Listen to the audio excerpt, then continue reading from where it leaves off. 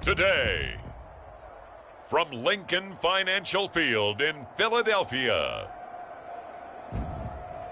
it's Week 4 of the NFL on EA Sports.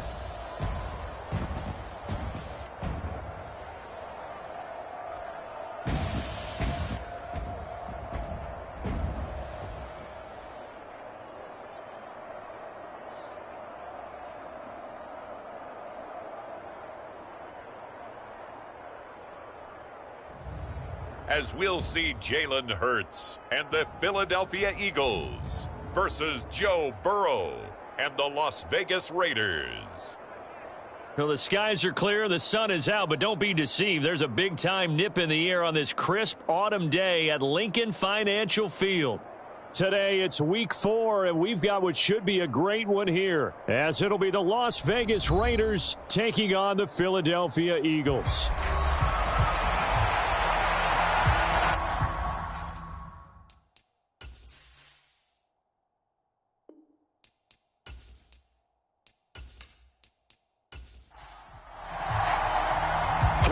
Versus 0-3. Will current form hold? We'll find out as we're off in Week 4.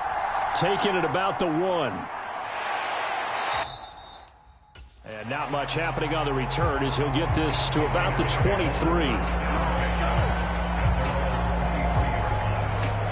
So here comes the Raiders offense now onto the field. They'll be led out by the #1 overall pick back in 2020 from LSU. It's Joe Burrow. And it's funny how we always talk about how analytics are starting to creep into the game. One analytic that's been there for a long time, teams that start 0-3 usually don't make the playoffs. So we know one quarterback today that's determined to end that slide right now. It's not impossible, but this is a must-win for him and his team. Burrow, and this will go as a gain of 7 as he gets it to the 30-yard line. Second down and 3.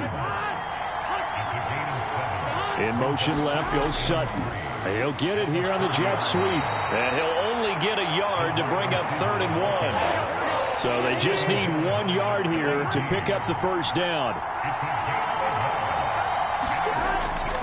Trying to run for it with Jacobs. And he's got the first before he's brought down at the 39-yard line. Move the chains, a gain of 7 on 3rd down. Faced with their first 3rd down conversion opportunity and able to punch it through and pick it up on the ground. And to me, doing it on the ground sends a different type of a message than throwing the football. And, you know, let's face it, we've done a lot of games together. How often have we seen 3rd down turn into an automatic passing down no matter what the yardage? Yeah, and last thing you want, that opening drive to go 3 and out. You got everything scripted, lined up. Let's get some points on the board, and they're able to avoid that 3 and out. And he gets this one to midfield before he's brought down.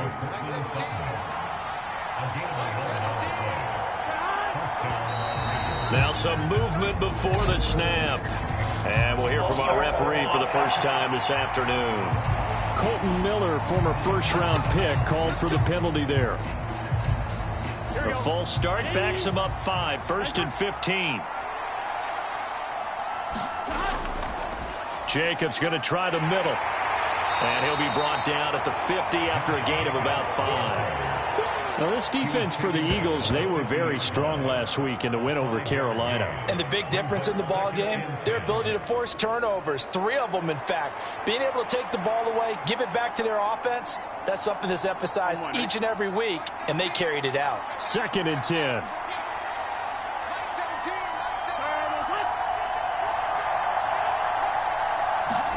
From midfield now, Burrow. A quick throw there going to be batted away and incomplete. Now play number 7 of the drive as they're looking at a 3rd and 10. From the shotgun, it's Burrow. And that is incomplete. Oh, he had a defender right there with him to force that to the ground. And 4th down now coming up. Brandon, we saw these defenders flying to the football in their win last week, and nothing has changed. They're still moving around quickly and forcing incompletions.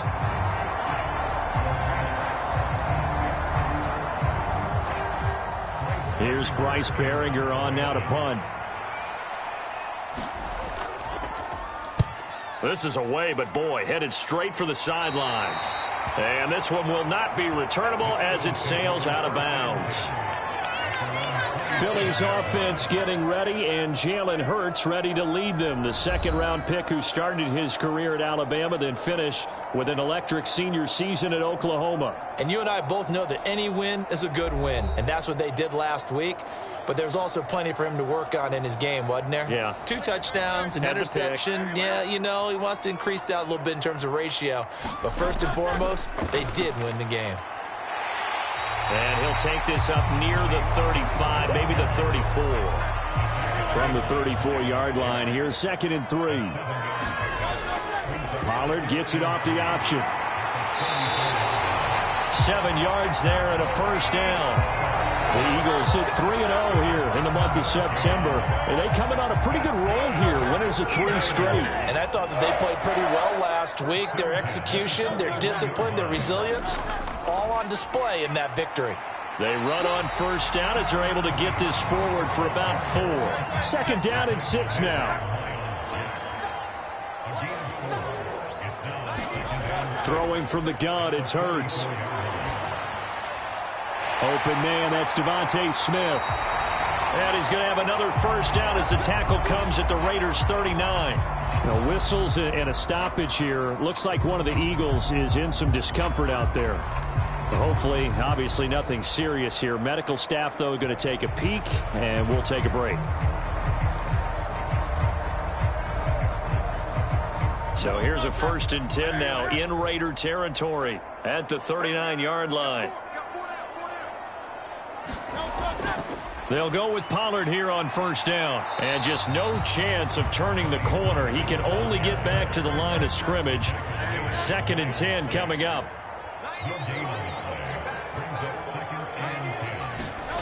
From the gun, it's Hurts. That's going to be caught by Judy. And he gets this to the 35. Good for a gain of 5. And I think this is a route we'll see more of as this game goes on, because with his speed, they want to get him the ball in space on drag routes just like this. They want him to get the ball and run after the catch. Good job there, though, holding him for a short gain. Here's Hurts to throw.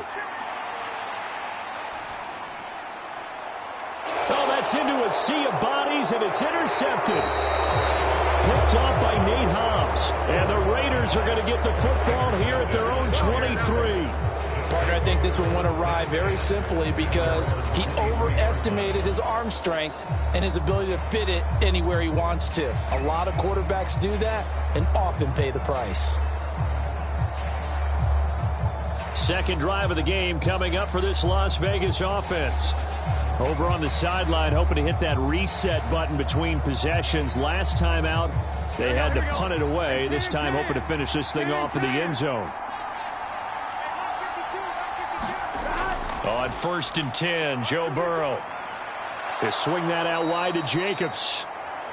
Call it a gain of 3 on the play, and that'll make it 2nd down. Counting down toward the midway point in quarter 1. They go play action with Burrow. He finds his man, complete. That's Tyler. And he's able to get this one up to his 30 before he's out of bounds.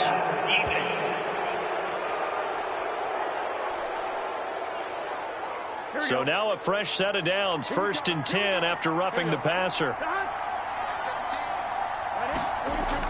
Running straight ahead is Jacobs. And good vision there as he's across midfield and down to the 45-yard line. A pickup of 10, and it's enough for a Las Vegas first down. Well, there's plenty of real estate for him to maneuver on that run, and let's face it, it shouldn't be a surprise. He's one of the better backs in the league. Had to come into this game with the idea, slow him down, otherwise it's going to be a long afternoon.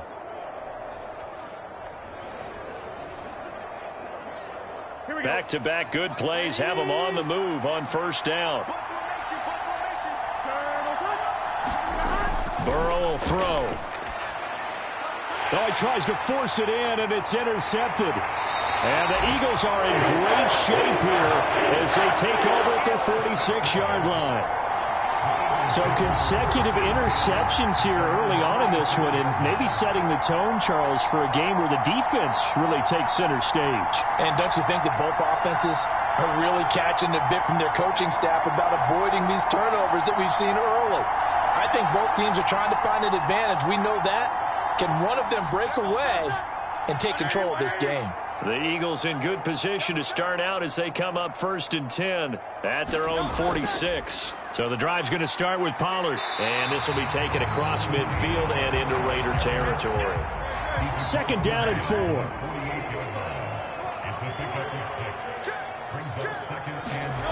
Hurts drops this underneath for Pollard. And he is tackled inside the 40, not quite to the 35. Line of scrimmage, the 37 on 1st and 10. Hurts going to keep it running right.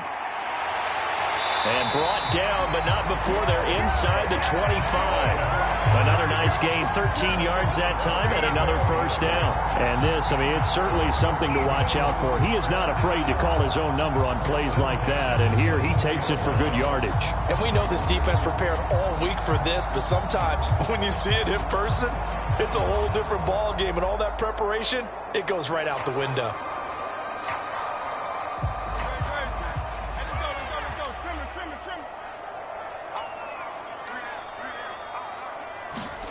They'll throw on 1st down with Hurts. Throw right side is going to be caught by Judy. It'll be a gain of just a yard, and that's going to bring up 2nd down. Throwing is Hurts.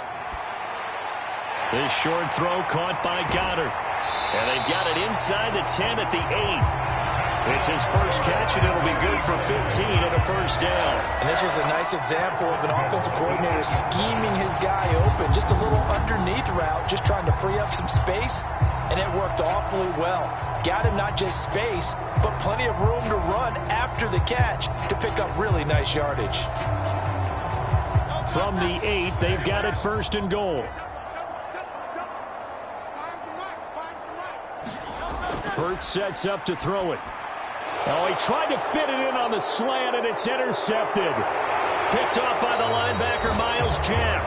And the Raiders are going to take over here at their own 22-yard line. Charles, not only is that an interception, it's one when you were really knocking on the door for a touchdown inside the red zone. You're actually thinking points. No matter what, at worst, you're thinking kicking a field goal and getting 3. We might look back on this in the second half and say, you remember when they didn't get points on that drive? This could cost them. Here's Las Vegas ready to take the field.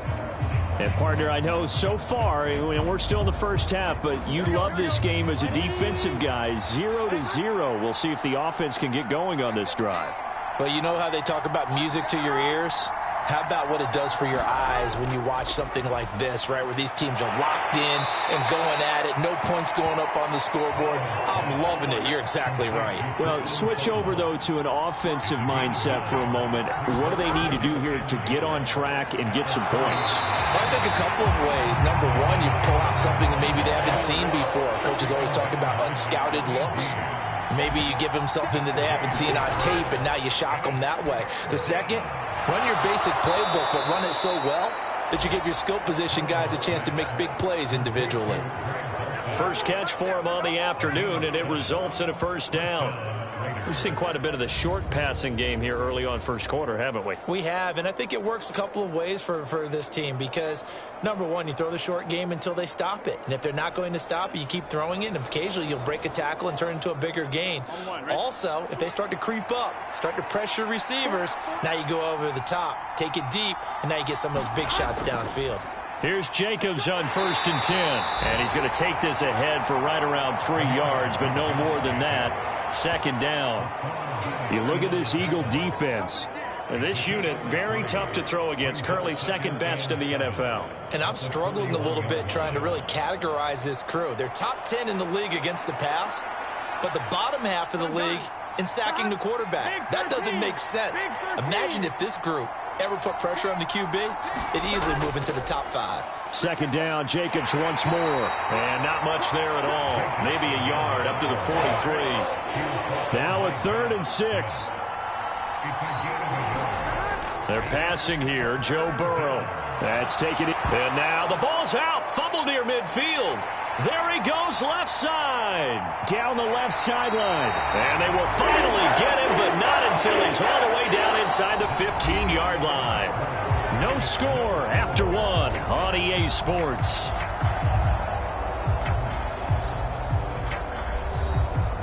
From the 13 now, they work on 1st and 10. Trying to shake off the interception from the last drive. He'll look to throw. And it's caught. And he's brought down. It's a nice pickup of 12 yards, and it gives him a 1st and goal. Back to throw.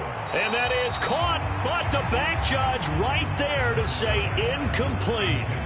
Down this close to the goal line, 1st down. Surprised that wasn't a run? I am, and you know I'm old school. I want to run the ball on 1st down in this situation because 2nd down, that gives me that option of running play action and maybe throwing it. Pollard is into the end zone for an Eagle touchdown. Sometimes offenses can get too cute down near the goal line, but there's nothing fancy about this one. As Coach Lombardi would say, we get a seal here, and we get a seal here, and we run this play in the alley. And that's good work to hit the hole hard and finish in the end zone.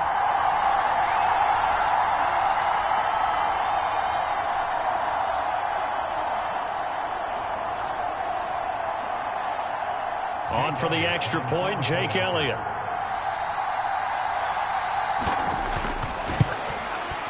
He hasn't missed an extra point all season, and he won't miss this one either, and it's 7-0. Scoring summary, 3-play drive, and it was capped off by an Eagles touchdown. Now after the touchdown, here's Elliott on to kick it away. And this will not be returned. It's a touchback, and they'll begin at the 25. The Raiders offense ready to go. And they've sort of lost their way, partner. How do they recalibrate and get this proverbial train back on track?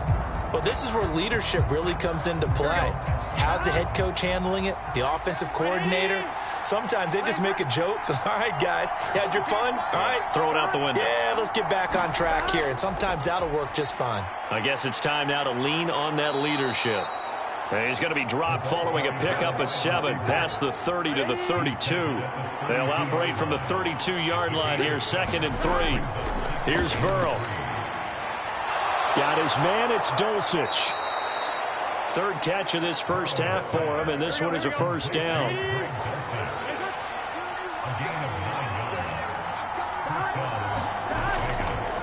Here's a handoff to Jacobs. And he takes it past the 45 and down at the 46. 5 yards on the carry. Good pickup on 1st down. That's a really good gain right there. They pick up 5 yards halfway to a 1st down.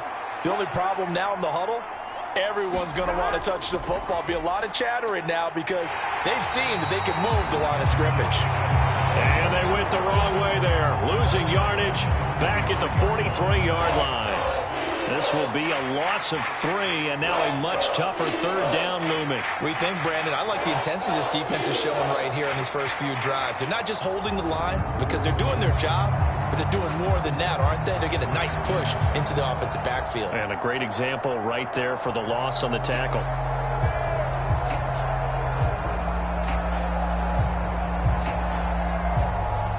The offense on 3rd down, they've hit 2 for 4 thus far. This is 3rd and 8. Now it's Burrow. Buying time to his left. And he nearly got the first himself, but it appears he's going to be about a yard or 2 short. Pretty solid gain of 7 yards that time as he scrambled, but now they face a 4th down. That looked great when he first took off because in my mind, there was room to run and he had the marker in his sight. But I certainly didn't expect him to close so quickly, and neither did he. They got to him just in time, and now that forced him to make a decision with his 4th down call.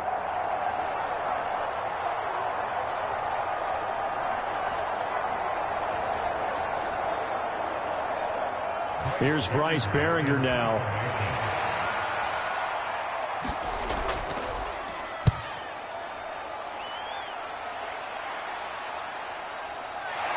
And out of bounds inbounds across the 15-yard line. 35 yards that time on the punt. And it will be Eagles football, 1st and 10. Here's the Philadelphia offensive unit now as they head out to take over possession. Things progressing to plan so far. Their defense has been solid, and they've got themselves a 7-0 lead after the touchdown the last time they had the ball. And this is no time to even think about, hey, are we going to milk the clock? Hey, are we just going to do ball control? This is the NFL. 7-0 leads, they don't last very long unless you continue to push the envelope on offense. That pass just a little bit off. It looked like maybe he tried to force it in there. Game speed, always different, no matter what you do in practice. Can't simulate it, right? So your decision-making, everything has to be a little bit quicker. Sometimes it can throw you off until you adjust. 10 yards there and an Eagle first down. All right, I got to ask you, with these RPOs, essentially the quarterback has 3 options, right? So what's different from that versus the triple option that we see the service academies run at the college level? As a general rule, the triple option at the college level, most things are called outside of the quarterback faking it to the runner and then keeping it himself and maybe having a trail back. What I mean is, in the NFL, that option to throw the football all comes about organically. It's a natural deal based on reads. In college, if you're going to throw the football from triple option, you've actually called that play. First down, and it's Pollard again. And he'll push his way forward to about the 32. 2nd and 5. They'll set up to throw. Here's a screen now for Pollard. And he'll lose yardage here, going down back at the 28. It'll be a loss of 2, maybe 3 on the play. And 3rd and 8 now. Well, it looked like the defense, they were ready for that one. Really left him almost no room to work after catching the ball. He could throw every move in the book at him. They were there, and they tackle him for a loss.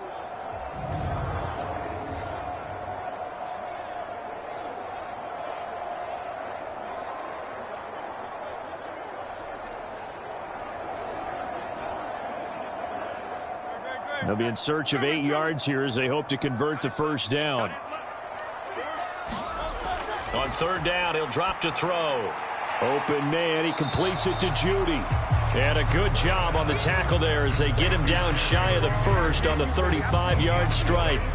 That's good. The completion there for 7 yards. And that's going to bring up a 4th down. Well, it looks like they got what they wanted. They got the completion, but they weren't able to break any tackles or gain nearly enough yardage to pick up the first down. Now to be 4th and short.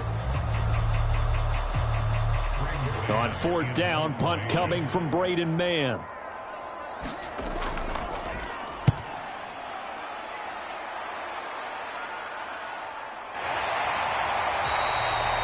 Call it 46 yards on the punt, just a single yard on the return as he was covered quickly. And it'll be Raiders football, 1st and 10. The Vegas offense ready for their next possession. The defense got the better of them last series, forcing a punt. See if they make a few changes in the game plan here and try to get points out of this drive. 1st and 10. Now Burrow. That's to the sideline and incomplete.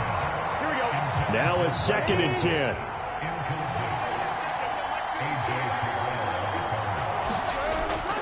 Off the play fake, here's Burrow. And that is going to be incomplete as he led him a bit too much.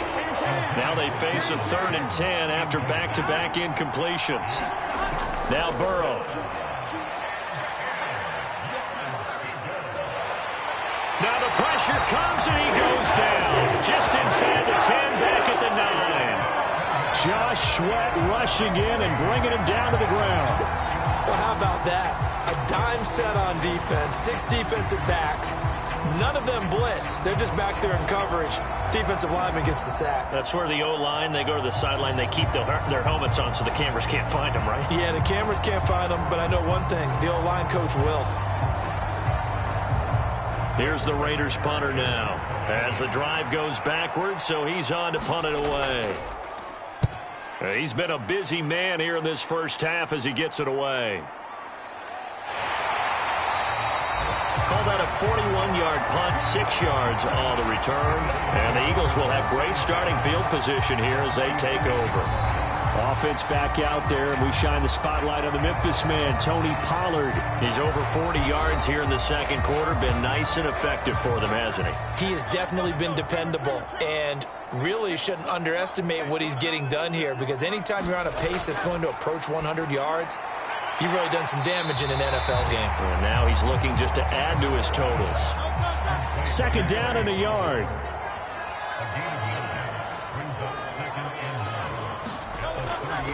Pollard going to try the right side. And he is met in his tracks behind the line of scrimmage. They go backwards there 2 yards, and 2nd and 1 is now 3rd and 3. That was well played there defensively. 2 tight ends in the formation, which essentially gave them 7 blockers up front. Hard to imagine with all that size and beef that they could let a tackler through, but that's exactly what happened. A loss resulted.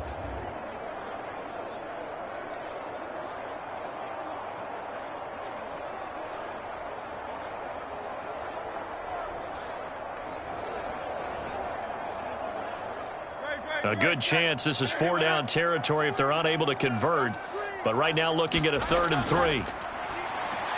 Work in the middle of the field, and he's got a man complete. And he is going to have an Eagles first down as they're able to get the 3rd down conversion.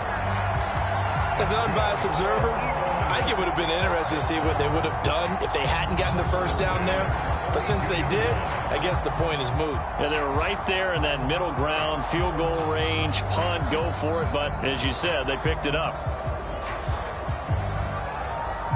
From the 32 now, here's 1st and 10. They'll look to throw here. He delivers another to Goddard, complete. The result, only 4 yards there on the play. And that will bring up 2nd down. He'll drop to throw. And he slings one that's incomplete. The 22 is the line to gain here on 3rd down. They'll stick with the passing game as he looks to throw. Oh, hit as he throws there, incomplete.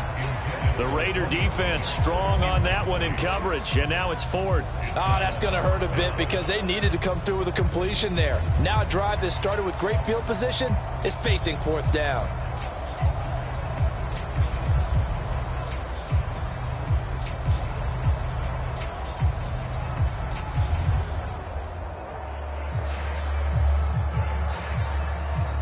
So Hurts is off, and on comes Jake Elliott for the Eagle field goal. From the right hash, this from 45 yards away. The kick by Elliott is good, and that will extend their lead even further.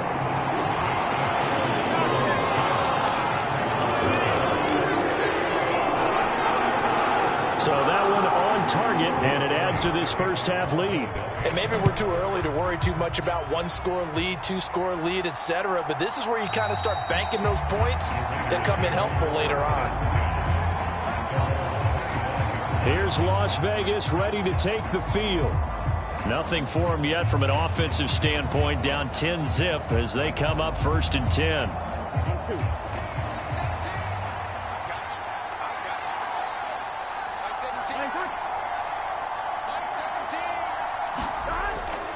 And they go play action now. Burrow. Oh, and his early struggles continue. Here's another one intercepted. And they take possession of the football and have it at the 36-yard line. They are in an interception mood on defense. Had 2 nice interceptions a week ago. Now 2 here in the first half. Yeah, we call it ball hawking. And the only way to truly be good ball hawks is not guessing. It's not just simply anticipation. It's study and understanding what they like to do and beating them to the spot and creating big plays. Well, they're watching the film, and it's working.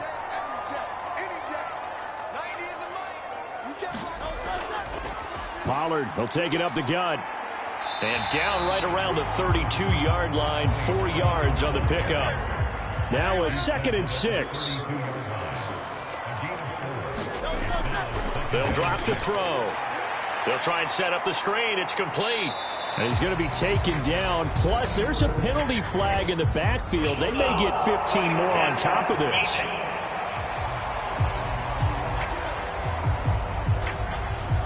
After the penalty, a fresh set of downs. It's 1st and 10. On the option left, it's Hurts. Broken tackle. And he'll be out of bounds, taking it just shy of the 10 at the 11 or the 12. 2nd and 6. They're going to look to throw. They'll drop this underneath to Pollard. Down to the 6-yard line on a pickup of 6 as he gets halfway to the goal line. So the completion good for 6 yards, and that'll leave him with a 3rd and just a yard.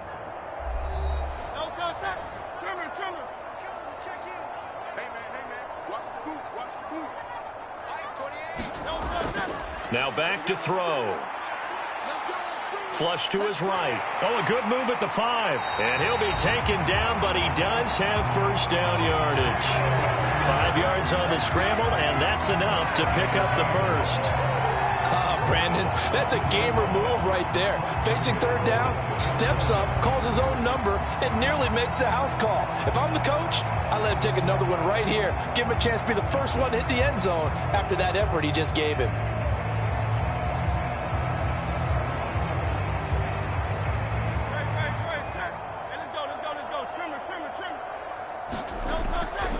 They'll run with Pollard. And he's in for an Eagles touchdown. Tony Pollard, his 2nd touchdown of the game, his 3rd on the year. And the Eagles are able to extend their lead. So his strong first half continues as he finds the end zone here for the 2nd time. And definitely good blocking at the point of attack. And you just have to love watching the way he can create space down near the goal line. And he's able to take it into the end zone.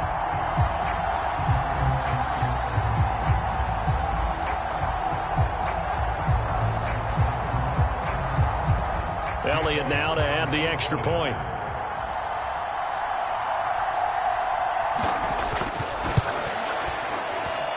He's got it, and it's 17-0.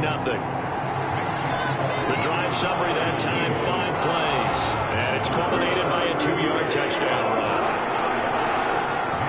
Now after the touchdown, here's Elliott on to kick it away.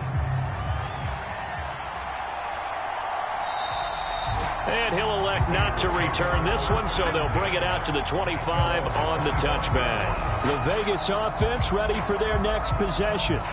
And for this offense, Charles, you got to think kind of crucial here to put something together on this drive, because remember last time out, they threw the interception on the very first play. And you can't afford to let this defense keep building any more momentum. They're playing awfully well, and they're awfully confident right now. To me, it's time to attack and take some of that momentum back. But make sure you're selective in doing so.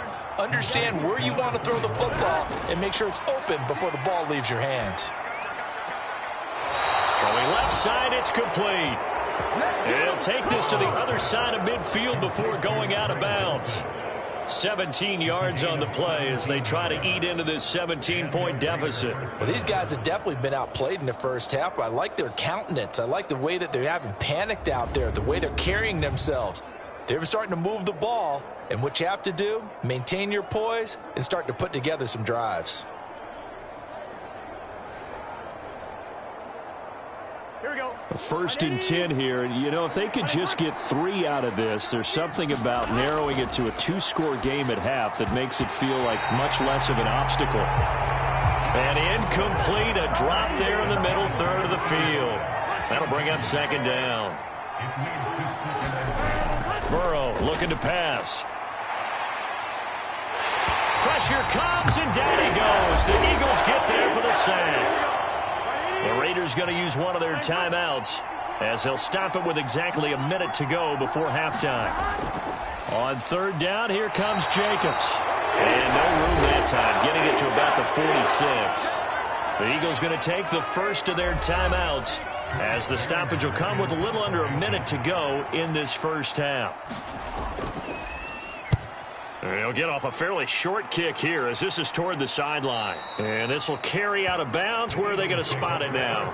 At about the 18-yard line, it looks like. The Eagles offense going to take over late in this first half. And we'll see how this is played. Offensively, they've got the lead. Not a whole lot of time left. What do you think, Charles? Well, it's tempting to try and add to your lead, but a mistake there, that can change things in a big way. I say go ahead, take the knee, get on out for the half. And this one caught along the sideline, but I believe they buzzed down. They're going to take another look at this play with all reviews coming from the replay official here in the final 2 minutes of the half. Did he keep those feet in bounds? That's the question they've got to decide. And I got to say, watching it in real time, it was awfully close. Yeah, it certainly looked like a heck of a catch because he didn't appear to bobble it, which could complicate things. But even with the benefit of replay, that's pretty tight. Well, here's the call. Second and a couple.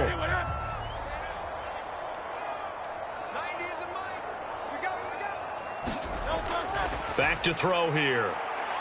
Oh, and Hurts is going to be hit and taken down to the ground.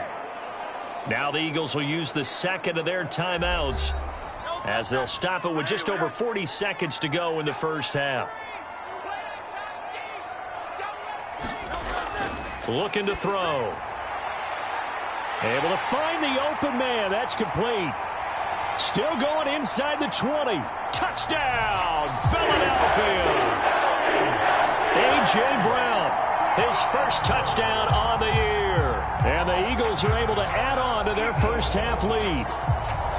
That score that they just gave up there, that's a tough one for their defense to swallow because they've had a tough time through the first 2 quarters. They really were determined to get a stop there, unable to do so. That makes their comeback hopes that much more difficult.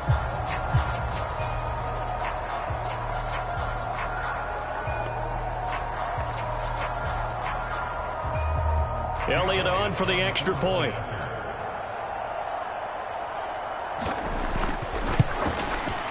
And the lead is now 24. The drive there only spanning 3 plays. And it's capped off by an A.J. Brown touchdown.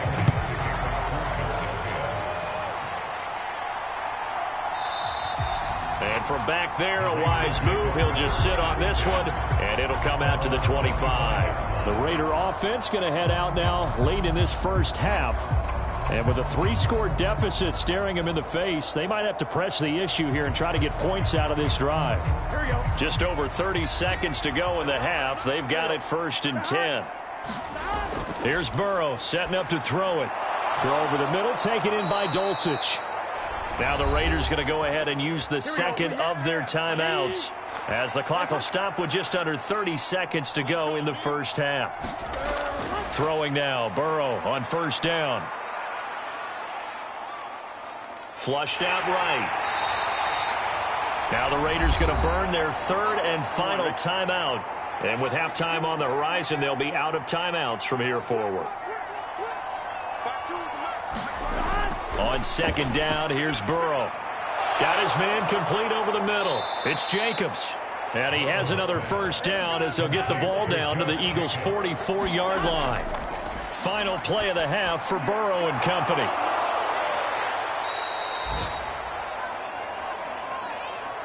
So we've come to halftime here in Philly with the Eagles on top. As we'll get you down the coast to Orlando for Jonathan Coachman at REA Sports Halftime Report. Coach.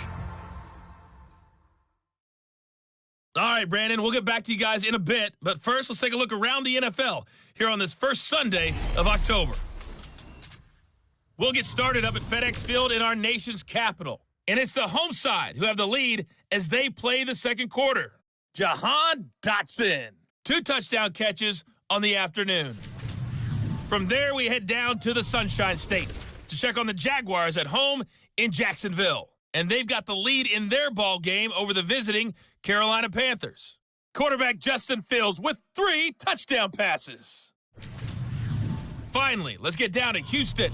Check on the Texans at home at NRG Stadium. And for the moment, they trail the visiting Saints in that one. The Saints locked in a tight one, but this is a game you feel they've got to have. It was a strong first half for running back Tony Pollard. He had a nose for the end zone as he wound up with 2 touchdowns on the ground in those first 2 quarters.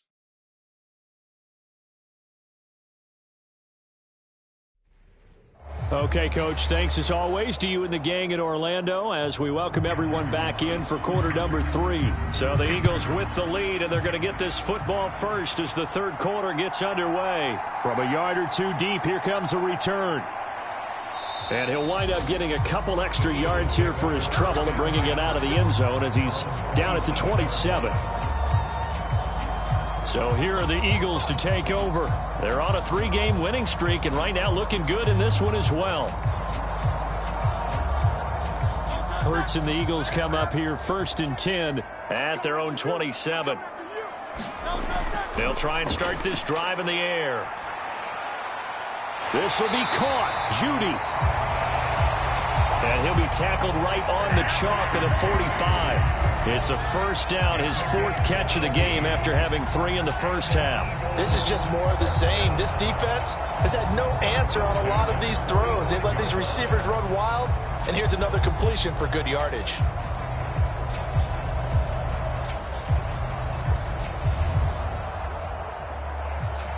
The big play to start him out has him at the 45 already.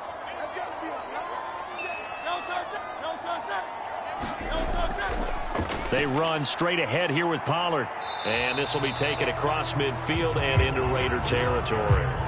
Here's 2nd and 3.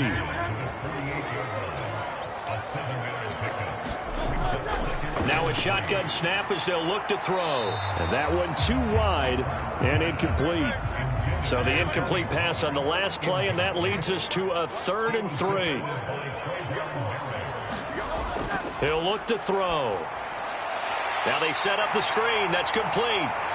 And he gets this inside the 35-yard line.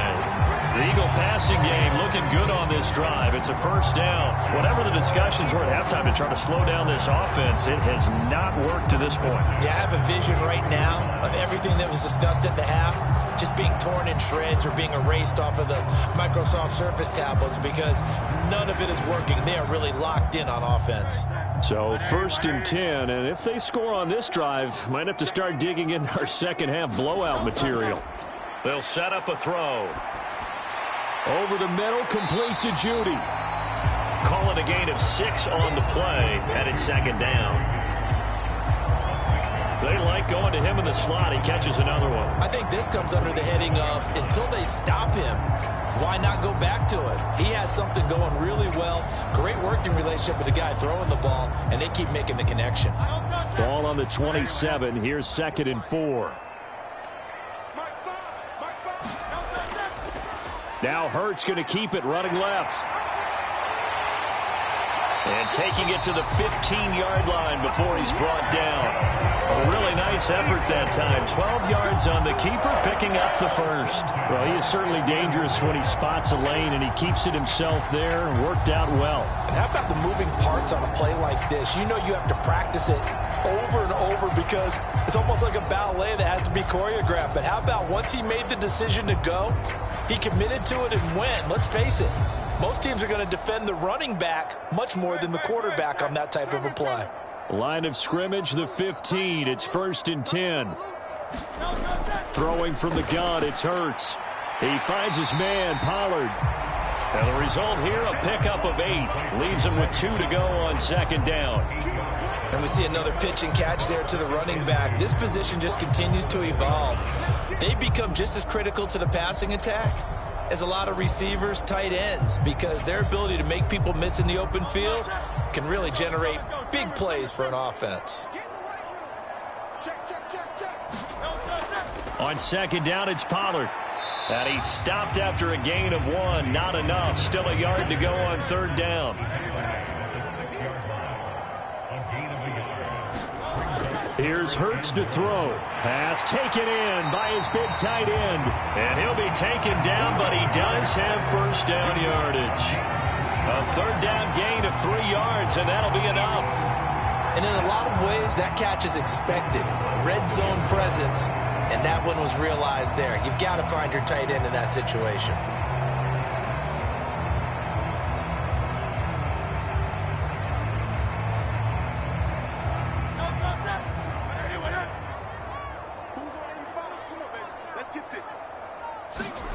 From the gun, it's Hurts. This is caught. He'll get only 2 there, and it's 2nd and goal. It's vitally important to wrap him up immediately because if you let that big guy get ahead of steam up, boy, then you've got real trouble trying to get him down. But they're able to hold him to a short gain on 1st down.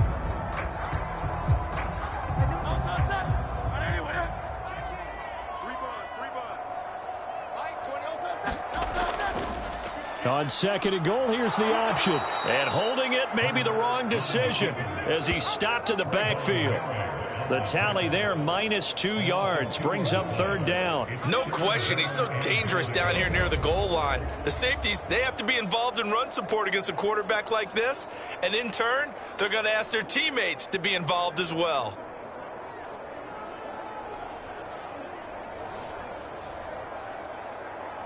A chance to really put this game out of reach. Here's third and goal. It'll be Hurts on the option.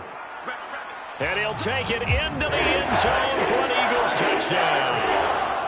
Jalen Hurts scoring on the 2-yard keeper. And the Eagles take the opening kickoff of the third quarter and drive right down the field to extend their lead.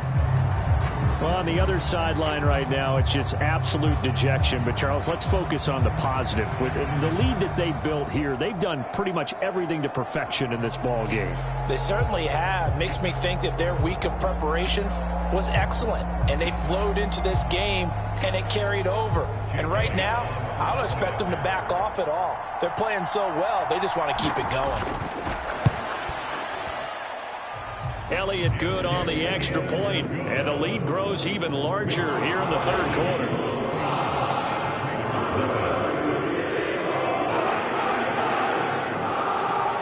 Now after the touchdown, here's Elliott on to kick it away. Taken at the goal line. And able to get this across the 20, but not much further as he's dropped it to 23-yard line. So here comes the Raiders offense getting ready for their first possession of the second half. A CD, they certainly know the hole that they face as they begin the second half. They have to do what precious few teams have done in NFL history, and that's try to come back from a 4-possession deficit. And, partner, you know as that team gathers, they're saying to each other, you never say never, right? Because if you're on an NFL roster, that's how you have to think. You can always come back and win a ball game. And let's face it, we saw a certain Super Bowl, a 25-point lead late that wasn't enough to put someone away. But that being said, this task is near. And he lost the football. And it's picked up by the Eagles. And they are going to set up shop at the 40-yard line. Always costly to cough up that football. These defenders, they become so adept, though, at jarring it free. Yeah, it's amazing that there aren't more fumbles caused because now, if you're an offensive player, you go through ball security drills every single day. It's really not out of line to think that you should take the ball to bed with you and just hold on to it. But the bottom line is, no matter how much you try to protect it, these guys are pretty good at finding ways to knock it out. On first down, nothing opening up really on the running play. Give him maybe a yard, and it'll be second down.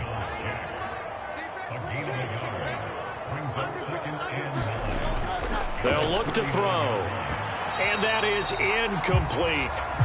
They'll need to get it to the 30 for a first. This is third down. He'll look to throw. And he'll just toss it away. So he throws it away, and that brings up fourth down. They certainly had good starting field position on that drive, but couldn't do anything with it after 3 plays. Have to admit that that's a disappointing end to excellent field position. When that drive started, they had 6 points that they were thinking about. Here's Jake Elliott. Career long, by the way, for him, 61 yards. This will be from 56 yards out. And that is no good. But that shouldn't matter a great deal as they still lead by a bundle here.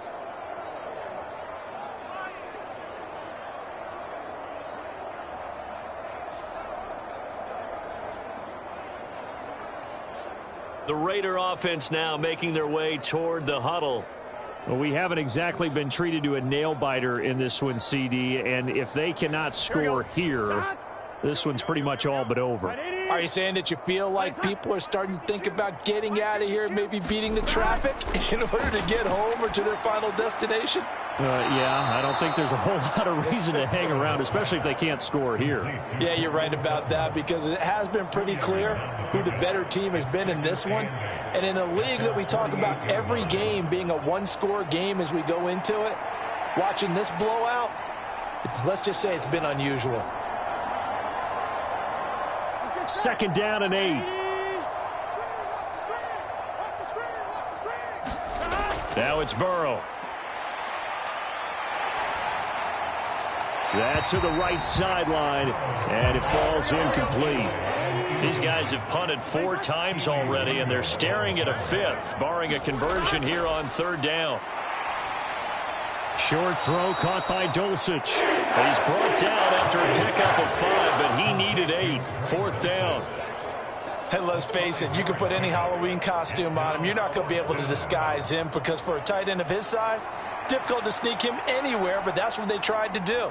Lined up on his right, tried to work his way back to his left, but just a minimal gain as the defense was able to react quickly.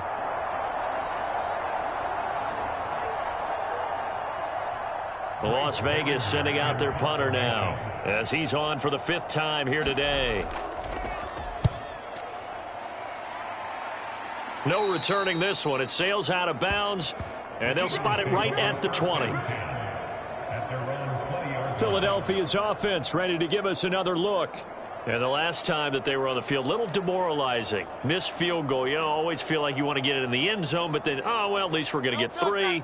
Didn't go through the goalpost, though. It does test the mental processes of a team, though, doesn't it? Because when you miss a field goal, it's amazing how fast they want to turn on the guy kicking the ball. But you need to keep his confidence up because how many times have we seen games where it comes down to the stretch? And guess what?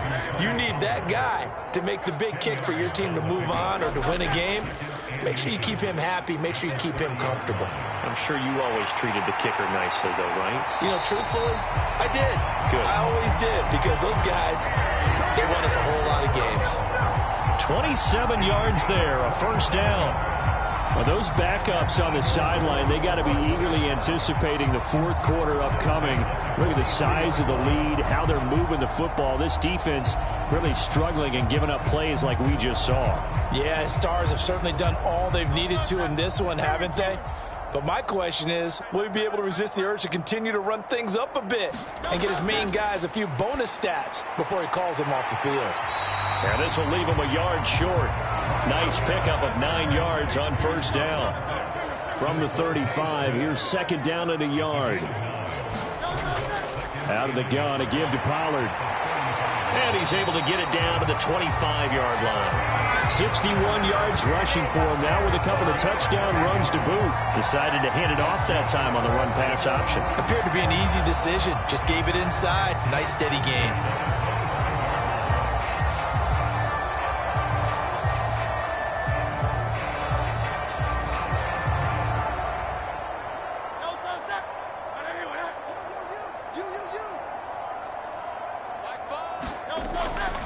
Here's Pollard again.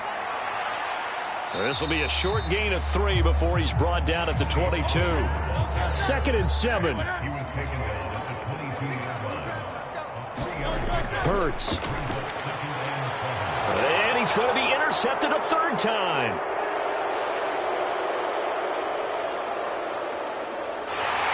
And a great return here gets this one all the way down to the 26-yard line.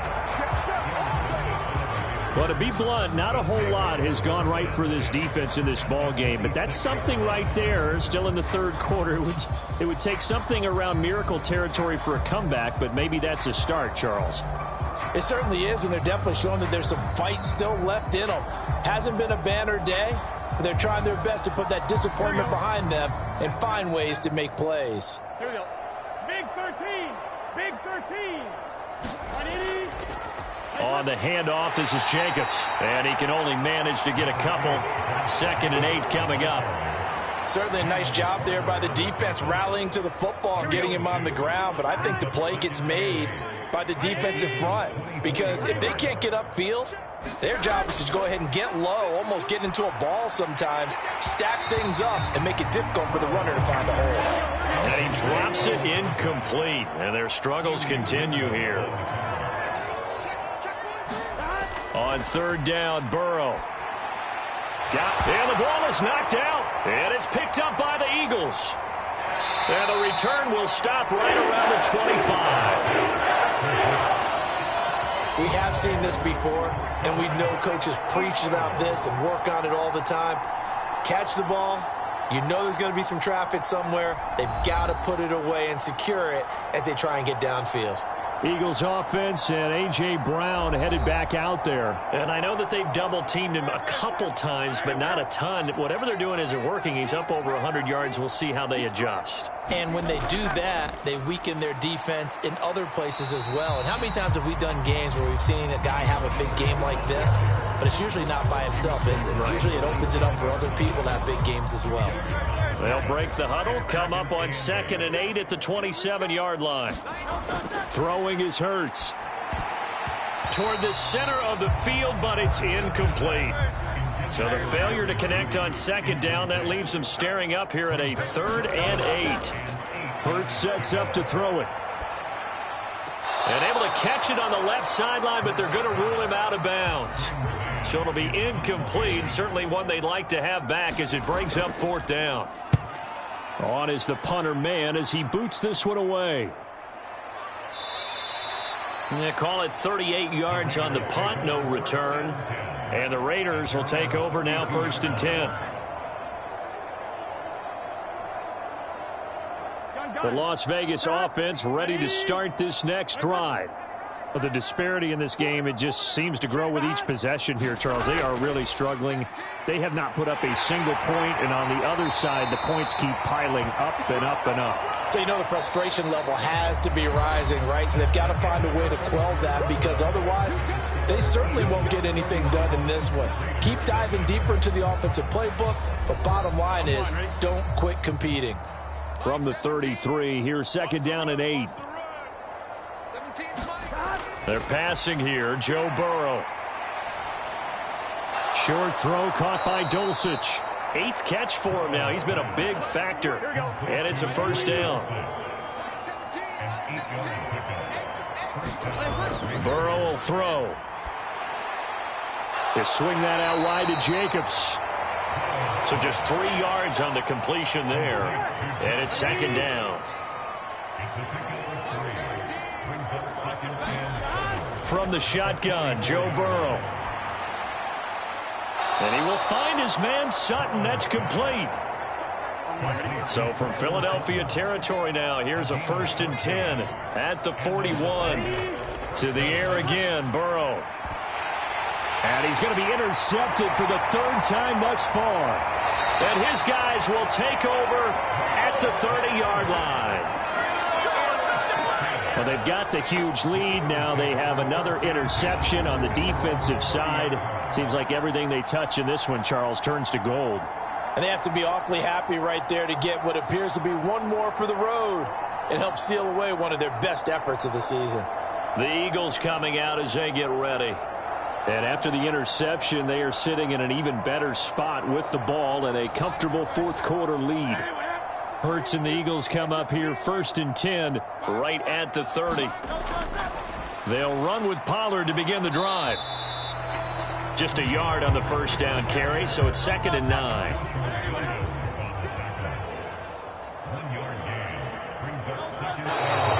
Now flags come in here. Looked like one of the Eagles might have moved. This O-line's been great. They've got the big lead, so give them a pass there, I guess. Yeah, I would think so, because if we were grading them on their performance in this game, a lot of pluses in their boxes so far. 2nd down, here's Jalen Hurts. The throw out wide going to be incomplete. And this offense on 3rd down today, they've converted 6 times and could use a 7th here. This is 3rd and 14. On 3rd down, it's Pollard. And he stopped up short of the 1st as they tackle him down at about the 36. They pick up 10, but it'll still lead to a 4th down. Seemed like a couple sets of eyes were on the quarterback, so he decided, hey, I'm going to hand this off. Got a good gain out of it. And you know you need good blocking up front in order to gain yardage, but every one of these RPOs, if you do it right and they look the same, whether it's handed off inside or the quarterback keeps it, that allows you to fool the defense so often. And in this case, fooled them with the inside run. The Eagles send out their punter now as he'll come on to kick this one away.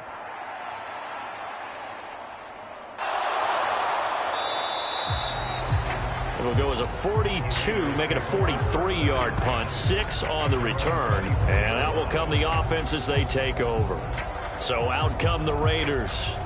And you see a lot of frustrated faces as they are inching closer to a 4th straight loss. Trying to shake off the interception. He'll look to throw. And he'll be brought down on the 30-yard line after a gain of 6. And the ball on the 30. Here's 2nd and 4. Now it's Burrow. He gets it complete to Harris. A 6-yard pass on back-to-back plays. Picks up the first. The start for them near flawless. Defense gets them a 3 and out. 2 quick pass connections on offense. So that's how a team works together. Just what you described. Get them the ball, give them a little momentum, and they're capitalizing off of that. Thanks a lot, guys. So not quite a first down just yet as they come up on 2nd and less than a yard. Out of the gun, it's Burrow. They're throwing left sideline there, but it's incomplete. An incomplete pass on 2nd down leads us to 3rd and inches. Here's Burrow. He's got his target. That's complete. And he has another first down as they'll get the ball down to the Eagles' 45-yard line. And they get 10 yards there and convert on 3rd. And with this game well in hand, perhaps we are seeing the coverage lighten up a little bit as they got burned there a bit for a first down. But we certainly know the coach isn't happy along the sideline because he certainly wants them to finish this one out the way they started it. He doesn't want to give up any soft completions, no late points. He wants his lead to stay right where it is. So from Philadelphia territory now, here's a 1st and 10 at the 45-yard line. Throwing again, it's Burrow. Same connection, Dulcich once again. Yeah, that's good for a gain of 6, and it'll be 2nd down. One thing I think that's safe to say defensively, the tackling has been really good. And because of that, it's been very, very hard for them to move the ball because you're not getting the benefits of run after catch. They're tackling them almost on the spot. That means you have to run extra plays, harder to move it. Here's a throw to his running back. It's complete. And he'll be out of bounds as he gets it down to the 30 there. That one, a first down pickup of 8. They certainly had success throughout this contest getting him the ball in the passing game, and there he picks up another first down. Whatever they saw going into this one, they've been able to capitalize on it, and no adjustment has been made to take it away. That's going to be caught. It's Chenault. And down inside the 15 he goes.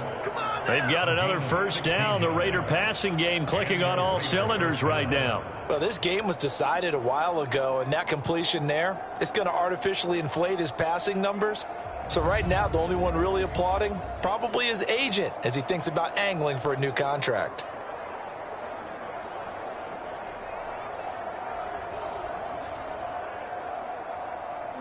Here's a 1st and 10 at the 14-yard line.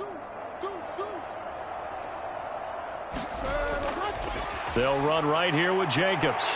And he is met at the line of scrimmage, and he goes down right there. Here's 2nd and 10.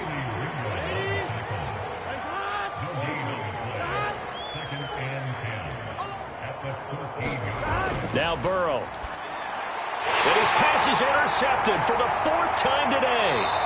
It's Nakobe Dean with a pick. And the Eagles are going to get the football here at their own 23. CD, this defense, man, at this rate, they're just having fun out there right now. And normally with this type of a lead, if you're a starter on defense, you're saying, hey, let the other guys play. But with this going on, no one wants to come out of the game. They all want their shot at picking off a pass. Hurts and the Eagles come up here 1st and 10 at their own 23. Pollard gets it off the option. And he finds a little bit of room, enough for 4 yards. It'll be 2nd down.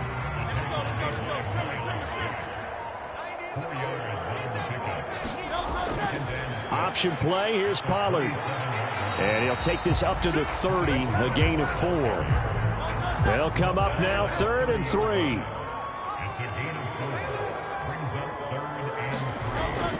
He'll drop to throw. And that's going to be incomplete. The contact there enough to jar that ball free, and it brings up 4th down. So they're forced to punt on 4th as this one's away. On the return is Williams. A nice return there of 11 to help mitigate a good punt. And it will be 1st and 10 as they take over. The Raiders offense now, they trot back out.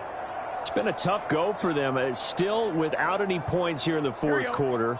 And a big deficit, Charles. But they moved the football on some drives. They just haven't had any points. Yeah, and I know in their minds they're thinking the game plan has actually been working. We just haven't. And oh my goodness, here's a 5th interception. Inside the 10, and he takes this one back into the end zone, and the Eagles defense gets a pick-6 TD.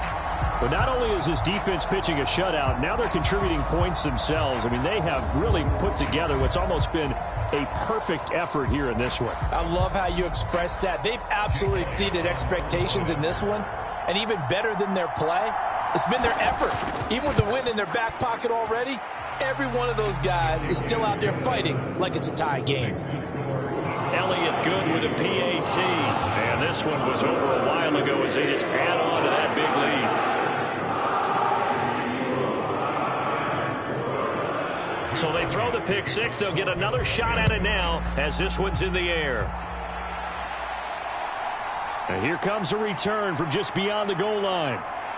And he'll be stopped right around where he would have been had he gone down to a knee, maybe a yard shy of there at the 24. The Raiders heading out to take over.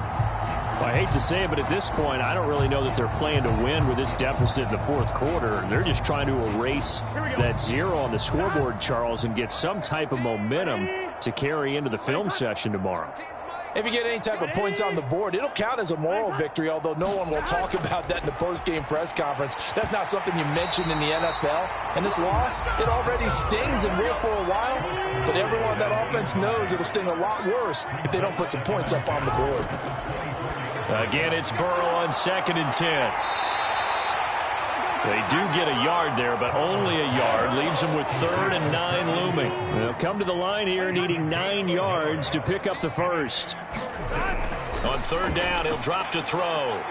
Throw left side complete. That's Jacobs. And he'll be out of bounds across the 30-yard line. That one good for only 6, and it leaves him with a 4th down. We can make this one pretty simple. Locked up all of his progressions downfield, forced to get it to his running back. But how about the way they ran to the football and knocked him down to force a 4th down? Here's the Raiders punter now as they're forced to kick for the 6th time today.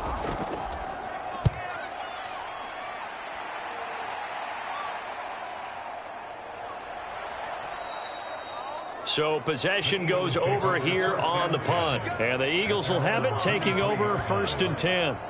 Philadelphia getting set to take the field. This has really just been a lopsided affair. What a performance they put on, and now they get the football back here with a big lead in the 4th quarter. You know, in the past, we might be discussing dinner plans, talking about steak and sushi, whatever the case is, CD. This ball game is pretty much well in the books. Yeah, we really could have started bringing up dinner a long time ago if we wanted to, partner. And I think a few of the guys out in the field already making plans for the evening. Just 2 minutes remaining here in the 4th quarter of what has been a one-sided affair. So it's Eagle football here as we get you reset. Ball at the 26, 2nd and 7. Going to run again here with Pollard. Not much room here as he only gets it to about the 30. That's it. That's what you want. Straight ahead positive gain. Just keep that clock ticking. The heavy set out there. 3 tight ends in the formation for 3rd and 3. Trying to run for it with Pollard. And I don't think he got there. No. He's short by maybe a foot. Maybe. Call it 4th and inches. So where'd all that running room that he had in the first half go? Because it looks like it's drying up a little bit here. Someone made some adjustments, it appears, at least on this drive.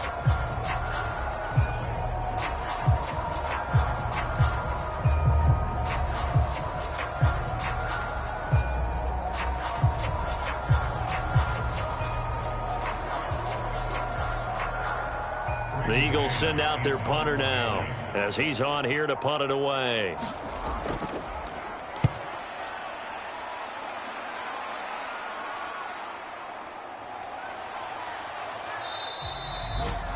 It'll go as a 50-yard punt, 6 yards on the return. And they will take over 1st and 10.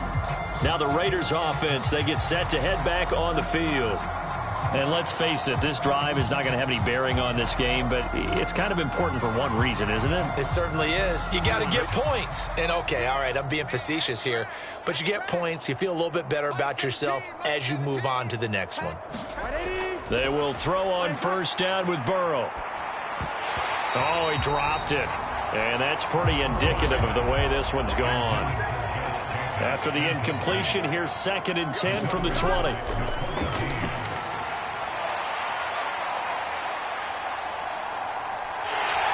And he's taken down, trying to do a little too much, getting outside of the pocket, and it results in a sack. That sack courtesy of the effort of Hassan Reddick.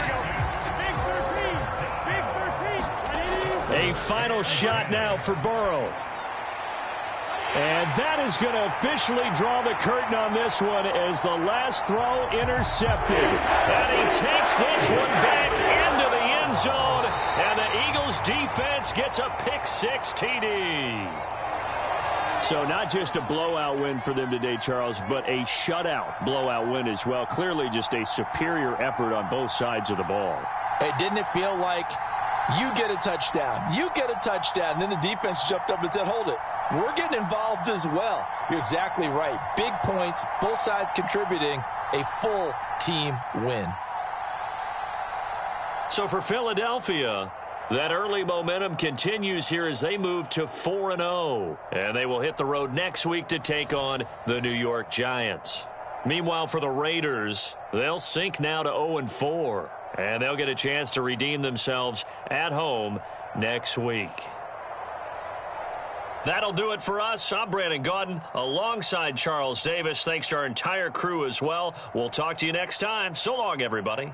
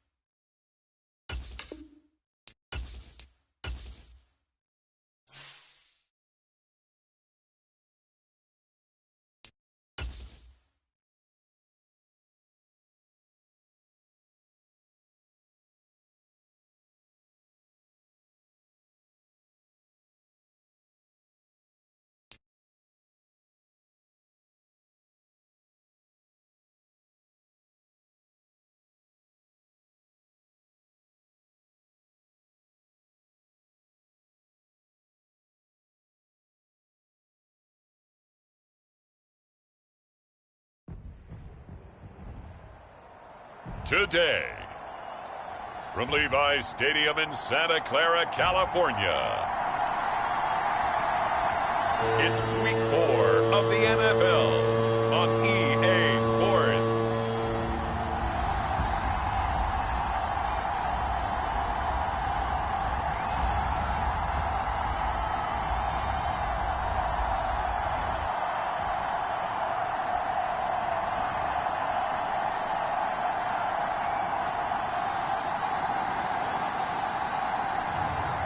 It's the San Francisco 49ers taking on the Detroit Lions. The onset of fall weather, certainly a welcome occurrence for folks in Silicon Valley, and we've got football on a gorgeous day here in Santa Clara as we are situated at Levi's Stadium. Today it's Week 4, and we've got what should be a great one here, as it'll be the Detroit Lions taking on the San Francisco 49ers.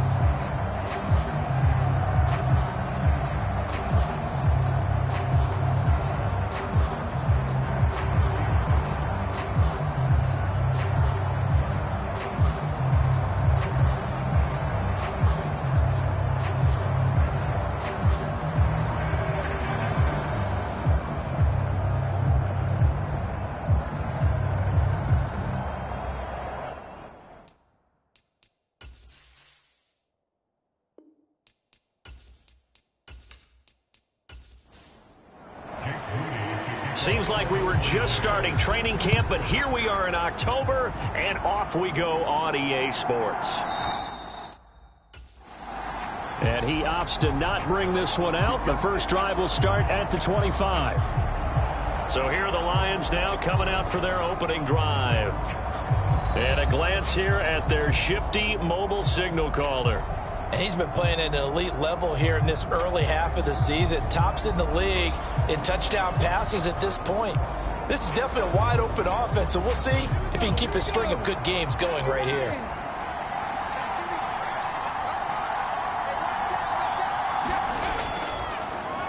They'll start on the ground with Montgomery.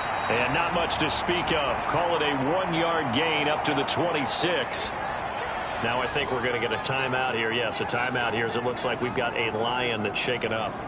So as the medical staff takes a look, we'll step aside.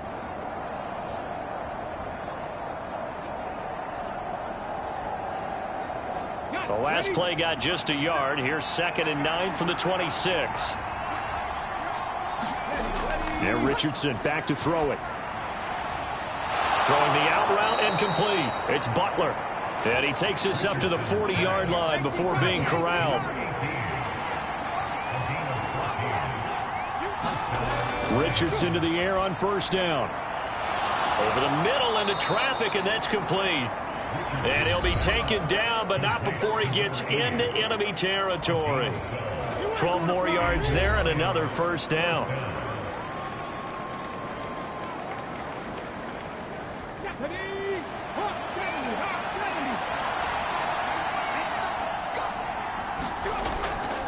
Going up the gut, Montgomery. And they'll get this just to the 47. 1-yard gain. Ball on the 47-yard line. Here's a 2nd and 9. Again, they'll go ground with Montgomery. And he picks up about 6 as he gets this down to the 41. A good chance this is 4-down territory if they're unable to convert. But right now looking at a 3rd and 3. Richardson. And this pass broken up. And the contact well timed there. And now 4th down. I know at times people think we use it too often, but you've got to be able to throw guys open. And when you read zone, you've got to stick it in there before your receiver gets to the next guy in the zone.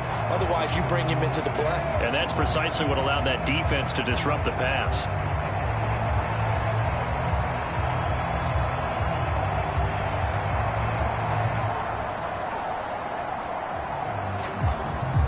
So coming on now is the field goal unit. They're going to try for 3, and he'll need all the leg he's got here.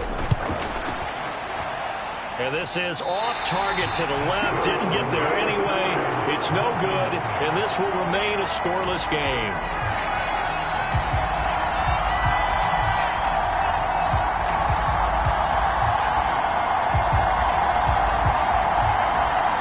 San Francisco's offense returns to the field.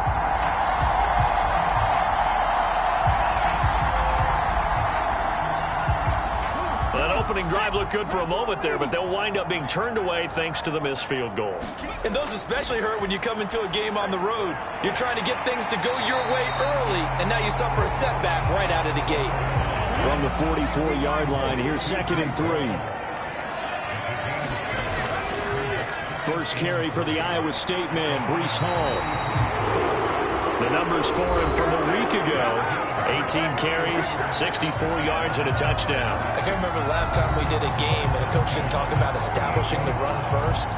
But they've lost 2 straight games, so they still want to do that. But they've got to have some contingencies, some other options. Expect them maybe to throw it a little bit to open up things and maybe run it a little bit more later in the game. And they'll get him down after a pickup of 8, 2nd and 2.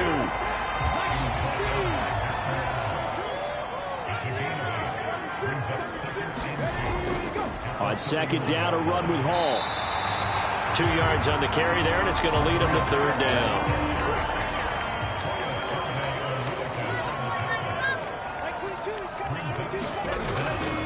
On play action, they'll throw. Able to find the open man. That's complete. And it's going to be another first down as they'll get him to the ground at the Lions' 18. A strong pickup of 11 keeps their drive alive. Pretty solid opening drive here, Charles. They've worked in the run game, the pass game, just steadily getting yards, and now they've got it inside the red zone here with an opportunity. And the only thing they don't have so far is points. But the way that they're moving the ball now, that shouldn't take much longer. And they've established a great balance so far. Running, passing, doing what they want on offense. Back to throw now on first down. They'll set up the screen for Hall. And they'll bring him down at the 13-yard line. The first down screen pass, good for 5. Boy, that one was well read defensively. And this is all about diagnosis as a safety and being decisive, because he saw it setting up in front of him, able to knife through there and make the play. Here's a 2nd and 5.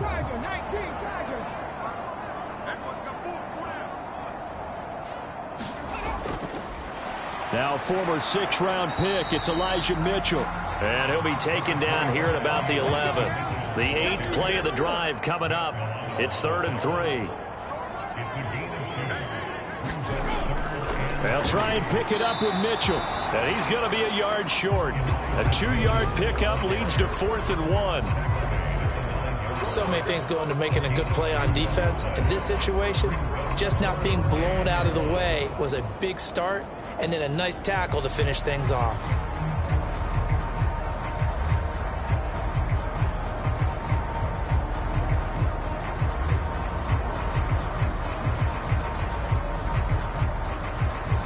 And no move to get the offense off the field. They'll stay put on 4th and 1. They'll go for it. It's Hall. And he's going to take it in. Touchdown, San Francisco. Breece Hall with his 6th rushing touchdown on the year. And the 49ers' decision to go for it pays off with 6 points. So they only needed a couple of feet there on 4th down, but they got more than that and then some as he takes this into the end zone. And I love your description right there, right? 4th and short. They got that. No problem. Let's go ahead and get the rest of it. Finish it off in the end zone. Touchdown. Everyone goes away happy on that one.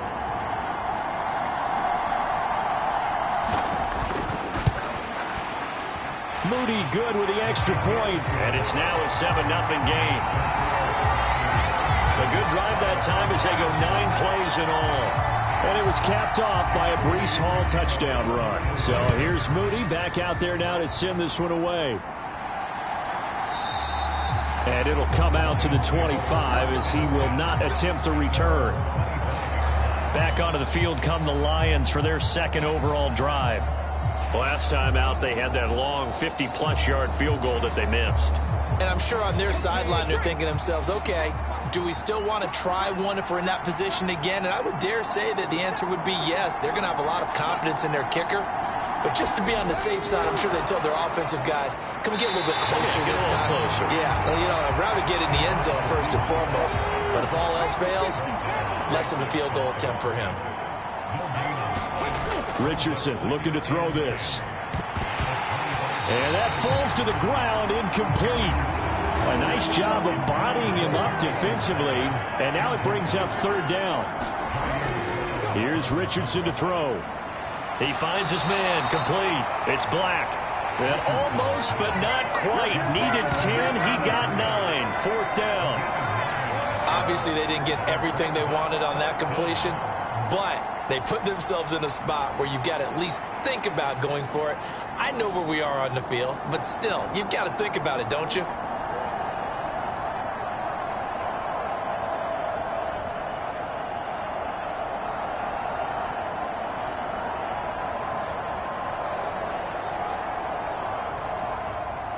Here comes the Lions punter now as he's on to punt for the first time this afternoon.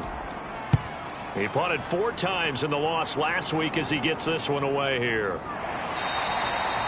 It's a 42-yard punt. They keep him to just a yard on the return. And the Niners will go on offense 1st and 10.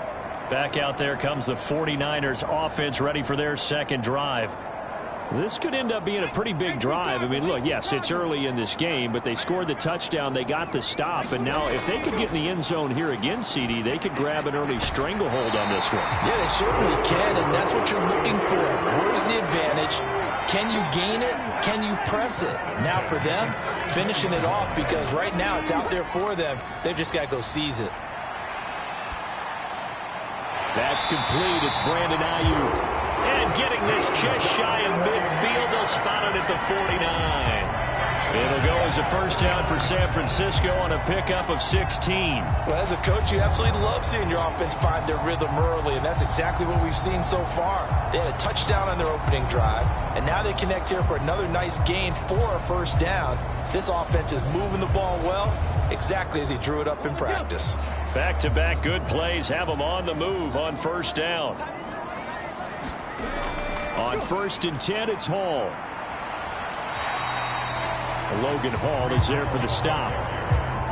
Now 2nd and 5. Looking to throw. Connects with Kittle underneath. And it's going to be another first down as they'll get him to the ground at the Lions' 31-yard line. 15 yards there on the catch and run. So many times in my career, I've heard coaches talk about completions are one thing, but as long as we're there at the catch and we get guys on the ground, we can live with that. But if you're going to give up 10, 12, 15 yards after the catch, then your defense is going to be in a lot of trouble. Line of scrimmage, the 31 now on 1st and 10.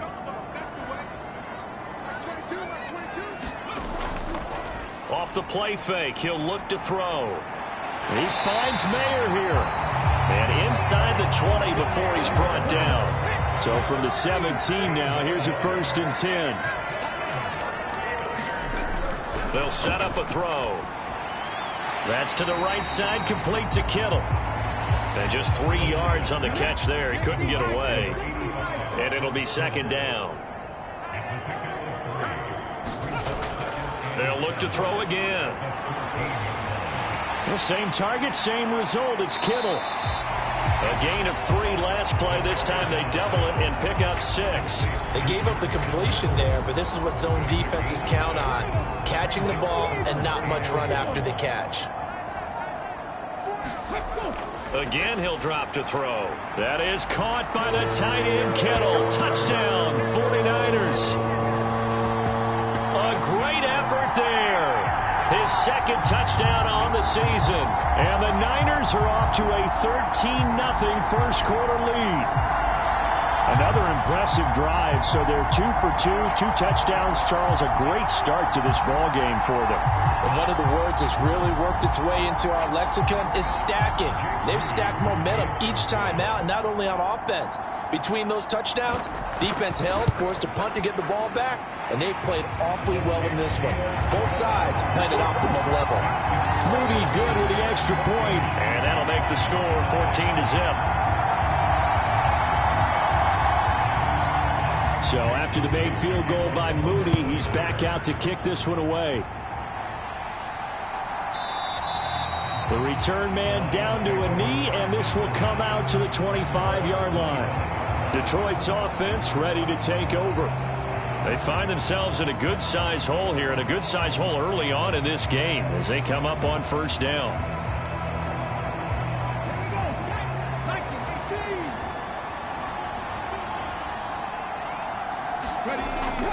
To Montgomery to begin the drive. And this will be a gain of 5 as he gets it to the 30. Ball on the 30. They'll come up with a 2nd and 5.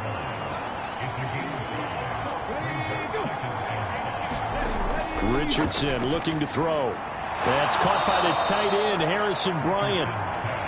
His first catch, good for 8 and a first down. And the tight end is certainly a position built to move the chains because they can control space underneath. If they've got good hands, then, of course, they're a dynamic target. But one other thing is they're right in the sight lines of a quarterback on just about every play. And that makes it easier for the quarterback to pick him out and deliver. 14-0 the score. This is the NFL on EA Sports. So here's a 1st and 10 at the 38.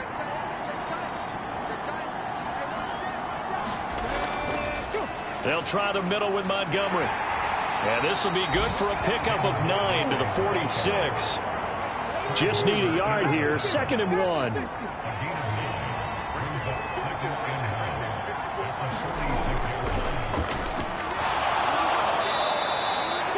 That one, a first down pickup of 8.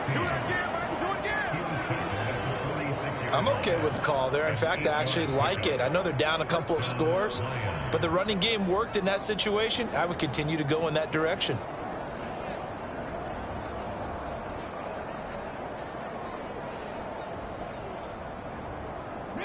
This offense finding its legs now. Here's another 1st and 10. They'll keep it on the ground. Benham. And he's going to get this one down near the 45-yard line. They work now on 2nd and 9. And they'll go to the air now with Richardson. Oh, he's got a man wide open, complete. And this will move the chains again as the tackle's going to be made at the 49ers 16. That one covers 29 yards, 1st down. And this has been a nice answer to the touchdown drive against them a few minutes ago because they've come out and reestablished the tempo. A nice throw there, and they're putting together a very strong drive as a response.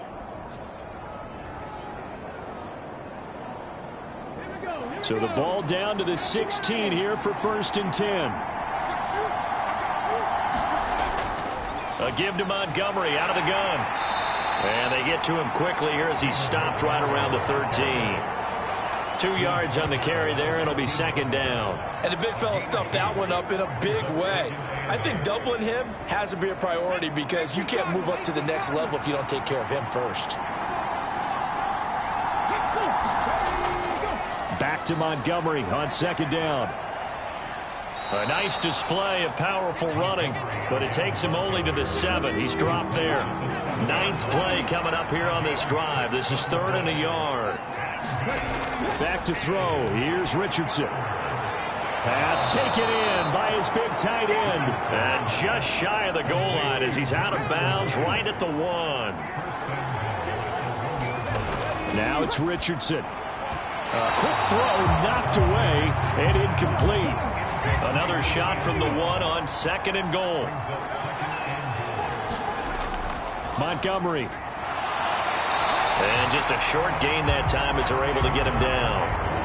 The San Francisco defense trying to hold tough again. This is 3rd and goal. They go play action with Richardson. And he is going to go down. Back at the 11-yard line. Credit the sack to Fred Warner. And they're picking up right where they left off with the shutout that they pitched last week. A huge part of that, this pass rush. They know how to get after people. Offensively, good luck finding some answers right now.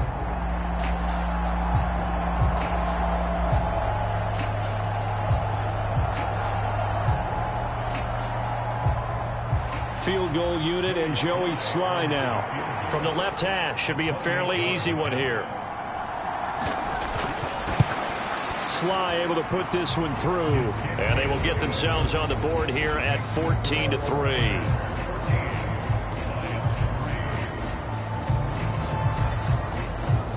So, Charles, they are on the board after that kick. So 3 drives, 3 points. Obviously not the start that you were hoping for, but they're able to erase that 0 off the scoreboard. Yeah, I guess what you're saying is a point of drive is not what offenses are striving for by any stretch.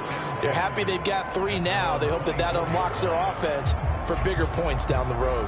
Out is their quarterback with this offense to take over once more. And the football has not touched the ground yet. He's 10 of 10, including the touchdown on the last drive as they begin here with a 1st and 10. They'll try and start this drive in the air. A quick throw knocked away. It's incomplete. Now it's 2nd and 10. He'll look to throw. That ball caught. Brandon Ayuk. And they're going to have this across midfield and inside the 45. The catch and run going to wind up netting him 33 yards. Well, as my dad would say sometimes, I'm just scratching my head here trying to figure out what was going on there defensively. How did you lose him in the middle of the field? If you're going to lose a receiver, make sure it's someone on the short side of things, not deep downfield, that can hurt your defense. So the big play gets him across midfield now for 1st and 10. They'll give to Hall. And he's able to carve out about 6 there, down to the 37. So from the 37, here's a 2nd and 4. Back to throw here. He gets it underneath to Hall. And brought down, but not before they're inside the 25. The Niners passing game in sync now. They've got another first down. Well, he was a busy man out of the backfield a week ago. They got the ball early and often. I have no doubt in my mind that he'll be a big part of the game plan here as well.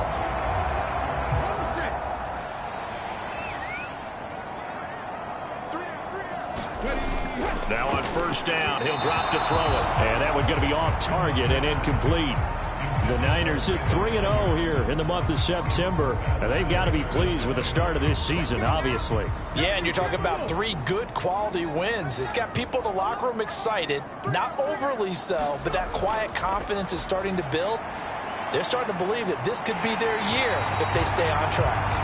And he will reach the 8-yard line before going out. It's his first catch, and it'll be good for 15 and a first down. Well, that certainly has to feel good. It's not all the time that the play caller should get all the credit. Sometimes I think in the huddle, the quarterback just says, hey, who's going to make a play for me? I just need something right here. And the end result there, nice first down. Drive keeps moving.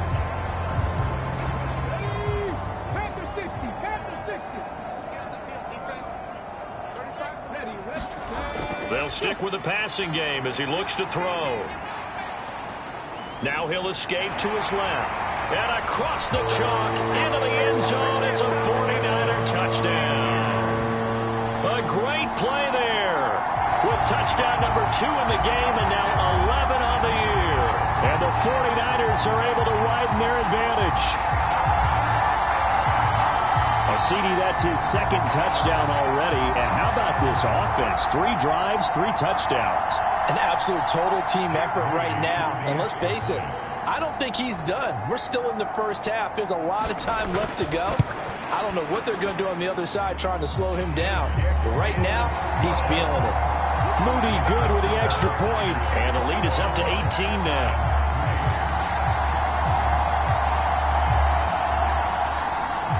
So following the touchdown, here's Moody back out to send it away. And they'll put up the stop sign there as his guys will get it at the 25. You see David Montgomery heading back out to begin the drive. First month of the season, those numbers pretty solid. Does he continue that? I think so, because when you come out of the gate this strong, that means that you have planned for it and you like the results that you're getting.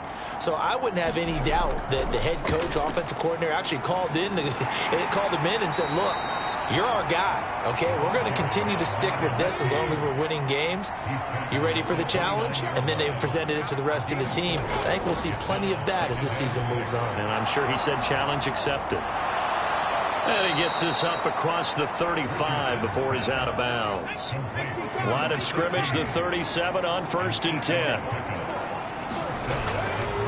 Up the middle, it's Montgomery. And not a whole lot of room to operate there on the first down run. He gets maybe 3. Here's 2nd and 7.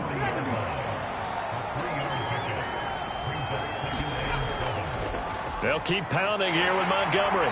Looking for a cutback lane, but nothing there as he's met at the line of scrimmage. The Lions on 3rd down. They've only converted once in 4 tries. This is 3rd and 7. Now Richardson. And complete on the right side to Bennett. And he'll be out of bounds after getting this one across the 40. Here comes the Lions punter now, as he'll punt it away for the 2nd time. His first punt, 45 yards. This looks good as well.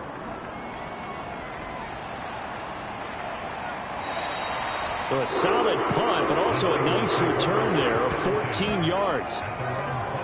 San Francisco set to go on offense once more. Right now, everything they touch turns to gold. This is their 4th possession. Touchdowns on their first 3 possessions. I mean, this defense, they can't seem to stop them. It's like they're on skates. Great analogy, Brandon, because they are pushing them back and winning everything at the line of scrimmage. And they've just been laying down tracks towards the opposite end zone. So to themselves, all they're saying is, if we don't make a mistake, there's no way they can stop us. 2nd and 6. pass caught. It's Williams.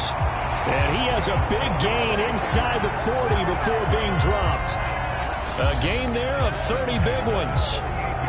And we've hit the 2-minute mark in this first half of action. So how about that for a chain mover? They're all the way down inside the 40 now for 1st and 10.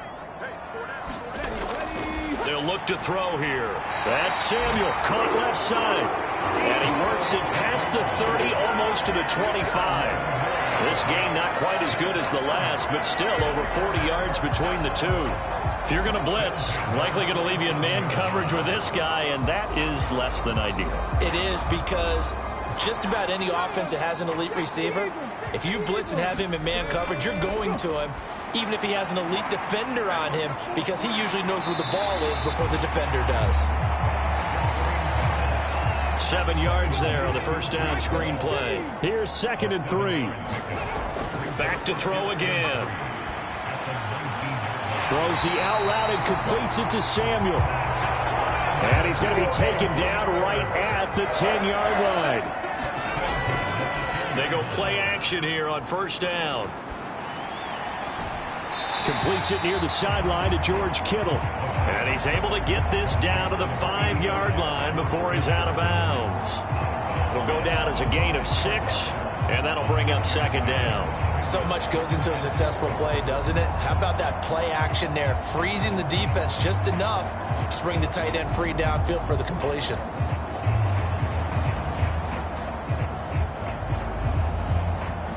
From the 5, 2nd and 4.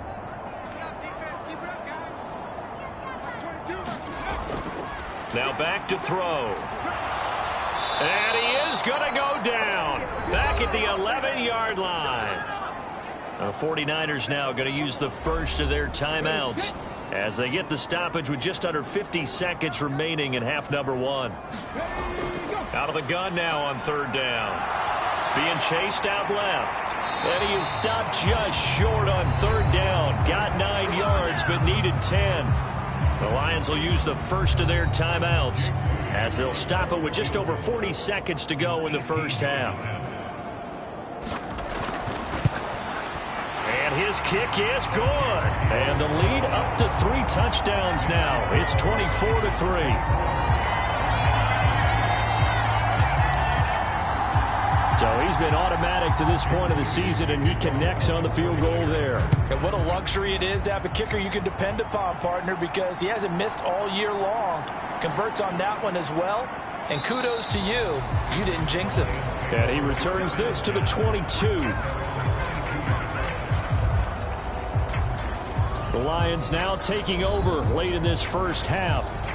I don't think they need to be reminded of the situation here. I mean, the clock is dwindling. 3-score deficit waiting for them at halftime unless they can get something on the board here before intermission.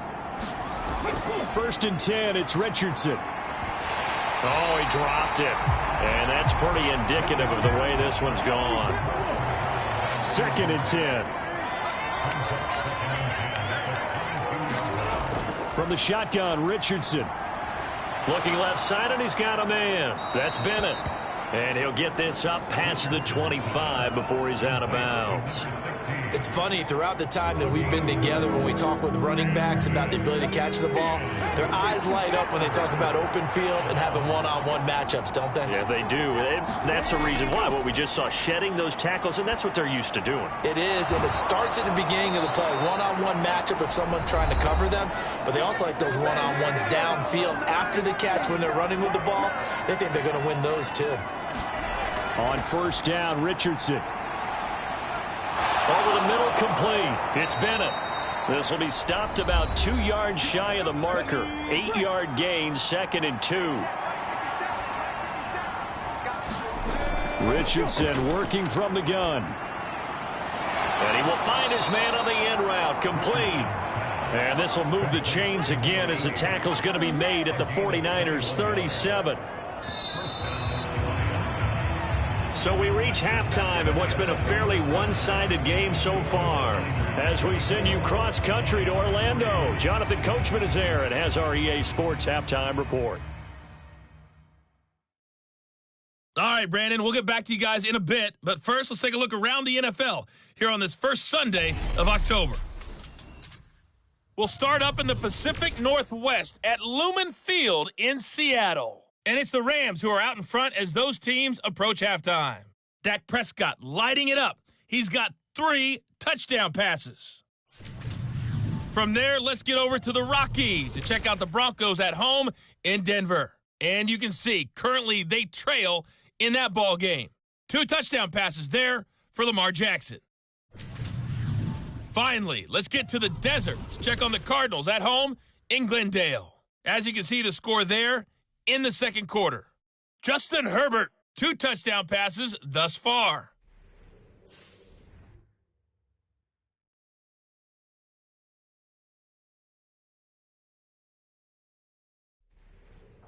All right, Coach, thank you, and we welcome everyone back for quarter number 3. It's the 49ers out in front, and they will get the football first as well as we are back and started in the second half. From the end zone, here comes Williams. And ultimately cannot get this out to the 25-yard line as he's dropped at the 23. The 49er offense set to go to begin quarter number 3.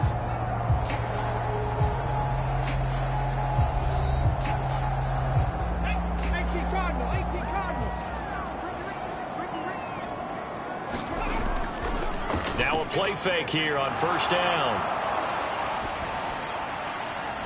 George Kittle. That's caught downfield by Kittle. And he's got it across the 50 to the 47-yard line. That one goes for 30 yards. Everything's been going right here in this one. This offense, they've been in complete control from the outset. And here's another big play. These kind of routes have been open all game long, and they continue to take advantage.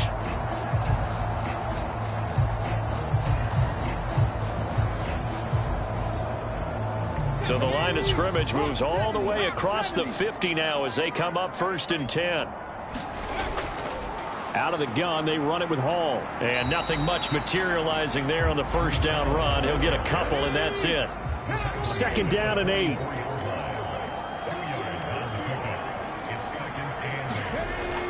They'll look to throw. And that'll be incomplete. Took a pretty good shot as he tried to pull that one in. Couldn't hang on 3rd down. Back to throw.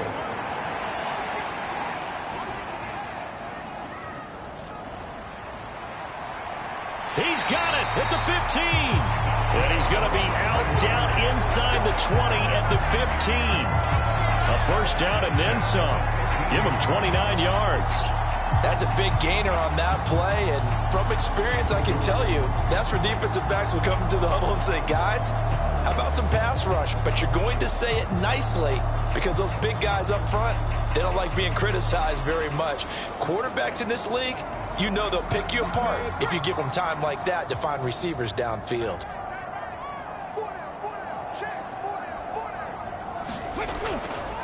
Straight ahead is Hall. And he's going to get a solid gain of 9 before being brought down. 2nd and right at a yard.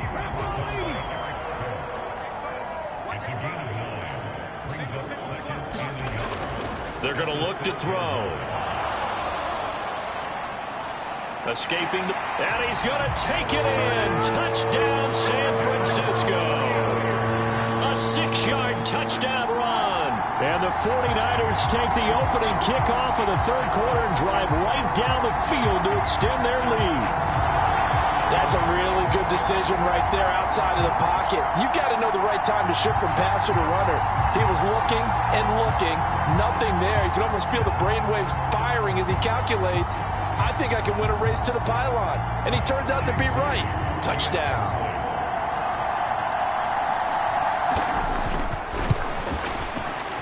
Moody good with the extra point. And that'll increase their lead to 28. So the drive there took 6 plays. And it's capped off by a touchdown run of 6 yards. So here's Moody back out there now to send this one away. And there will not be a return here. It's a touchback, and it'll come out to the 25-yard line. So we get a look at the Lions offense as they get ready for their first possession of the second half.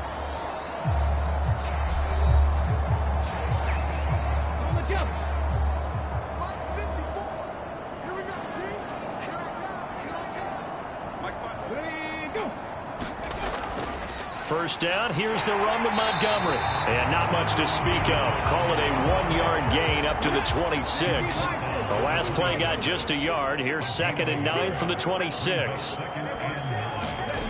Now Richardson back to throw it. And he's got his man on the out route. And they're able to get this one across the 35. So from the 36 now, 1st and 10. Now a fake on the jet sweep, and they'll instead run up the middle. And he is going to be stopped cold behind the line of scrimmage. A loss of a full 3 yards, and now it's 2nd down. I think it's pretty evident. We can say what a difference a week makes. Last week, he ran pretty much wild, didn't he? Did pretty much what he wanted to do. But this one, they stopped him cold. That, to me, that's good scouting and even better execution. Yeah, and they stopped him behind the line right there. They obviously watched the tape a few times and made some adjustments. On 2nd down, it's Richardson to throw it. They'll set up the screen to Montgomery. And he went backwards. He'll be down at the 30. They'll wind up losing 3 here on the play. And they're going to face an uphill battle here on 3rd and long. Well, Brandon, we could see that play developing, and they were hoping that he was going to be able to put a move on the first guy and turn it into a big play. But no such luck. The speed on defense continues to get better and better in the NFL. Pretty nice example there of those guys being able to run from their assignments and finish off that play. Oh, into a sea of defenders and intercepted. It's Jair Brown who's got it. And he'll get this back across the midfield, striping down to the 47-yard line. So still no touchdowns allowed by this defense. They get the interception there. CD, they have been rock solid. And at this point, I think they have to expect that they're going to see some shots taken down the field. And that was almost a desperation throw right there, just kind of hoping something good can happen, a completion, a pass interference. But this was anticipated well, and they came up with the INT. Right side to Williams. And the result here, a pickup of 8. Leaves him with 2 to go on 2nd down.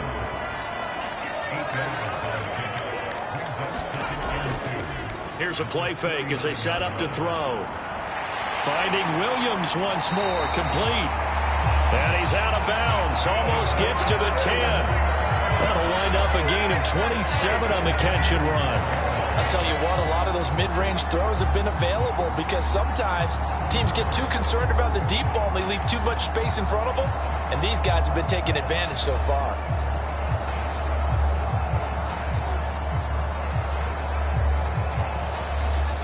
So 1st and 10, and if they score on this drive, might have to start digging in our second half blowout material.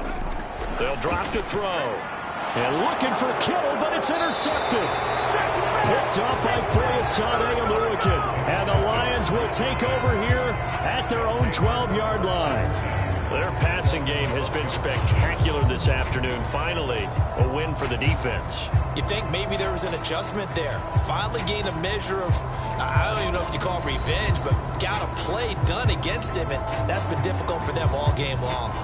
The Lions offense set to take over.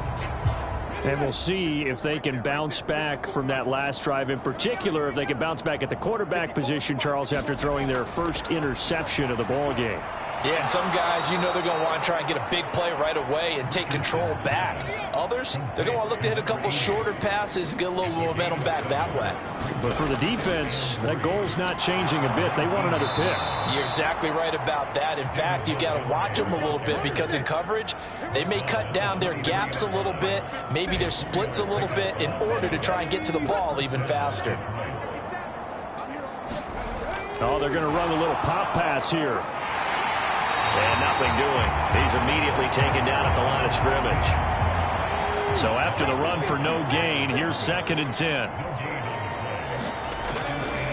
Running left, Montgomery. And he'll take it ahead to the 28-yard line. 3rd and 4.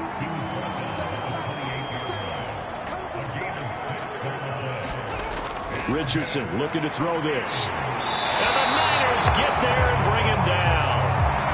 Josh Allen, he's the culprit, causes a loss of 5, and it brings up 4th down.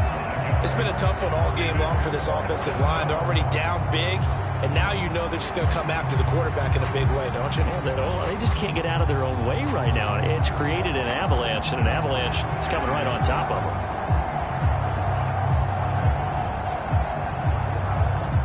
Here comes the Lions punter now as he's on to kick it away.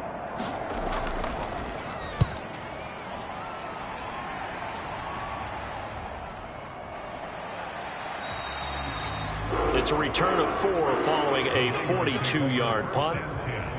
And San Francisco gets set to go here. A big mistake last time they were on the field, tossing that interception inside the red zone and really taking away what had been a pretty successful drive up to that point. Yeah, and I don't think there's any question about it. As they head out on the field for this drive, that whole offensive unit is just thinking redemption. You know, they moved it really well, didn't pay it off. This time, they want to make sure that ball ends up in the end zone, and they're the ones possessing it. He'll try again with the arm here on 2nd down. Into heavy traffic, and it's intercepted. Picked off by Eric Stokes. And he will return this one to the 30-yard line. So rare to see any quarterback toss back-to-back interceptions in the NFL, regardless of status or experience. Whether it's him personally or just the offensive game plan, I think this defense is reading something out there, and they're holding the upper hand. And Detroit getting set to go now. They were forced to punt last time, and I doubt sincerely that they'll have to punt here because they're gifted with terrific field position. I don't even want to think about the idea that they would end up punting starting with this type of field position. Neither do they. Great starting spot, great opportunity to run your full playbook. They want to take a shot here, they can go ahead and do it. So the completion good for 7 there, and it'll be 2nd down.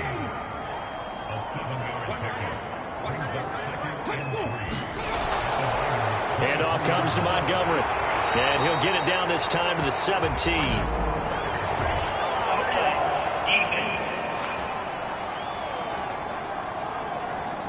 Well, we looked at each other right when he flinched. We knew that that flag was coming. Yeah, offsides, easy call, mark off the 5, and keep it moving.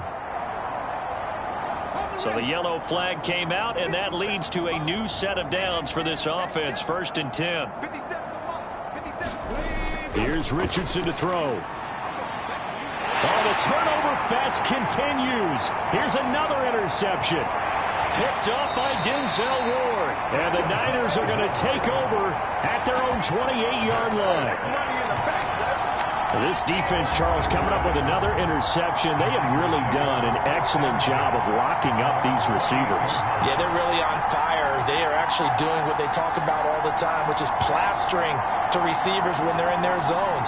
They didn't give up a touchdown in the first half. Haven't done so here in this half either.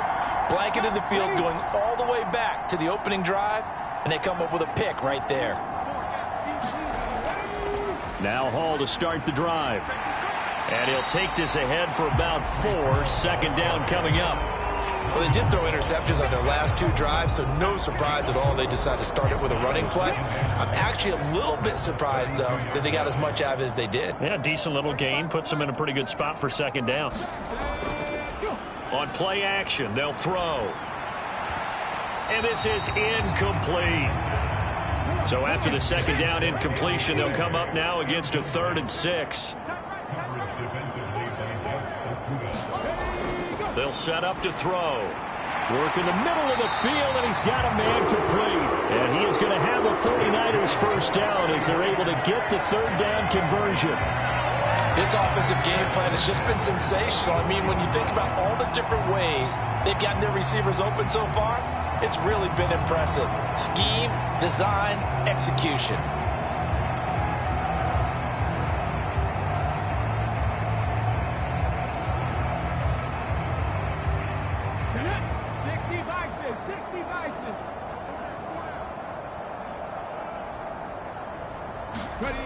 They'll look to throw now on 1st down.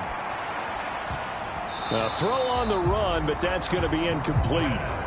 That certainly appeared to be a play call where they were just trying to make second down, second and short. I think they thought the coverage was off a little bit more than it was. Nice job there pressing up on it and forcing the incompletion.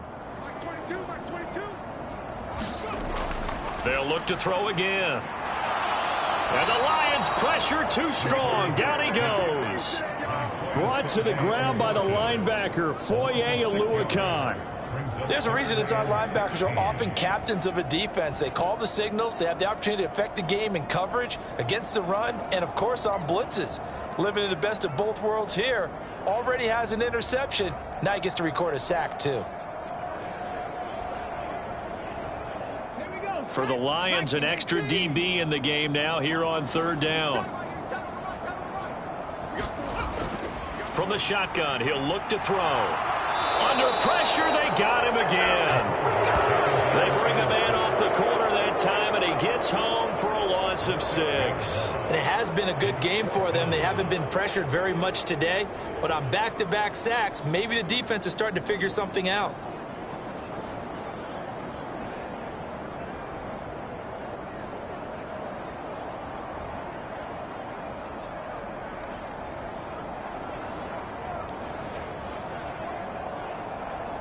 Here comes the 49ers punter now. And the way this offense has moved the ball, he hasn't been needed till here in the third. They only punted twice in the win last week as he gets this one away. Fair catch called for and taken right near the 30-yard line. Just 34 yards on the punt there, no return. And the Lions will take over. Detroit's offense ready to take over. And the last time out, they had the good drive going. You get in the red zone, they throw the interception. Not their first pick of the game either, so we'll see if they're more careful, more cautious here on this drive. Yeah, nothing worse than repeat mistakes, right? You end up coughing the ball up, you end up throwing a pick, everything goes awry. And now, points don't go up on the board. I just heard a fan scream out, I thought the idea was to score points. Yeah, they're getting a little restless too. On second down now. It's Bennett, and he'll be brought down right at the 45-yard line.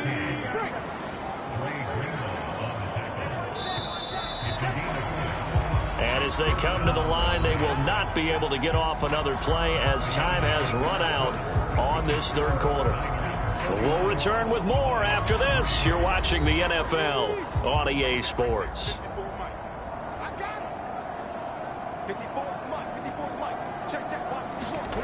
First and 10, Richardson looks to throw it.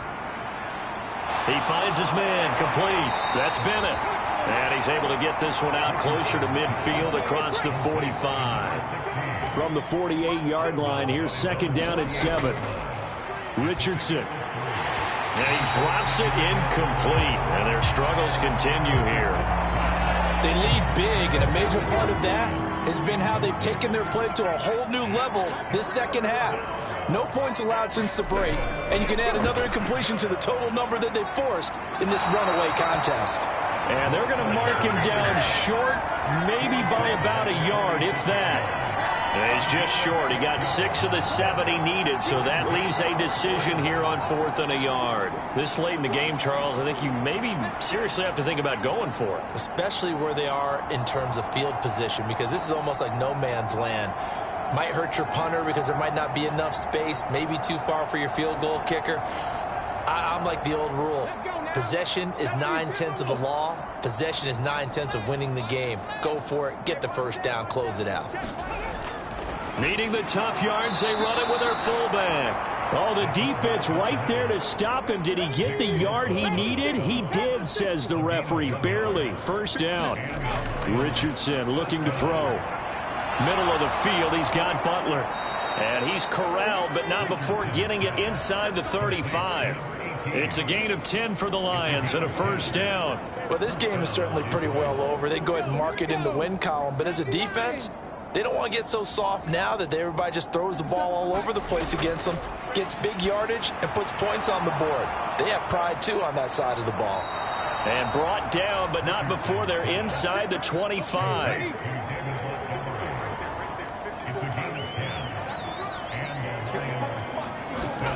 Richardson to the air on first down. He finds his man, complete. It's Bennett. So he stopped for no gain, and that'll make it second down.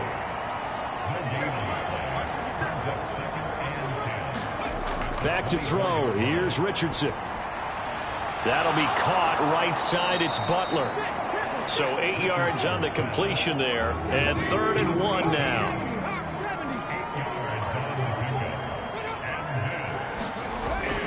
They'll run it. Here's Montgomery. And that one going nowhere from the start as he's met in the backfield and goes backwards. Tough sledding. They lose a yard there on 3rd. I think this offense, specifically this running game, they're going to have to find a way to turn the page because they haven't found a way to run it effectively thus far, and it's cost them.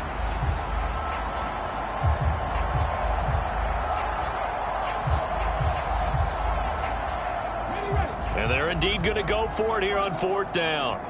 So trailing here in the last quarter. Let's see how this plays out. And he will have the first down inside the 10 to the 9-yard line.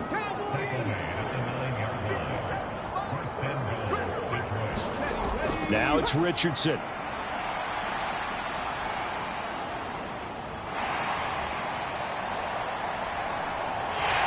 And eventually he's taken down here. Great coverage downfield, resulting in the sack. The sack sets him back a full 10 yards there on 1st and goal. You can almost see all the defenders rubbing their hands together with glee because we all know they relish the chance to bring down a quarterback of his caliber. Anyone who brings him down has plenty to talk about. Not just a sack, but a big win built off the efforts of this defense. So they've been in the red zone 3 times, and it's yielded just 3 points. Can they find the end zone here on 2nd and goal? Back to throw. Richardson. And this one incomplete. Too much contact to hold on to that one, and it's 3rd down.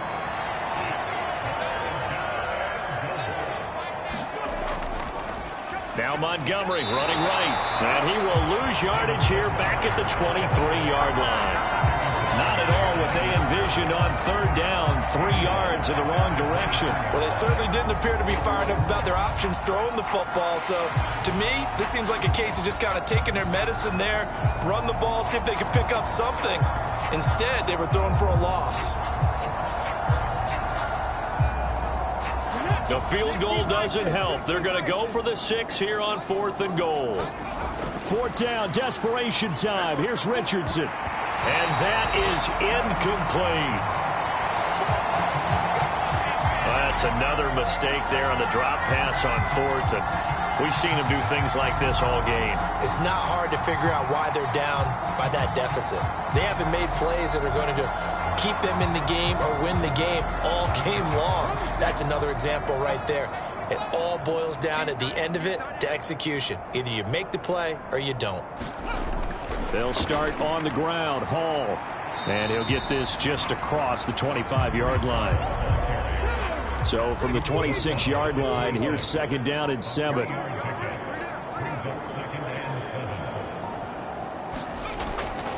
On 2nd down, a run with Hall. And he works free. And they get him down, but not before he takes it across the 40-yard line.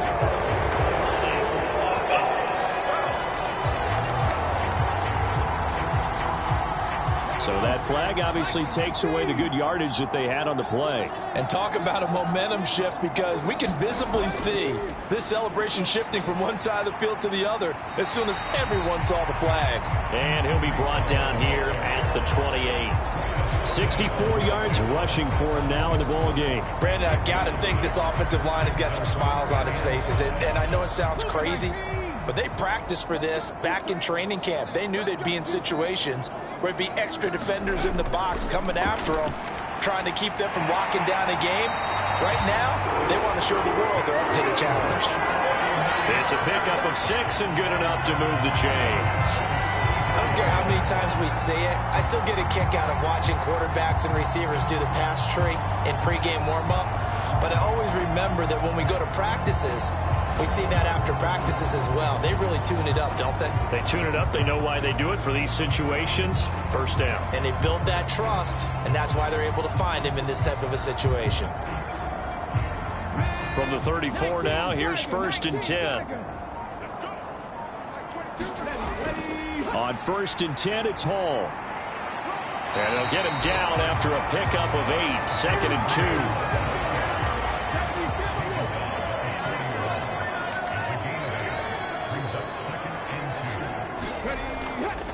2. The play-action fake. They'll look to throw.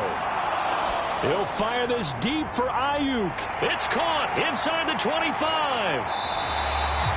A big play there for the Niners. And even 50 yards.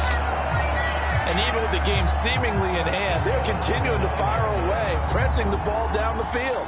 Listen, it's worked all day. No reason to go away from it now.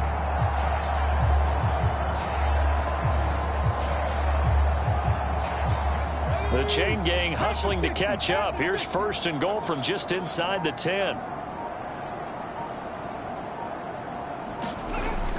They'll run with Hall. And he will maneuver his way down to about the 7. Give him 3 on the gain there. 2nd and goal.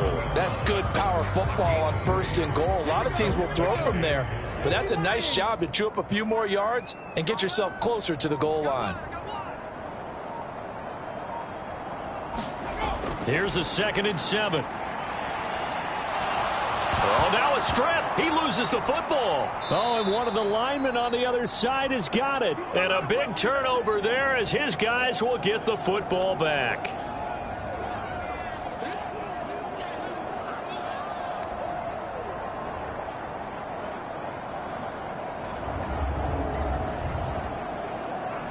So the Lions in possession of the football as we welcome you back. The Detroit offense ready to begin their drive. And they unfortunately are staring at a mini losing streak developing, trailing here in the 4th quarter. This would be their 3rd straight defeat. A nice looking play to start the drive down the middle and complete. First play of the drive, a success, 19 yards. Offense for them has been at a premium. You wonder where plays like that have been all game long. They're thinking the exact same thing themselves, but they're also looking forward now because now these plays are really for next week, trying to get some momentum going.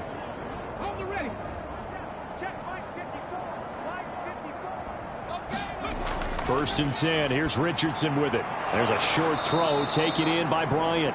This will be stopped about 2 yards shy of the marker. 8-yard gain, 2nd and 2. Operating from the gun, Richardson. Again to Bryant, and again it's caught. And they bring him to the ground just shy of midfield. Back to the air with Richardson. There's a short throw taken in by Bryant.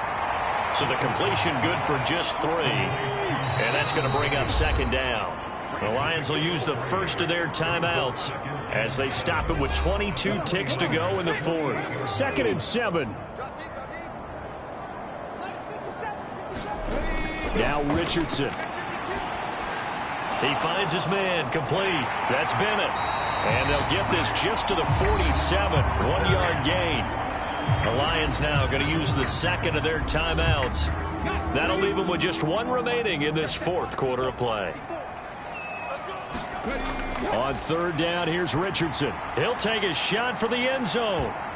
That's going to be knocked away and incomplete. Here comes the Lions punter now, as he'll punt it away for the 4th time today. And this will be out of bounds, and they spot it at the 15-yard line. Not too bad. The D can only stop it 1 more time as they take the knee.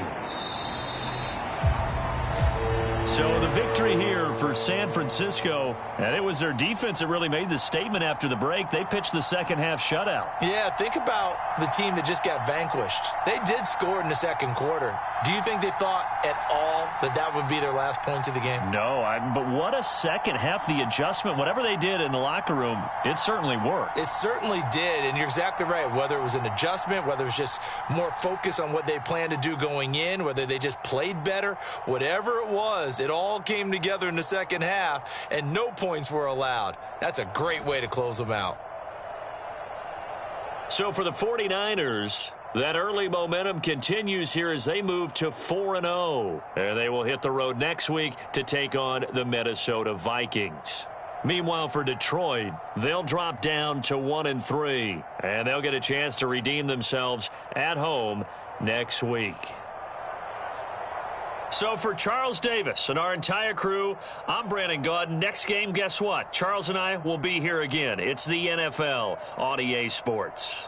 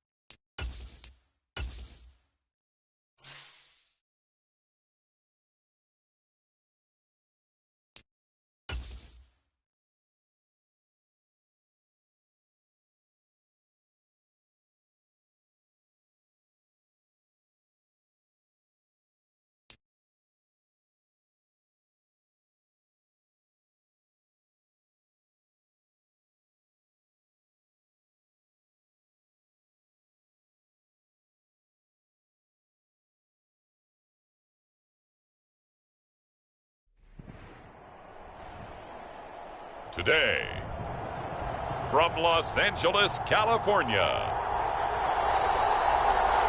it's Week 4 of the NFL on EA Sports.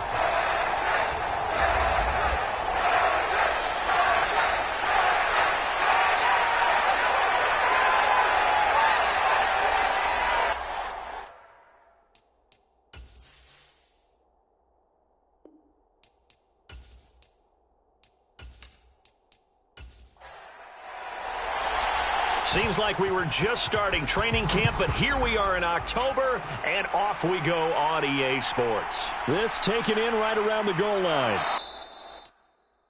And makes it across the 20 as his guys will set up shop at the 23-yard line.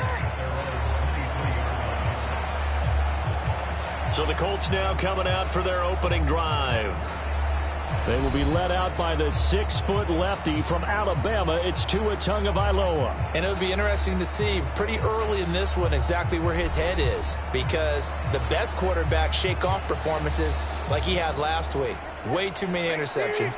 Didn't throw a touchdown pass. Team lost the game. Let's see if he can bounce back and get things going in the right direction. He'll be trying to forget those 3 picks, as you noted. Trying to find a lane, but instead he'll get back to the line of scrimmage and no more. Here's 2nd and 10. From the gun, it's Tua. He finds his man, complete. It's Peterson. And they'll look to avoid an early 3 and out here on 3rd and 4. Here's Tua. They'll set up the screen to Taylor. And he is going to have a Colts first down by about a yard. It's a gain of 5 on 3rd and 4. I like the screen being called here early in the game, especially on the opening drive, because, Brandon, when guys come out of the locker room, especially those pass rushers, they are so amped up to get to the quarterback that you can use that against them, and a screen pass is a great way of doing it. A lot of teams against good pass rushing teams, they want to run the screen 10 to 12 times in a game. From the 34 now, here's 1st and 10. From the gun, it's Taylor. And he'll lose yardage. Brought down at the 32. 2 yards the loss, 2nd and 12. Part of their struggles last week was getting these negative plays on 1st and 2nd down. That's something they have to be wary of as this game continues.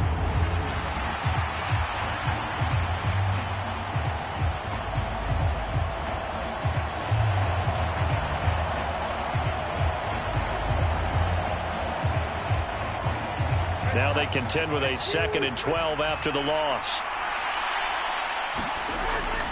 They go to the ground again with Taylor. It'll be a gain of 5, and it's going to bring up a 3rd and about 7 left. So 7 yards from the first down here as they come up to the line of scrimmage. Throwing is Tagovailoa on 3rd down here. Pass to the sideline and pulled in. And he is going to have a Colts first down as they're able to get the 3rd down conversion. And that was good protection there. No, that was great protection there because it allowed him to lock in on his receiver, although I think he was looking for his tight end on the corner route all the way. Nice connection there for a really nice gain.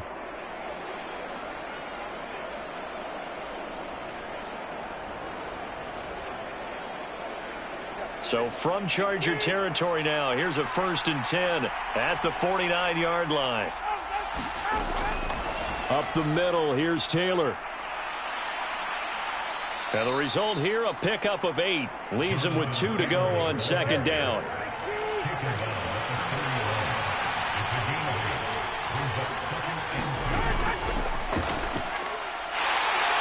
And running room scarce here. He's going to be stopped in his tracks at the line of scrimmage.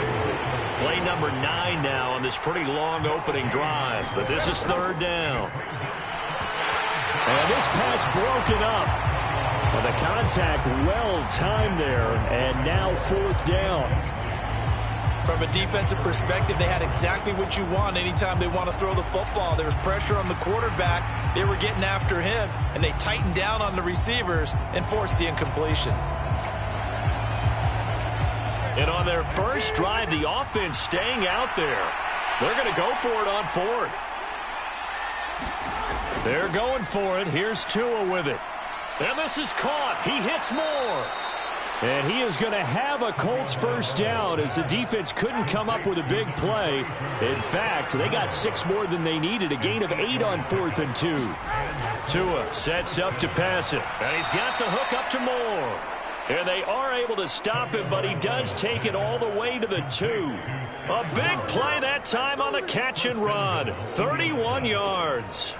We expected this defense to be tested by this passing game coming into this one. And there's an example on this first possession of the game.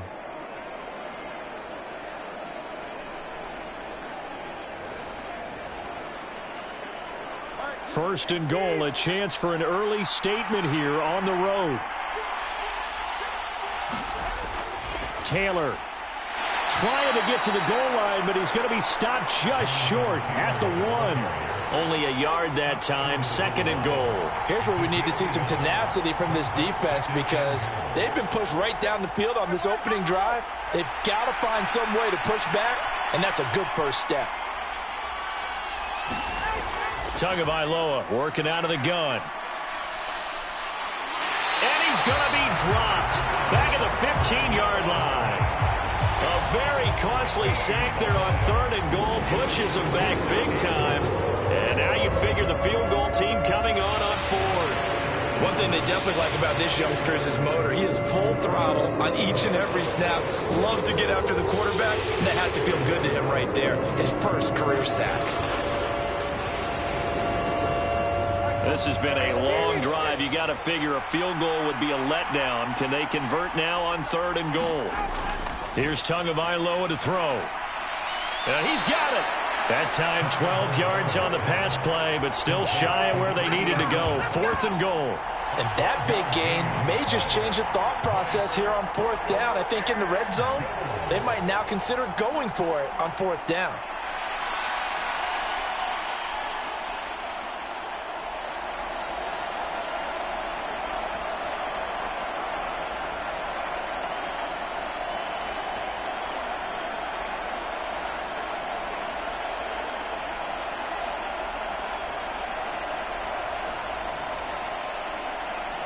Can this defense hold them out? Here we go now. 4th and goal from the 2. They'll motion the tight end across the formation. They'll run for it. It's Taylor. And he's not going to get there. They tackle him at the 2. So here come the Chargers with a long field ahead of them. And a look here at their signal caller, the 5th-year quarterback. And he ought to have a lot of pep in his step after last week's performance because he did exactly as you want him to play if you're a coach. 3 touchdown passes, 0 interceptions, which usually means you're making a lot of right decisions out there. And got him the win. They'll start on the ground here on 1st down. And he's going to get a solid gain of 9 before being brought down. 2nd and right at a yard. These are his numbers from last week's contest. A boatload of carries, 116 yards, and a trip to the end zone. And the way they ran the ball in last week's game has to be satisfying to their entire staff because they're seeing not just a back gain big yardage, but they're seeing an offensive line really in sync. And he's free going down the left side. It's a foot race. And he's able to get this one all the way past the 30. That good for 22 and a 1st down. Pretty explosive run on that inside handoff, and when you're a runner of his caliber, you don't need a big crease. You really don't, but also what we're seeing is an offensive line that's taking charge at the point of attack, aren't we? Not only are they controlling the initial contact, they're actually utilizing what they call the strain, the next 2 to 3 seconds to continue to move people. Back-to-back good plays have them on the move on 1st down.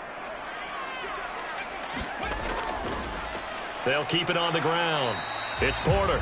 And the defense closes quickly there. He'll get maybe a yard to the 33. Ball at the 33, 2nd and 9. Now they'll switch it up here and look to throw. The improv act there, good for 9, and now they'll be looking at a 3rd and short, 3rd and 1. And that's an early scramble that can be viewed positively by either side. From the offensive point of view, it begins to establish him as a possibility to keep it on certain plays. And defensively, they avoided giving up a huge play in one of their first tests in containing a quarterback on the run. And he is going to have the Chargers first down as they're able to convert by plenty there on 3rd and 1. The Chargers in 3-0 here in the month of September. And they coming on a pretty good roll here. Winners of 3 straight. And the offense last week, they certainly had things humming, because if you can run up 40-plus points a game, you certainly take a lot of pressure off of your defense, and you're not going to lose very often. 2 first downs have them up near midfield now on 1st and 10. Now the man from UTEP, this is Aaron Jones. And just 1 yard here from the 49 to the 50. 2nd and 9.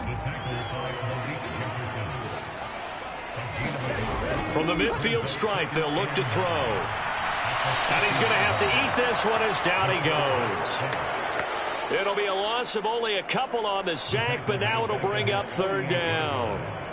I thought there at the end he may have had a chance to release that, but that pocket closed a little too quickly, and down he went. Yeah, he was certainly trying to do everything he could to extend the life of the play, probably counting in his head 1, 2, and then he ran out of time.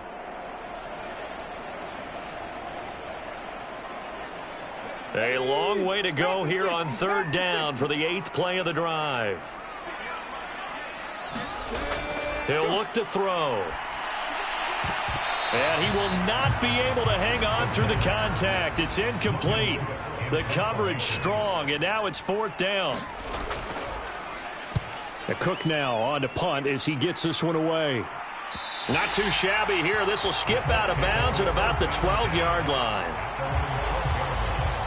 2nd drive coming up here for the Indianapolis Colts. And last time, they had it 4th and goal, rolled the dice, didn't get it. Now they've got to put that behind them, try to put together another drive. A simple tip of the cap, a nod of the head to the defense. Congratulations, you got us last time, but you didn't hold us the whole time. We got down to position where we were able to be in position to score. Let's go ahead and attack again. Continue to have that kind of confidence, not worry about the one play that didn't allow them to get into the end zone. And this time they'll be trying to get it into the end zone. We'll see what they do. A really nice gain of 25 yards. Boy, an effective play there, getting their wideouts involved in the run game. And what they're always hoping on that type of a play, that they can get to the end of the line and have a chance to turn it upfield as he did there. That means they controlled the blocking and took care of the defensive end or the outside linebacker to give him that lane. And I guess I need to clarify, I said getting their wideouts involved in the run game, but of course that was actually a pass as he popped it forward. Well, this defense for the Chargers, they were excellent a week ago in the win over Pittsburgh. Even better than that, they pitched a shutout in that game, and I'm telling you, trust me on this one. That's a confidence builder for the rest of the season. When you get a defense that puts together a performance like that this early in the year, well, that sends notice to the rest of the NFL and spreads confidence throughout the locker room that they're going to be a force to be reckoned with. Coming up here looking for 3 yards to pick up the first. On 3rd down, here's Taylor. And he will have the first down as he's brought down up near midfield.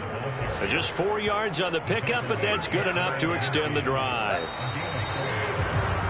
We're scoreless after 1. Start of the 2nd quarter, and it's the Colts in possession as they've got it with a 1st and 10. Tua going to throw. He finds his man, complete. It's Peterson. And this will be stopped at the 44. That one good for 7 yards. Nice rhythm throw there on 1st down. He located his tight end, made it a nice easy pitch and catch. Hoping he can break a tackle or two. Wasn't able to do that there, but still good yardage. From the 44-yard line, here's 2nd down and 3. And they'll go with a ground attack here. And he'll lose yardage here. Back at the 47. It'll be a loss of a full 3 yards there, and it also brings up 3rd down. I like the idea to mix it up from time to time because, let's face it, you can't be predictable. But the execution was a little lacking on this one, right? They might want to go back to the drawing board with that call.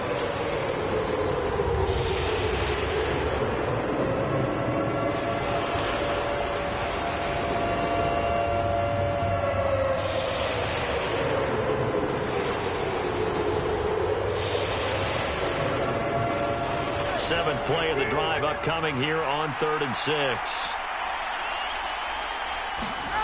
Looking to pass. Tua.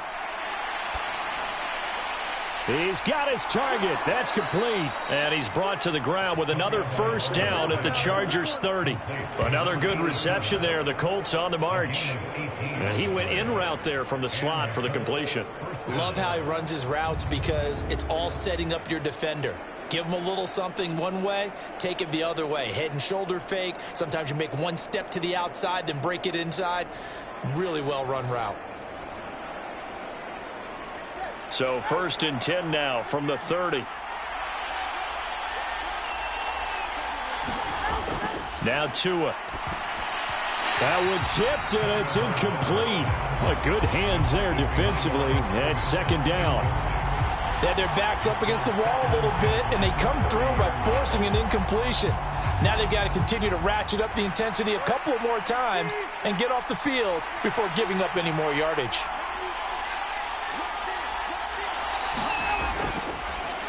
On 2nd down, here's the option. And good pursuit yet again by the Chargers as they stuff him behind the line.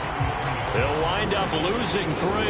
And now it's 3rd down. Not a lot of success to be found there.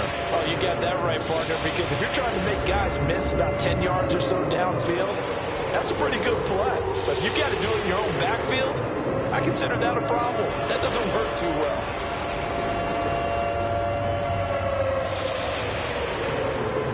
This offense so far on 3rd down, they've converted 4 times out of 6. Not bad.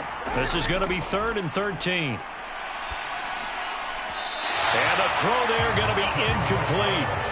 So 4th down, Tua departs, and on is Jason Sanders and the Dolphin field goal unit. From the left hash, it's an even 50-yard attempt. And this one is no good. He missed it. And this will remain a scoreless game.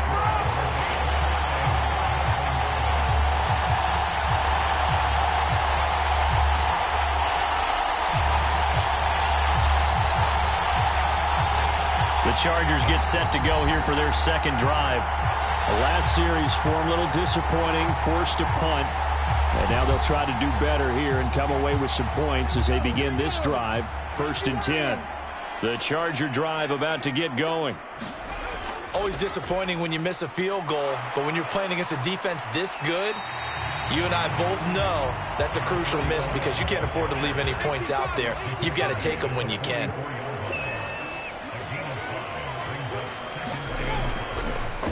On 2nd down, it's Porter. And they went the wrong way there, losing yardage back at the 43-yard line. Now they're going to be dealing with a 3rd and 7. Is that one officially a loss of 1? I like the strategy. Extra tight ends, extra beef. They want to run the football, but that means they probably want to run it inside. If you get strung out on the perimeter, you're in peril. Yeah, we saw the result, negative yardage.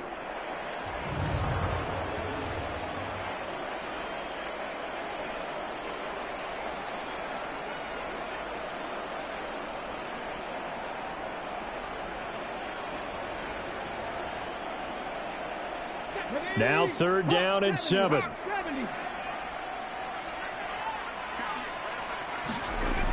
He'll drop to throw. And a quick throw here, that's complete. And he is going to have the Chargers 1st down as they're able to get the 3rd down conversion. But one of the ways that quarterbacks keep all the receivers alive in a play, never lock in on any one guy. Make sure you keep your eyes moving, scan the field. And here he finds the open guy for a nice pickup.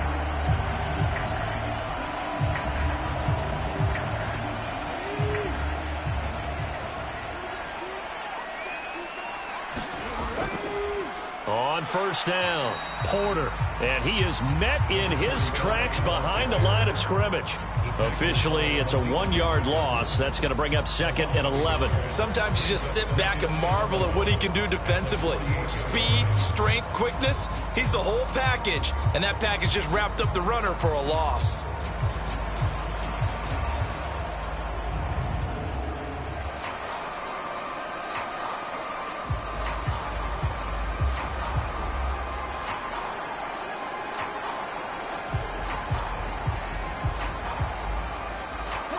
So after the loss of a yard, they'll look to push forward here on 2nd down and 11. They're going to look to throw. And he'll be brought down by the Colts. It'll go as a loss of about 6, and now it brings up 3rd. They were trying to set up a screen there, but that one just too slow in developing. Yeah, too slow in developing and well read, because that ends up being a bad feeling for the quarterback. When he's got no blocking in front of him, his guys are just going to let defenders go, and they're coming for him. So if it's not there, you just got to throw the ball at the turf at your running back's feet. Really in a hole here, 3rd and 17 following the 2 negative plays. Out of the gun, they'll look to throw. Open man, that's Noah Fant, the tight end. So the completion good for 6 yards, and it'll be 4th down. Brandon, a good idea there on 3rd down. Run a little clear out and hope you can get your receiver the ball coming across the formation. Nice design, but well played defensively, and they stop him well short.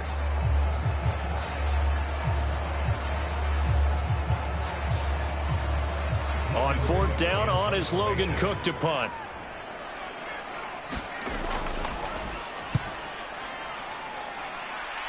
And this one will not be returnable as it sails out of bounds. And the Colts getting ready to go. We've seen both of these offenses still sort of in that figuring things out phase, but I suspect some action on the scoreboard soon as they start out here 1st and 10.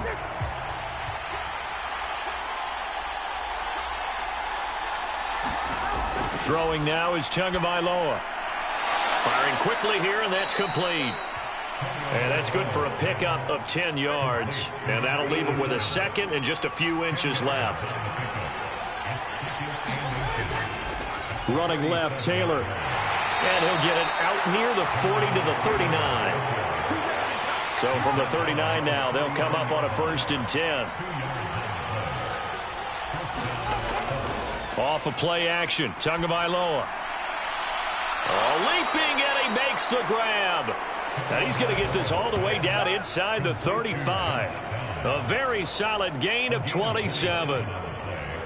Well, we know he's got the speed there. He needed the speed and the hands. A great catch. And because of that speed, you have to respect it as a defender. So you have to either play off or make sure you're somehow in contact with him, and he's able to do exactly what you said. Use the speed to his advantage and go up and get the football. That's a big-time play right there. 1st and 10, Taylor now. And a short gain down to about the 33. Big Derek Brown making the stop. Now 2nd and 9. And they'll go on the ground.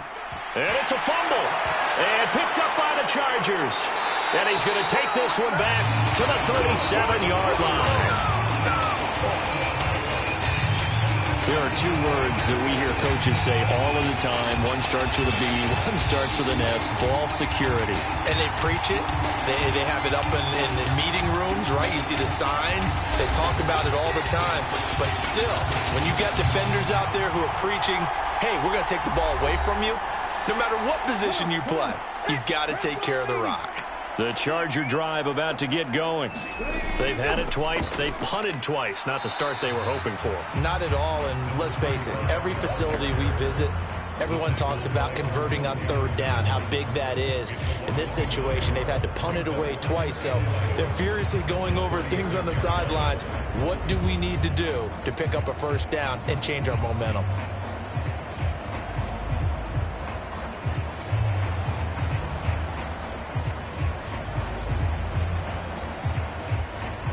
A loss of a yard there to start out. That leads to a 2nd and 11. Now a shotgun snap as they'll look to throw. There he goes left side. And they will finally put it into the return, but not until he takes it back all the way inside the 10-yard line. So the ball changing hands on the interception, but meanwhile here we do have an injury on the play. More from L.A. in a moment.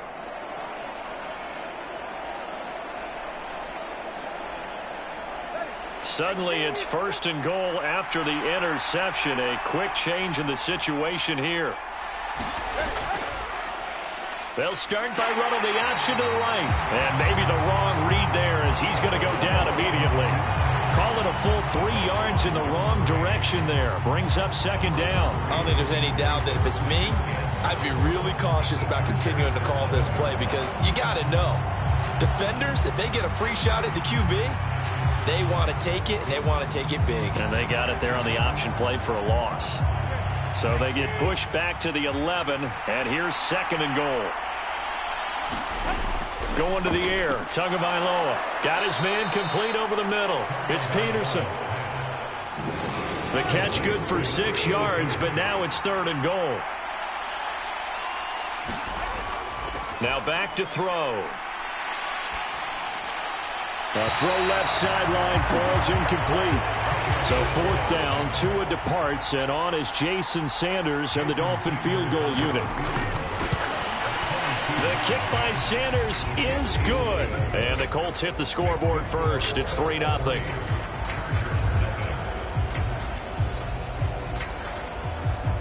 So the interception set him up with terrific field position, but 3 points, the end result. Yeah, we can make this one pretty simple, partner. You always want to end drives with points, but that's one that you're going to look back on and probably say, we should have done better there. And this return will net positive as he gets past the 25 and up to the 27-yard line. And the LA offense ready for this next possession. So now, Charles, this drive maybe a touch more important, trying to erase the memory of that interception they had the last time out. Yeah, and everyone goes through this because even the best in the game, you're going to have games where it just doesn't go right for you and interceptions result. So, frankly, to me, it's all about how you respond, not just the types of plays that you call, but how you carry yourself, how you show your team that you're still with it, and how you continue to lead. They'll keep it on the ground. It's Porter. And he'll take this to the 32, a gain of about 3. Second quarter, 2 minutes remain. 3-0 our score. And for the Colts, an extra defensive back in there now on third down. Back to throw. Able to find the open man. That's complete. And he is going to have the Chargers first down as they're able to get the third down conversion.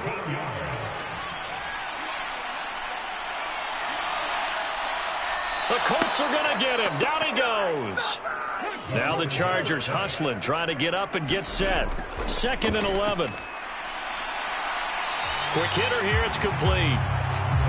And a gain of 4 gets him right to the midfield stripe.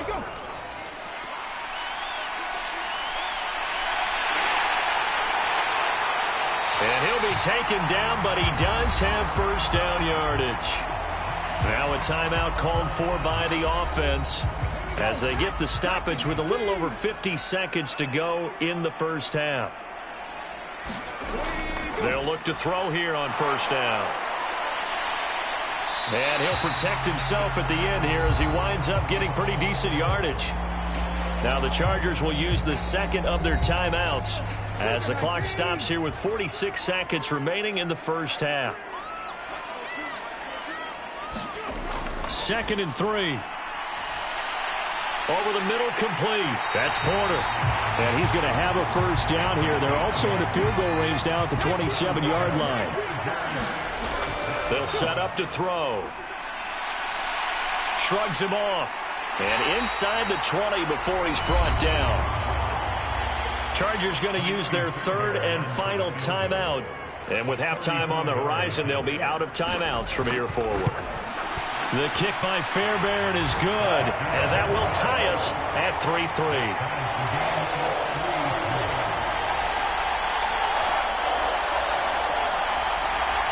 Well, maybe a nice psychological boost there just to get back to even with that field goal as we head towards half. Coaching 101 always says at halftime, play it like it's 0-0 on the scoreboard.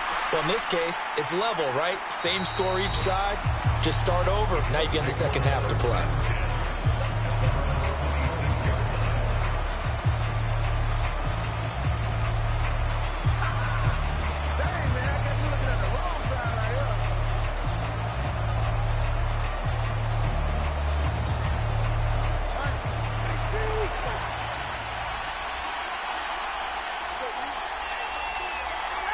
And we will likely not see another play here as they take the knee and head into the intermission all tied.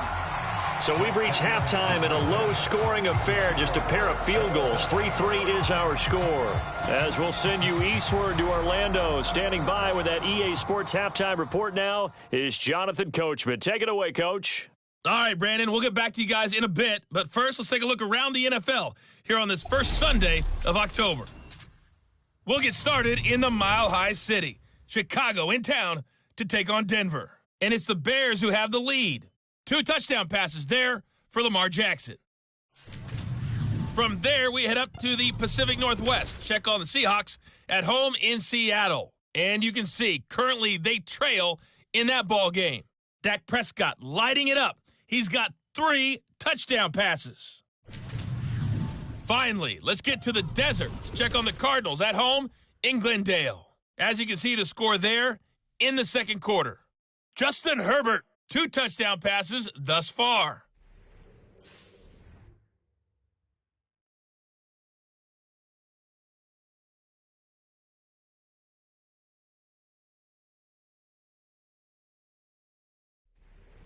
Okay, Coach, adjustments likely going to play a big role in this third quarter in what's been a tight contest so far. Second half ready to roll. 2 field goals, a combined output in half number 1. Could be first touchdown wins. And out a little across the 25 to the 27. The Chargers getting ready to go here to start this third quarter. Well, the first half, very even. I mean, really, in all facets, this ball game tied, Charles. So as we start the third quarter, curious to see what the second half brings us. Certainly am. I'm with you on that one. And we all know a lot of coaches from the NFL all the way down to the Pee Wee level. They love to spin it to their teams. Hey, we're starting a brand new, shorter ball game. It's all even. Let's go out and seize it. This is ours. 2 catches in the first half. Now he's got a third here, and it's good for a first. It's a game of matchups, and that's why you take your receivers and move them around a bunch, especially your best guys. And when they work out of the slot, you often hear the coaches talk about how great it is because it gives you a 2-way go. You can break out or you can break in. That makes it hard to defend. One play has him up past the 40 already, and another 1st and 10. They'll look to throw here. That's into a crowd and intercepted. And he'll return it to the 24-yard line. So an opening drive interception to begin this second half. And just think about the time you spent in the locker room going over what you expected to do in the second half. Not the way they saw it, not the way they drew it up. You find out this is something that you can't just edit, right? There's no rewrite here. This is live, and now they've got to find a way out of this hole. Here's the Colts now as they get ready for their first possession on offense of the second half. They'll have very good starting field position here as they try to break our tie, and they start 1st and 10. Well, the drive starts with a completion left side. It'll be a gain of 5, and that will bring up 2nd down. He decided to run a hitch route. It really helps to have a guy who can turn it loose. And, boy, he rifled one in there on that one. Not much run after catch, but it worked really well. 2nd and 5.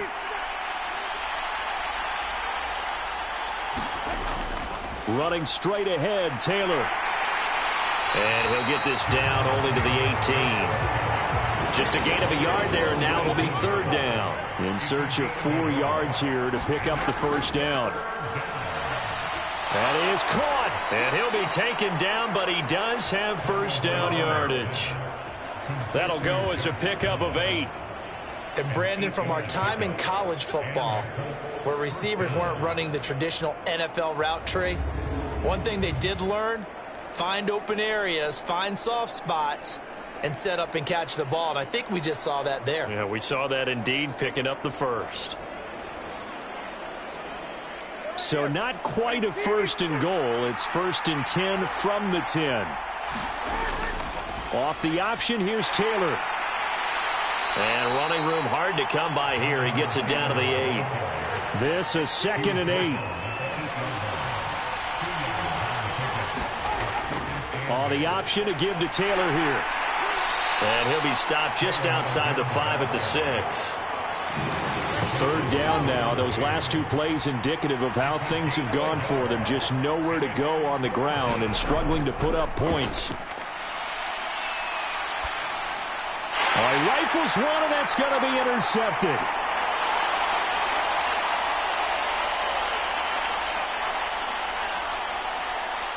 And he brings this one back. It's a pick six and a Charger TD. An excellent play there, CD, on the pick six. And I think were they a nickel? Did they have an extra DB out there? Yeah, Brandon, I think they were in standard nickel, not the Buffalo, as teams like to call it, meaning three safeties for big nickel. They just wanted to take away the quarterback's throwing lanes, and that's exactly what they did, and came through with a big-time pick six.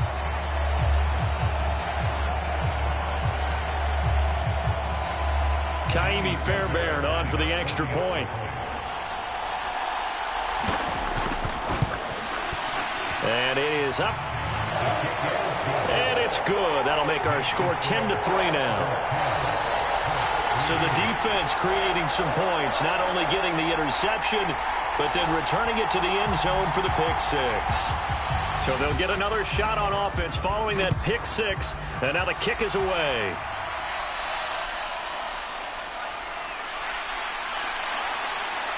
And he takes this near the 25. Just a little pass there. Call it the 26.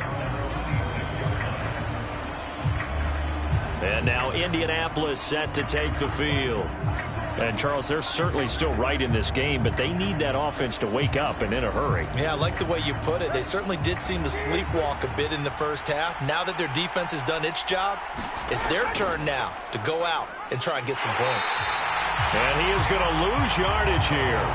2 yards the loss, 2nd and 12. Well, we saw a lot of negative plays that resulted in plenty of lost yardage in the first half, and that trend is continuing here.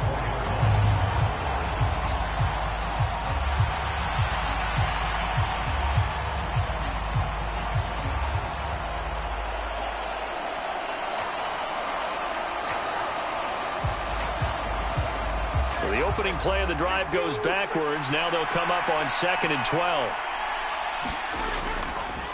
Tua going to run again.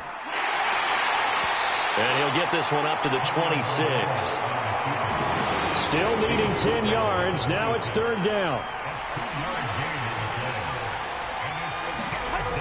They'll set up a throw.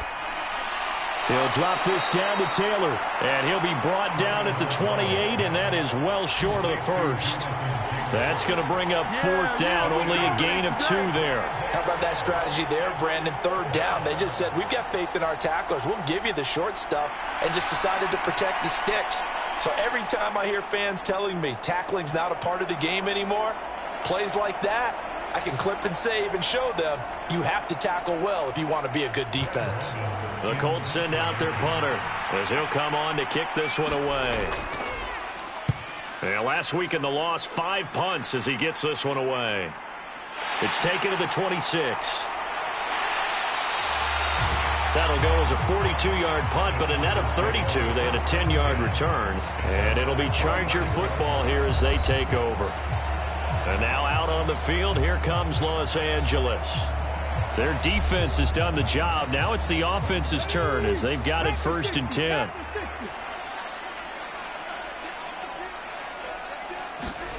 They go back to the air here after the INT on the last drive. And that's caught inside the 35. Give him 30 yards there.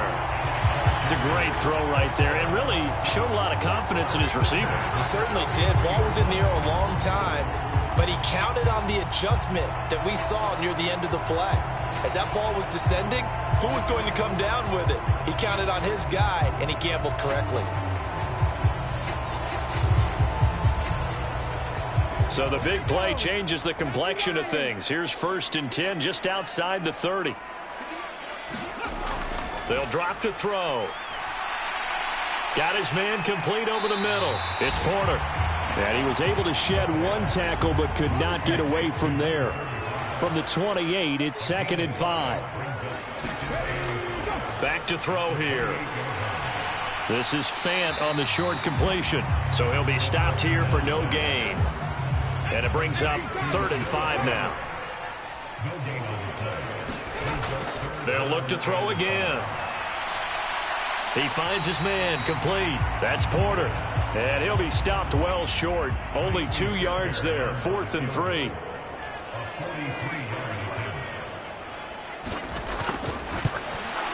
The kick by Fairbairn is good. And they will stretch their lead to 10 now at 13-3.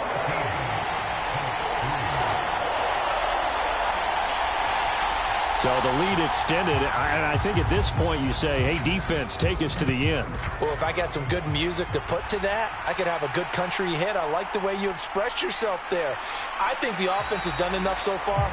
But like you said, if your defense is only giving up 3 points, makes it a lot easier to settle for field goals on this side of the ball. Here comes the Colts offense now as they make their way onto the field. They trail by 10, 13-3 as they come up on a 1st and 10.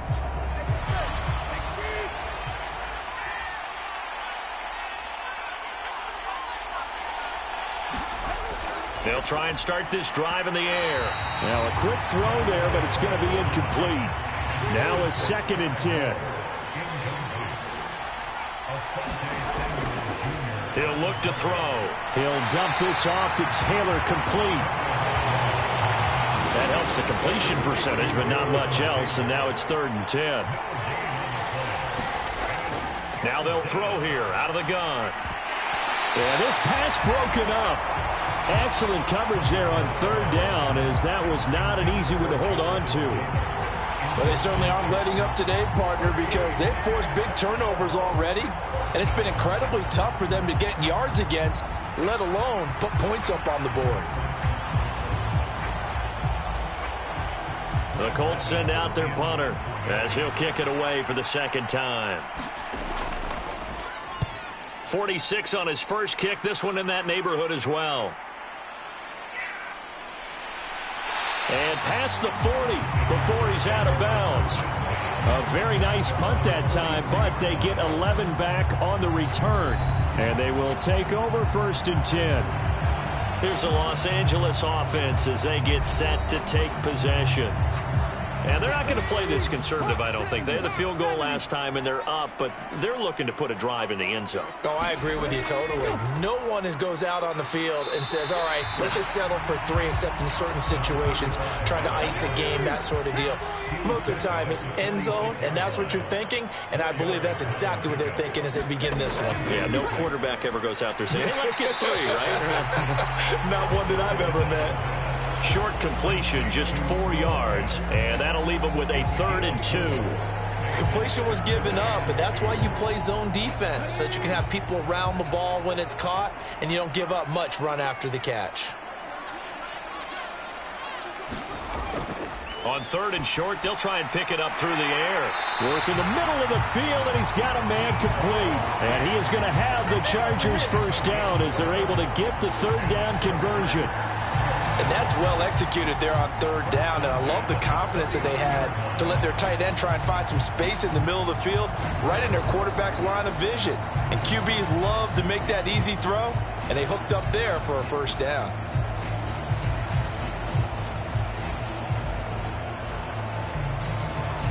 So from the 39 now, they'll come up on a 1st and 10. They'll look to throw. And he can't find a receiver, and he's brought down.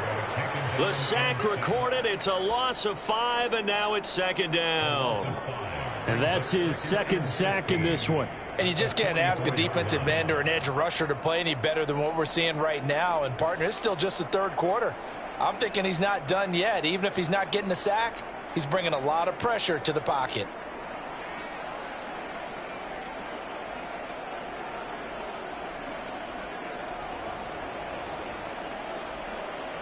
Coming up now on a 2nd and 15 following that sack. Looking to throw. He'll get this complete to Kadarius Toney. It's a pickup of 12, and that'll set up a 3rd down. And that was yardage that they needed there after the sack on 1st down. They didn't get all of it back, but now they look at 3rd down as a manageable situation, one that they have a much better chance of picking up. And that nearly the pick that they needed. He couldn't pull it in, though, and it's fourth down. Fairbairn able to put this one through, and the lead stretches. 16-3 now.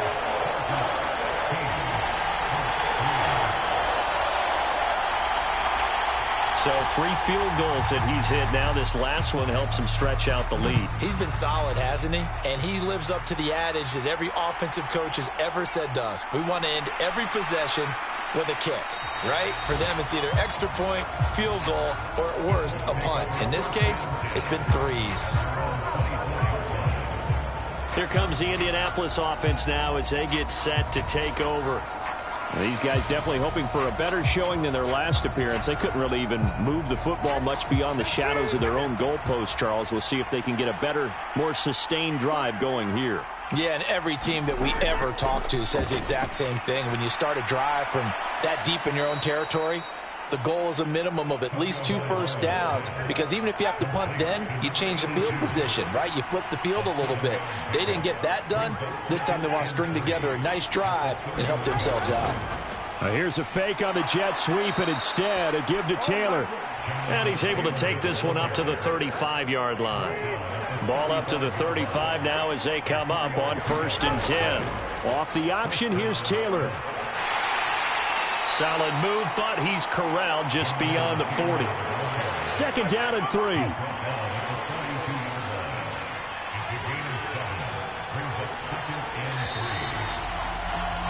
And they're not going to get to the line to run another play. So we will switch ends as the 3rd quarter has come to a close.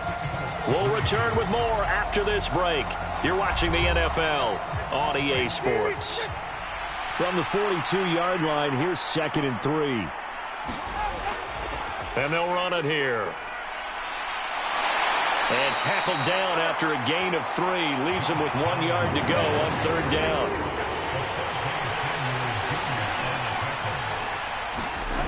From the gun, it's Tua. And that's going to be incomplete. The coverage too good there. The contact popped the ball free, and it's 4th down. Try to punch it in with Taylor. And he's got a 1st down as he's up to the 48.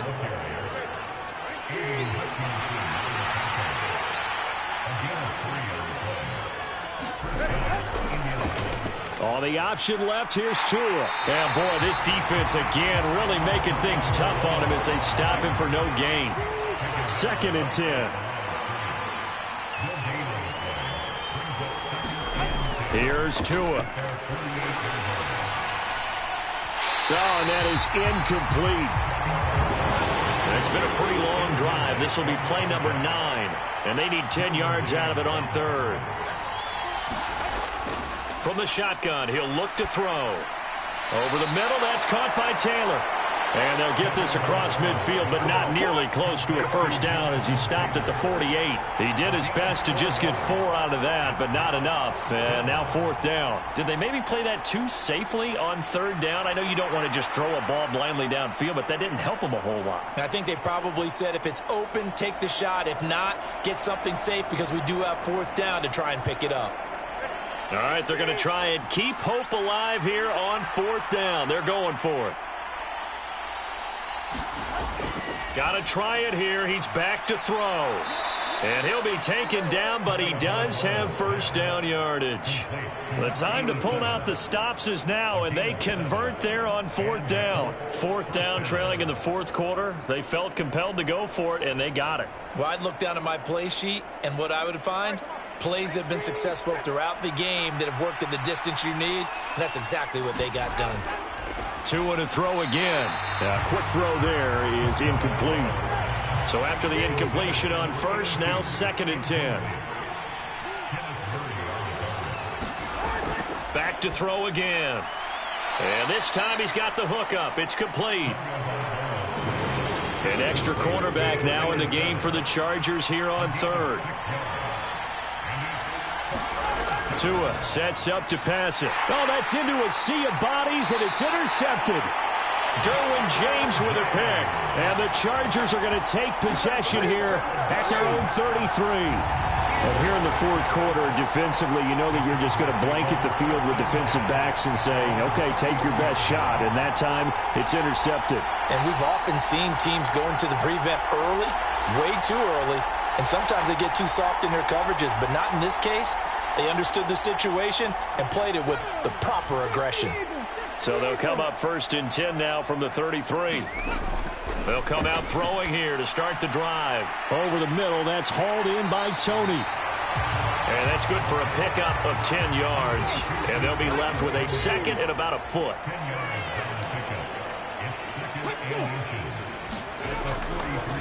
Now a handoff up the middle. Porter. And he'll go down right around the 47 this time.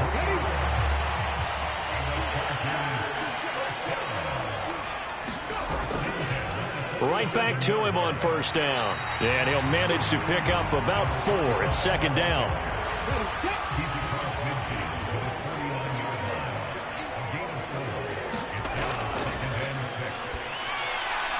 The throw over the middle taken in. And he's dropped just before the line to gain. 4-yard pickup leaves him with 3rd and 1. They'll try the left side. It's Porter. And he is going to have the Chargers 1st down, and comfortably so, as he gets 5 there on 3rd and a yard. Brandon, when a defense just simply can't get off the field on 3rd down, and we all know how important that down is for both sides of the ball, you often feel like you're just a step behind whatever they're doing offensively. And one of the differences in this game, no doubt, 3rd down conversion, and that is going to be a story they'll talk about after this one.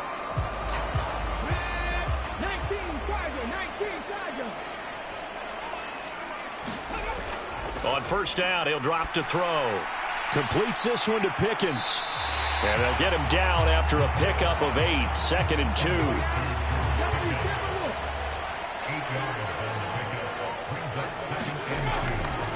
The play-action fake. They'll look to throw. And he will slide to a stop. He does have the 1st down. Give him 3 yards and a fresh set of downs. It hasn't been the cleanest game for him, but there was a sign of improvement as he looks towards the next one. Nice bit of scrambling to move the sticks, and even more importantly, he didn't risk adding another interception to his ledger. A run there on 1st down, and a pretty good one of 5 yards, so make it 2nd and 5.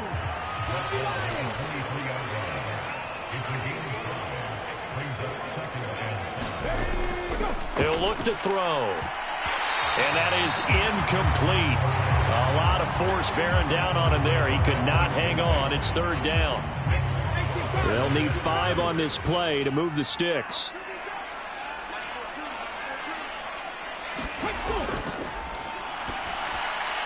And intercepted. Maybe the turning point they need. Picked off by Malik Jefferson. And he will bring it back. An interception return for a Colts TD. Well, partner, this defense now with multiple interceptions in this game, but this time they say turnabout is fair play because, remember, they had a pick-6 on the other side, and now they get a pick-6 of their own. Yeah, they actually added to some of their nice play throughout this ball game. A good effort by them to secure another interception on this one. A better effort to take it all the way back for 6. And how about an exceptional effort to match their opposition's pick-6 from earlier in this game? Extra point up and good by Sanders. And now things get a bit more interesting here in this 4th quarter. So they throw the pick-6. They'll get another shot at it now as this one's in the air. From a couple yards deep, he'll bring it out of the end zone. And they'll get him down right around the 25, actually the 26 officially, so a net gain of 1 there. L.A. readies for its next possession. And now this 4th quarter becoming very interesting. That pick-6 makes this a 1-score game. Still plenty of time on the clock.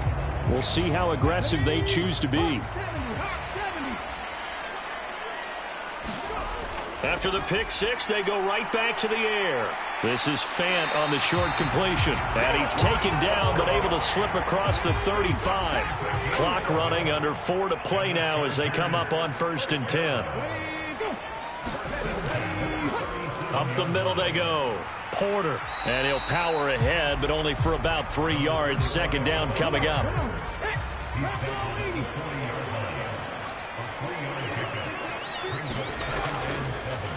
They'll keep it on the ground. It's Porter. And strong running there as he's across midfield and down to the 49. 81 yards rushing for him now as he has been tremendous all day long. Well, that's a carry they have to be satisfied with. And throughout this game, they've been satisfied with what he's given them. Whenever they've needed a big run, a first down, he's the guy they've turned to. And it doesn't matter what the defense thinks. They feel like they've got the confidence to keep handing it to him and keep picking up good yardage. Now from Colts territory, here's a 1st and 10 at the 49-yard line.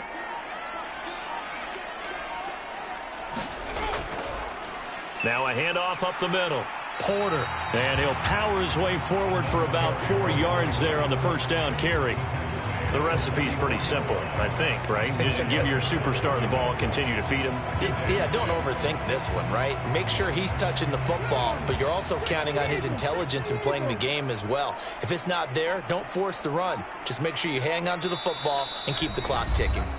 Fourth quarter, down to the final 2 minutes, and we've got a one-score game. So it's Charger football as we welcome you back from the 2-minute warning. They've got a second down now as they search for a way to get this one to the finish line. And he'll be brought down at about the 42. And now right out of the 2-minute break, we'll get a timeout used defensively with 1:56 to go. Now, this is a big third down, and you'd have to think we'd see a timeout right away if they can't stop him here. Up the middle they go. It's Porter. And he'll be tackled about 2 yards shy of the line to gain. A 1-yard pickup leads to 4th down. So a big one coming here for Ka'imi Fairbairn.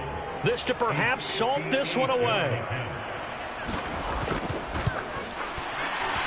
And I tell you what, he got it from 58. That had lots of leg behind it, and that will make this a 9-point lead. So that one, CD, going to make the road back a lot more difficult. Oh, there's no doubt about that. You know they were praying on the other sideline for a miss because now, as you pointed out, a very difficult road. Down 2 scores. You don't just need a touchdown.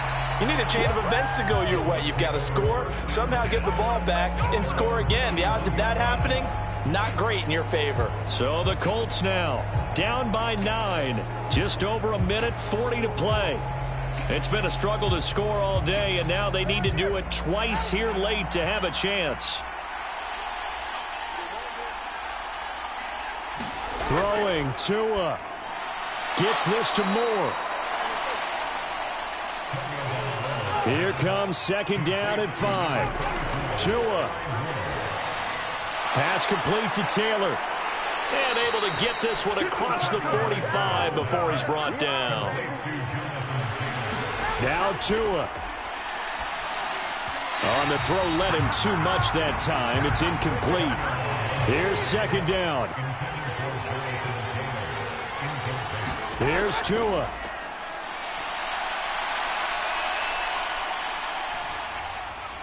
To the sideline and incomplete. So back-to-back incompletions, and that has him staring at a 3rd and 10. Tua to throw. He's got his target. That's complete. And he takes this one down almost all the way to the 30. Well, they need to score, and score quick. 1 timeout remaining. Final minute. First. Oh, no, he lost the football. And he's free going down the left side. It's a foot race. He's got room to roam. And that should just about do it. They return it to the end zone, sealing it with a defensive touchdown. The offense, they've had some sloppy moments. Sloppy there again on that one, and it could be the backbreaker. From a defensive perspective, if the offense is going to be sloppy, you've got to take advantage of that. And that's what they've done all game long. So now the Chargers are going to bring the offense back out to go for 2 here. They'll look to throw. And he's got it. So the 2-point conversion is good, and they add on to their 4th quarter lead. So a big play there. Not only the fumble return for the touchdown, then they get the 2-point try. And, you know, for the defense, though, They were just over there sitting on the field. They had to rush out to try to defend that. You know, it's funny. They actually practice situations that they call sudden change when the team turns it over. I'll guarantee you no one practices a fumble return for a touchdown like that, and now someone goes for two. Really good strategy by them putting them in that situation. And he'll take it up past the 25 to the 26-yard line. And now Indianapolis set to take the field. Where we stand right now in the fourth quarter, this one pretty much out of reach. And, Charles, I know they're going to be disappointed about several things with this ball game, but the self-inflicted wounds, they've had several turnovers. You would have to think that's going to be something they're going to discuss heavily in the film session in the coming days. You're absolutely right about that, partner, because they're going to have to sit in that film room and watch every error that they made and figure out how to not do it in the future. And mentally, I think a lot of the guys are already starting to think about, okay, how do we put this behind us and get better for the next time out? This, they'll use as motivation for the rest of the time that they play to hopefully never be in this type of situation again. One final try for Tagovailoa.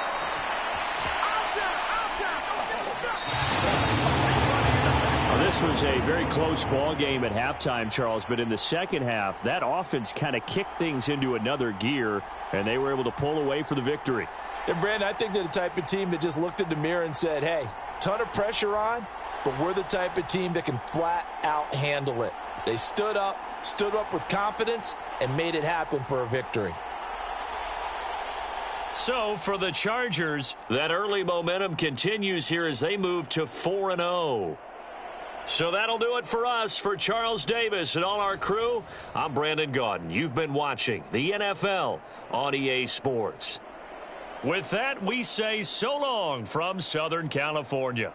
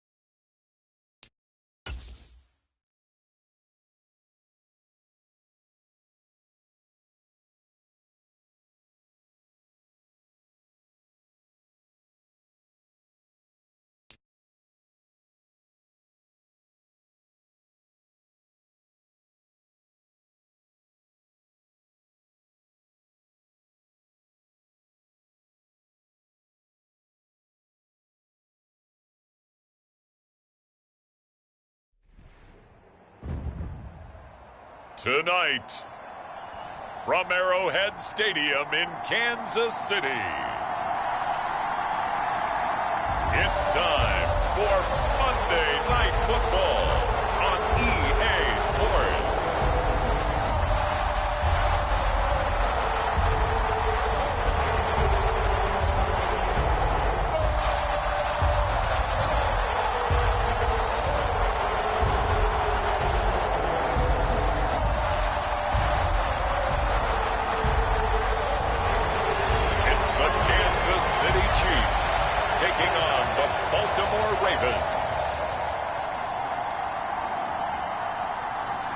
From one of the loudest venues in the National Football League, you get a look there at GEHA Field at Arrowhead Stadium here in Kansas City.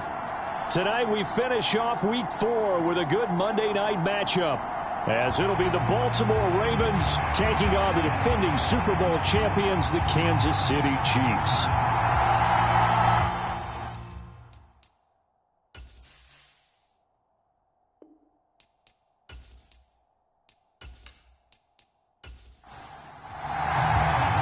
Seems like we were just starting training camp, but here we are in October, and off we go on EA Sports. And a good return as he'll be stopped just shy of the 30-yard line. The KC offense set to go, led as always by the gunslinger, a former MVP in this league. It's Patrick Mahomes. And they are in rhythm on offense because of him. I mean, right now he's got everything going the way he wants to, finding the receivers the way he wants to, looking over defenses. No interceptions is the number I lock in on. Before a touchdown pass isn't so bad either. Yeah, what a game he had last week. They start the drive with Cook. And he's tackled a yard short of the marker. Good gain of 9 on first down. The numbers a week ago for Cook. 23 carries, 77 yards, and a touchdown. That's a very nice winning streak that they're on, and they've really seen this offense come into its own as a unit. And one of the keys is that the ground game has been established, and it's keeping the defense honest near the line of scrimmage. Sometimes that leads to huge games for him. Other times, he plays a complementary role to someone else. But however it's getting done, they're winning week after week. On 1st and 10, here's Mahomes. Oh, this one incomplete. The pressure got to him as he released it. And it's 2nd down. Mahomes going to throw. And that nearly an interception here on this opening drive, but he gets a reprieve. It's 3rd down. Now here's Mahomes. And a loose football. And it's picked up by the Ravens. And a return across midfield and to the 46-yard line.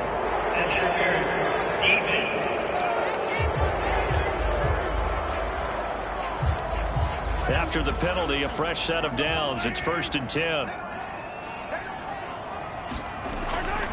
Getting the ball is Cook, running left. And they go backwards here, losing yardage back at the 48-yard line. 2 yards the loss, 2nd and 12. This defense is a difficult one to prepare for, one of the best in the league. They'll come at you from all angles, and they did a nice job there stopping him for a loss.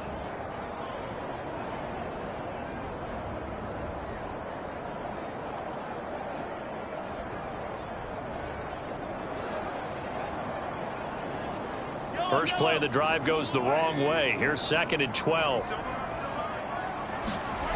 Throwing now is Mahomes. And he goes down. The Ravens able to get to him. That's sacked by Tremaine Edmonds. Now Charles dealing with a 3rd and long. They'll have to try to go back to the air again, and this time avoid the sack. Certainly hard to try to establish momentum when all you're doing is going backwards, not protecting the passer, and he gets dumped on his backside.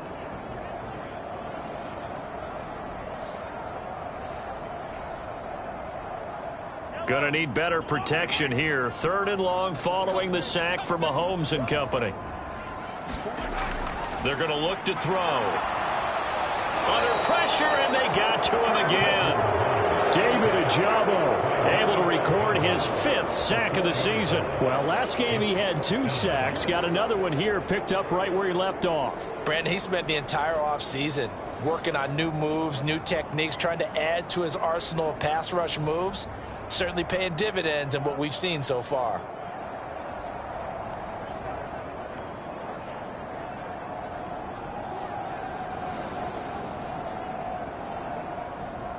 Here's the Chiefs punter now. As the drive goes backwards, so he's on to punt it away. He punted 5 times in the win last week as this one's away. 43 yards on the punt, return of 4, and the Ravens, they'll take over. So out comes this offense to take over for the first time. And leading them out, their signal caller, now in his 4th season in the NFL. And I like his honesty, because when we sat down with him, I mean, he was the first one to say that was on me last week, a really poor performance. Way too many interceptions, didn't find the end zone throwing the ball, put his defense and his special teams in some real jeopardy, but somehow they won the game. They won. Yeah, what I loved about it is when he told us about the defense kind of corralling him in the locker room and said, all right, my man, we're not going to do that again this week, are we? And he almost gets this to the 30, taken down about a yard shy.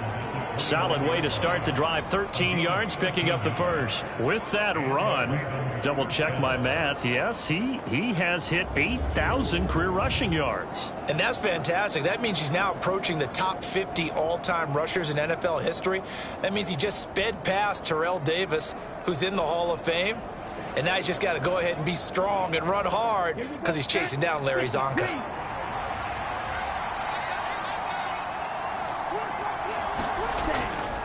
Right back to Dobbins on first. And he'll get what he can up the middle, 3 yards. That'll bring up second down. The numbers for him from a week ago: 17 carries, 64 yards, and a touchdown. Just an all-right day from him last week. He really didn't break out for the huge yardage he had hoped going in. I talked with him before the game, though, and he knows this is a new, fresh opportunity. He's put last week behind him, and his focus, getting some extra yardage with every carry he receives this week. 12 yards to pick up there. Good for a Raven first. You were telling me this yesterday. That's exactly what they want to do on the opening drive, establish the ground game. Yeah, remember our conversation? We were talking about what one of the GMs in the league has told me repeatedly. It's a big man's game, and it's not necessarily size. He's talking about playing some big boy football. Line up, get leverage, knock people back, and establish the run early.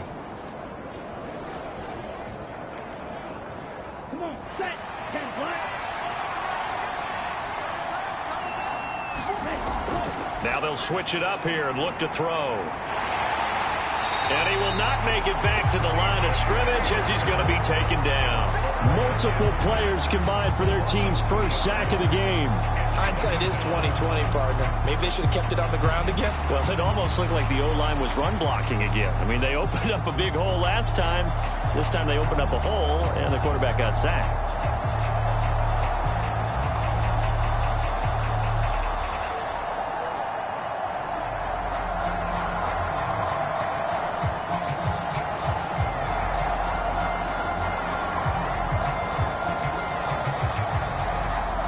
Following the sack, they'll come up here on a 2nd down and 12.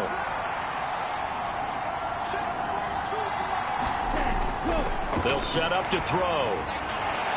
Oh, his first throw of the game going to be intercepted. And the Chiefs are going to take over a couple of yards shy of midfield.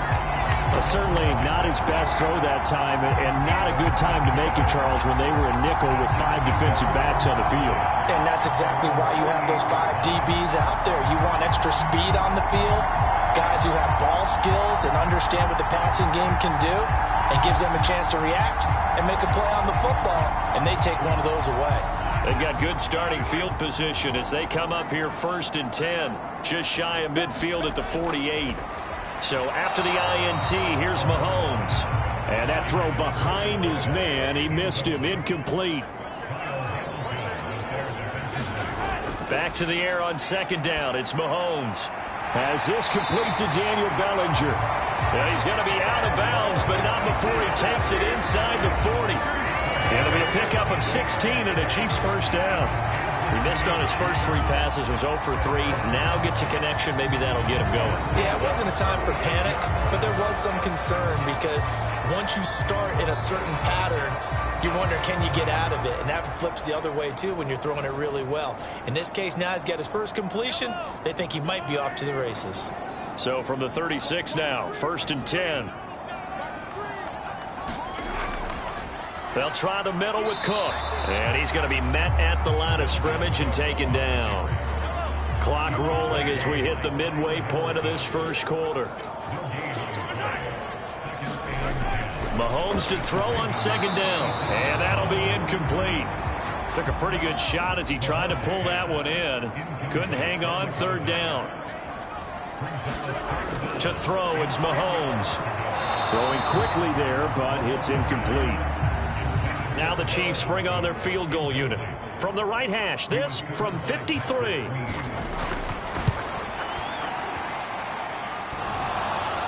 And that hits the crossbar and comes back no good.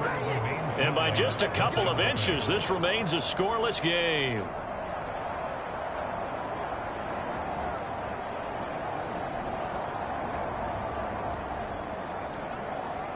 Baltimore set to take over here for their 2nd possession of the game. That opening drive ended with the INT. It didn't lead to points, but still not the way they were hoping to begin the game. But how about going and telling your defense, thank you, a huge thank you. You said it didn't lead to points, stalled off that drive. Now they've got a chance to redeem themselves, maybe reward their defense a little bit by putting some points on the board on this one.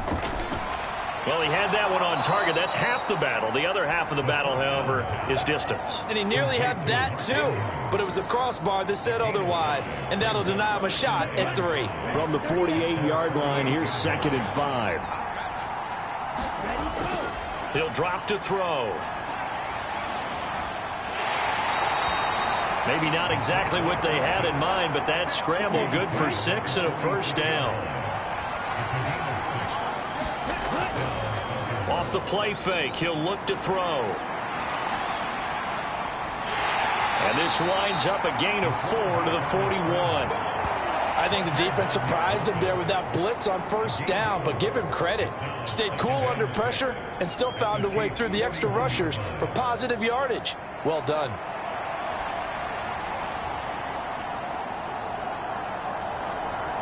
Second and 6.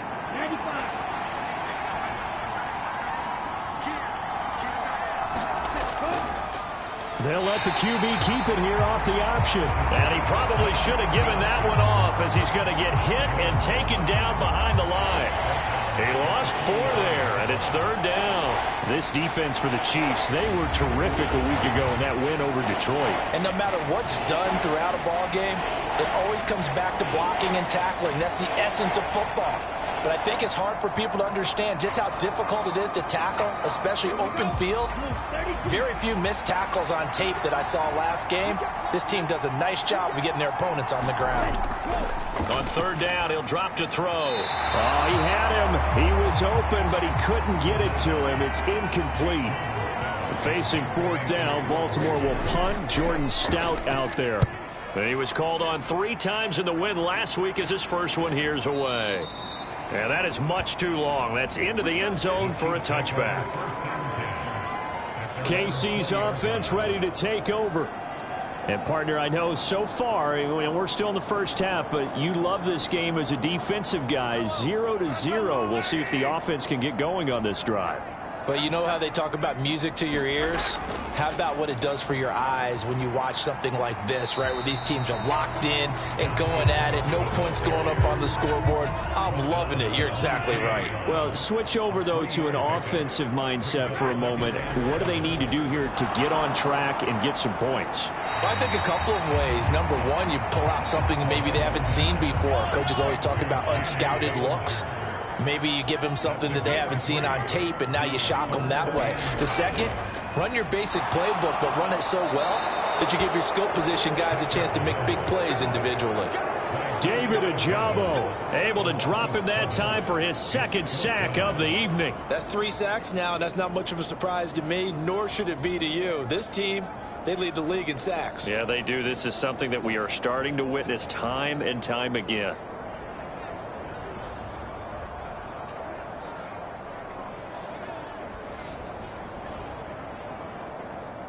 Here's the Chiefs punter now, standing right on his own 5-yard line.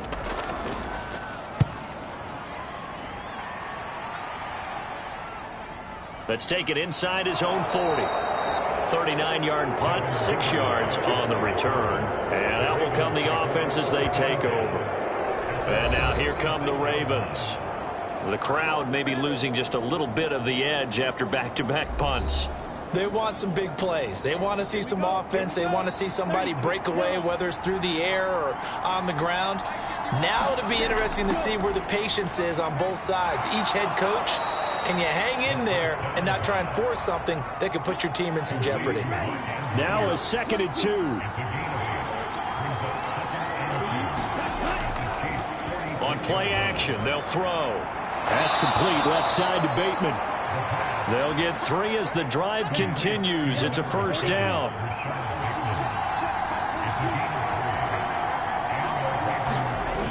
They'll set up a throw. A short throw caught by Andrews. And he'll go out of bounds right around the 40. 2nd down and 6 now. A give up the middle to Dobbins. 3 yards is half of what they needed. Now can they get the other 3 here on 3rd down? Back to throw. Pass taken in by his big tight end. And he'll be brought down with a first down as the tackle's made at the Chiefs' 24-yard line. No score after 1 on EA Sports. Raven football here as we begin quarter number 2. This offense finding its legs now. Here's another 1st and 10. They'll look to throw here. And he'll go right back to Andrews. And that's good for a pickup of 10 yards. And that'll leave him with a 2nd and just a few inches left. Looking to throw. And he just chucked that one out of bounds, out of everyone's reach. Maybe a wise call not to take a sack in this part of the field. It brings up 3rd down. Again, he'll drop to throw. That is caught. And the Ravens are going to be set up with a 1st and goal as they get the conversion there on 3rd and inches. That's a sharp throw right there on 3rd down. They're looking to get the first points of the game, and they certainly don't want to be on a field goal. So that's a nice job to get the hook up and set up a 1st and goal.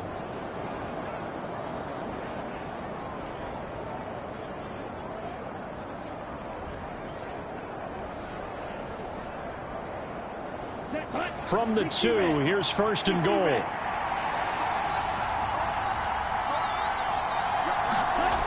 They'll look to throw again. Dancing to his left. And he'll take it into the end zone for a Ravens touchdown. It's their quarterback. His 3rd touchdown now on the year. And the Ravens post the first points of the ball game as they take the lead here in this 2nd quarter. That was not a designed run. It was supposed to be a pass, but it turned into an exceptional run. What a scramble for a touchdown.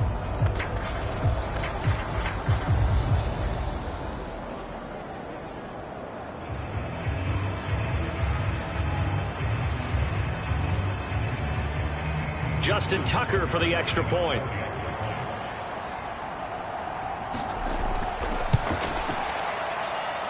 And the Ravens lead at 7-0.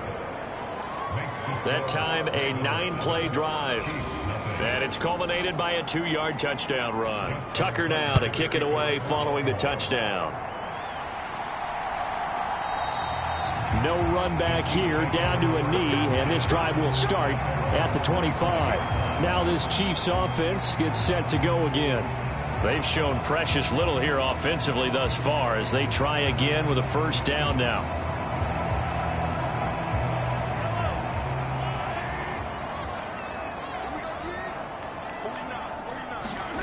Looking to throw is Mahomes. Oh, and this ball's tipped and intercepted. Picked off by David Ojabo. And he'll return it to the 24-yard line. Boy, he had to fit that into a pretty tight window over the middle. And, Charles, I think they were in zone defensively, weren't they? They certainly were. Nice read on your part. And sometimes The quarterback isn't fooled between zone and man. Sometimes just fooled by the type of zone that he sees, because oftentimes those linebackers will vacate and run downfield with receivers. In this case, he played a pure zone and was in the wrong spot for the QB. They'll come out throwing here on first down. He finds Bateman over the middle and able to get him down, but he does reach the 5. That puts him in excellent position, first and goal after a gain of 19. You have to ask the question, where was the help? Because it's a little surprising to me that he'd find that much room to run this close to the end zone. He doesn't quite get there, but he sets his guys up with a first and goal.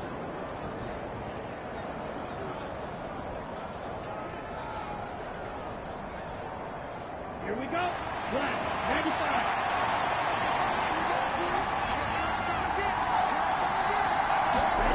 He'll look to throw.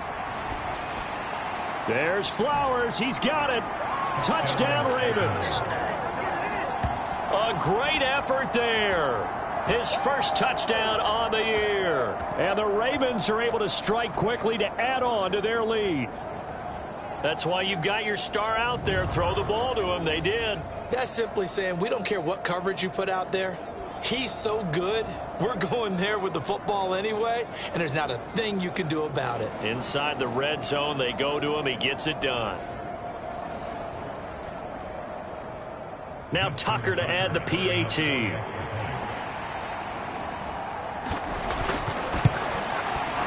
And it's good to make it 14-0. Well, that drive started with not a whole lot of real estate in front of them. In plus territory, excellent field position. 2 plays later, pay dirt.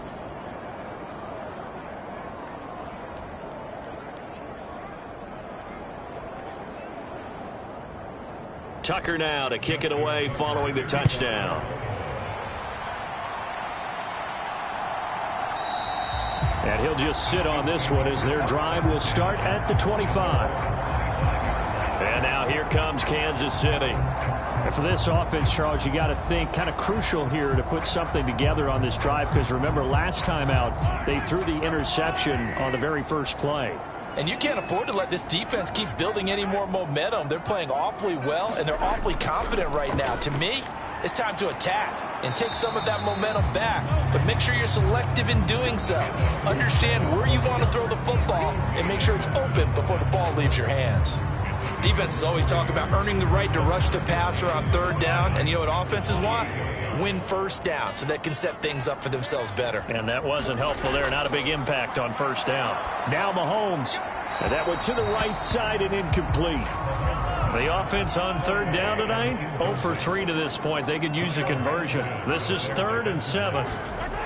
Here's Mahomes to throw. And that is incomplete. Oh, he had a defender right there with him to force that to the ground. And 4th down now coming up. Not many boos just yet from this home crowd, but they may be starting soon, as I'm starting to detect an uneasy murmur through this crowd. This offense, they've been lifeless in this first half. And now here's another punting situation and a 4th down. Here's the Chiefs punter now, as he's on here to punt it away. He's been a busy man here in this first half as he gets it away. 37 yards on the punt with no return. And it will be 1st and 10 as they take over. So here are the Ravens to take over on offense. They're on a 3-game winning streak, and right now looking good in this one as well.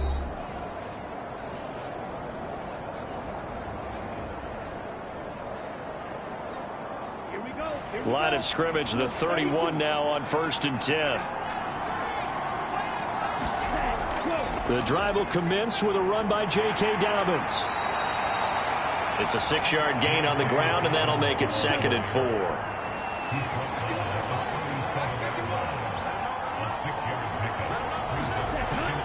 They'll go again with Dobbins. And this winds up a pickup of 2, maybe 2.5 to about the 39. A yard all they need, but it's 3rd down. They'll try to run for it with Dobbins. Yeah, boy, he is very close to a first down, but from where they're spotting that football, he's going to be a foot or so short. He handed it off there, but I don't really know if he would have kept it or tried to do anything else if it would have mattered. Yeah, it's not always a wrong read when a play gets stacked up. Sometimes they're just at the line of scrimmage with just too many bodies to maneuver. And as a result, now they're looking at a fourth down.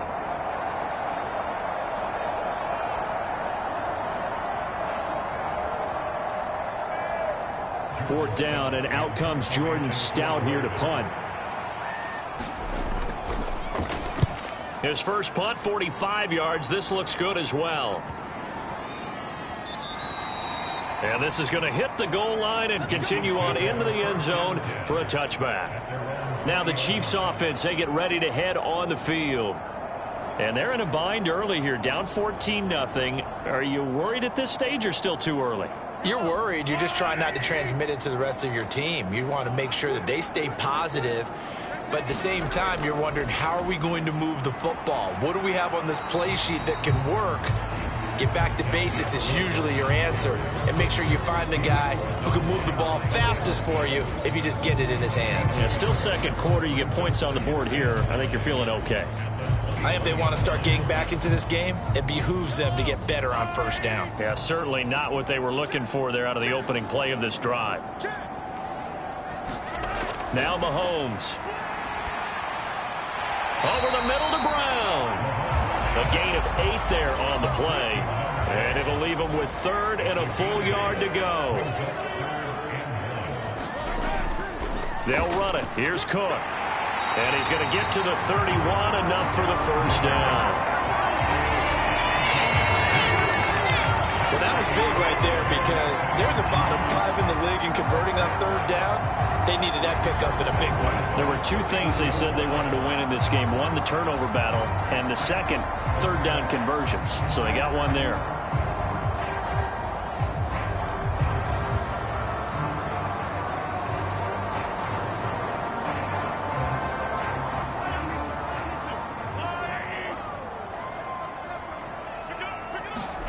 Throwing on first down is Mahomes. This is brought in by Brown. That'll go for a gain of 7, and it's second down.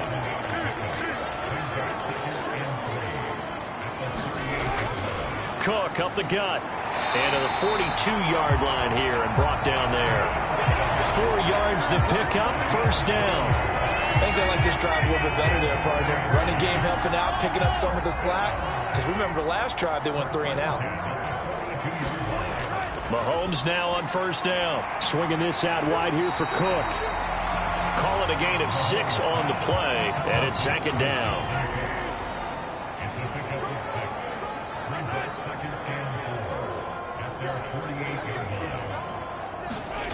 Mahomes now to throw. That's complete to his running back, Herbert. And he's dropped just before the line to gain. 4-yard pickup leaves him with 3rd and 1. Working from the gun, Mahomes. He's got his tight end. That's Bellinger. And he's going to be taken down with the first down at the Ravens' 38-yard line. They only needed 1 yard on third down. They get 10 instead by going to the air. He's certainly done a nice job spreading the field on this drive, and here he finds his big tight end for good yardage. And that's what you have to do. Keep defenses guessing about where you're going to go with the football. So here's a 1st and 10 at the 38. A 10th carry in the game for Cook. And he'll take this ahead for about 4. Second down coming up.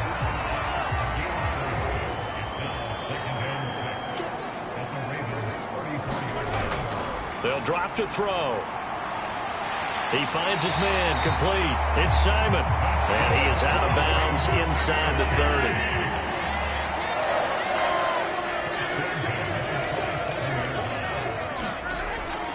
First down, here's the run with Cook. He's able to get 6, a nice pickup down to the 21. And hold on here, because on that last run, it looks like we have a player who was shaken up. We'll step aside and get an update when we return to Arrowhead.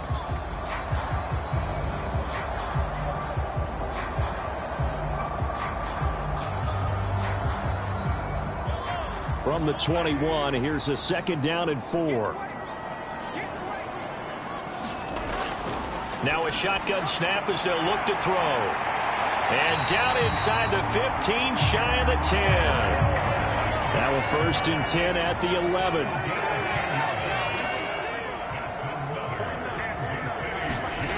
Now back to throw. And oh, he coughed it up. And it's picked up down the numbers. There he goes.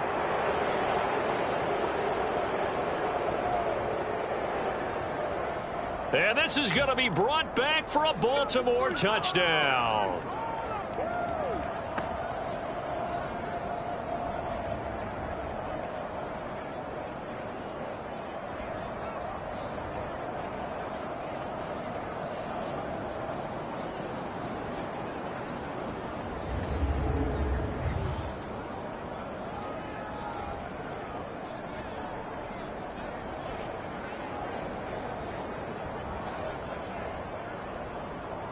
Tucker now to add the point after.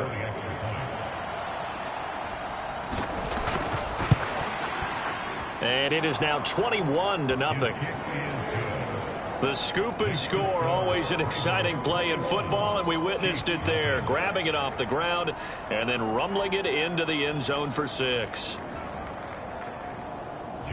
And you can bet they're preaching 2 hands on the ball here as the kick's away following that fumble return. This taken in at the goal line. And it's a pretty good return here as he'll get this up to the 29.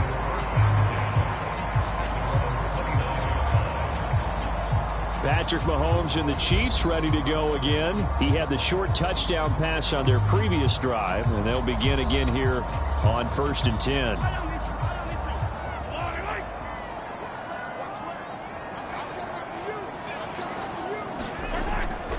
They fake the give. Now Mahomes.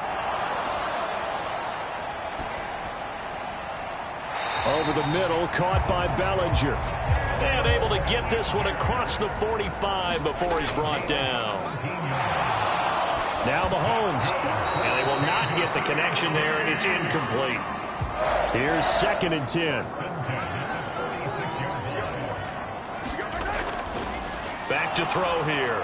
Well, Mahomes can't get away, and down he goes. Now they got to get to the line quickly. Now on 3rd and long, they'll look to throw.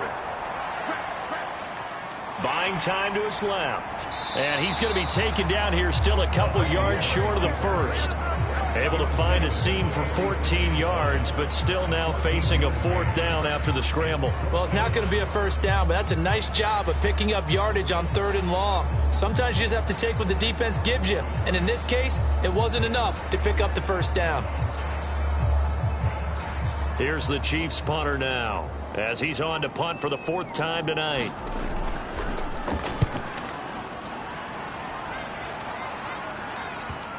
And there's a work of art right there. Out of bounds at the 2-yard line. Let's go old school there. That's absolutely a great coffin corner punt. Someone's put some time in working on that, hasn't it? Seems like every year these guys get better and better. It's amazing how they can command that football through the air. Yeah, they used to actually practice with hula hoops where they place them and try and put them there. Now a lot of guys use barrels on the sidelines to try and put the football in one. The Raven offense set at the line for this next drive. They'll start on the ground with Dobbins. And he'll get it up to the 12-yard line here.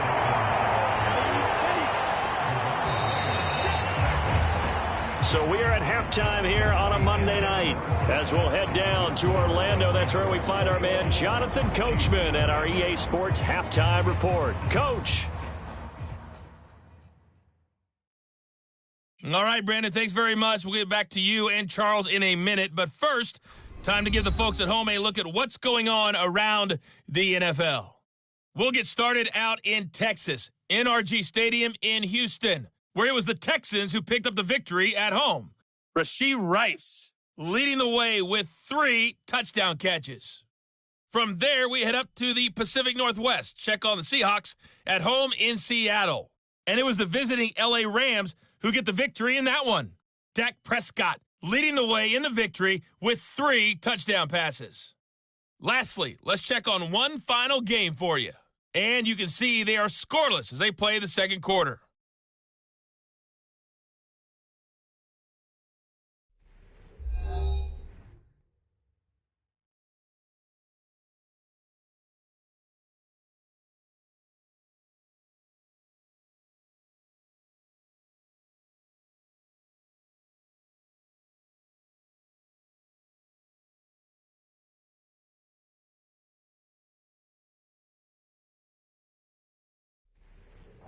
right, Coach. Thanks very much. Fine work as always as we welcome you back for quarter number 3. The Ravens ready to receive it, and they've got the lead as well as we resume play in the second half.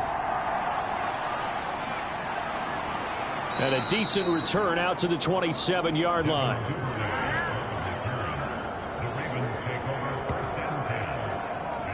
The Raven offense set to start this third quarter.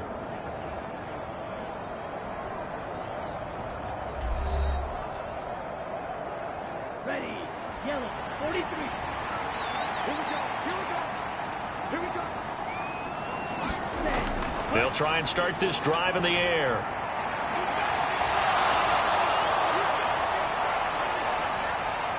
And past the 40 before he's out of bounds.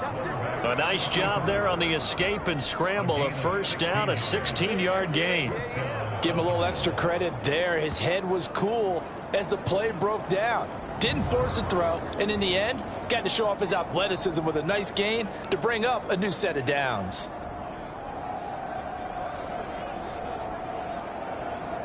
One play has him up past the 40 already, and another 1st and 10.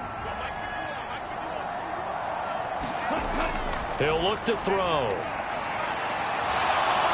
And he slides and covers up at the end as he's going to be able to pick up decent yardage. From just shy of midfield, here's a 2nd and 4. They'll look to throw. And he fumbled it. It's on the ground. Oh, one of the linebackers has got it. And they are going to set up shop at the 40-yard line.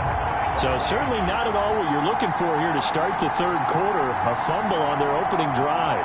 Not at all. You're exactly right about that because this had a chance to be the drive to put everything away. A touchdown here, that might have put everything out of reach for them.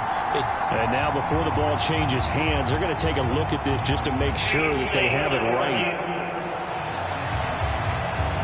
And the question, was the knee in fact down before this ball comes loose? And is the video convincing enough to overturn it? A lot of factors here. Remember, you also need clear possession of the football afterwards. This is a tough one to overturn.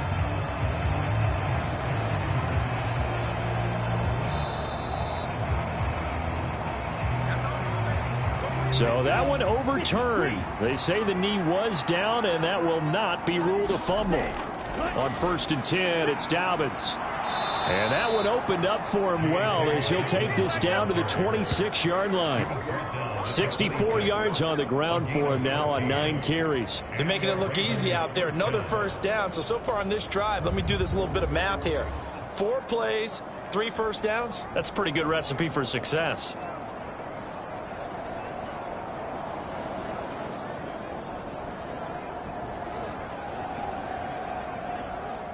So 1st and 10, and if they score on this drive, might have to start digging in our second half blowout material. That one into the hands of Flowers. They get him to the ground right on the cusp of the red zone after a pickup of 5 or 6. 2nd down and 4.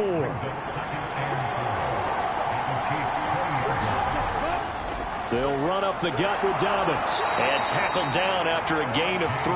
Leaves him with 1 yard to go on 3rd down.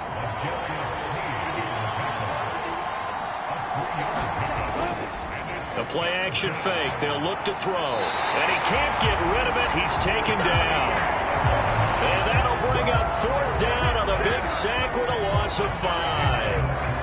We've seen how this quarterback can beat you with his legs. Saw it earlier on this drive, as a matter of fact. But that time, they had him covered. They really gave him no place to escape because oftentimes they're able to find a crack, a sliver, anything that can get them upfield. On that occasion, nothing open at all, and they swarmed him. So on 4th down, here's the Ravens Pro Bowl kicker, Justin Tucker, out onto the field. Tucker's kick is good. And the rout is on. It's 24-0.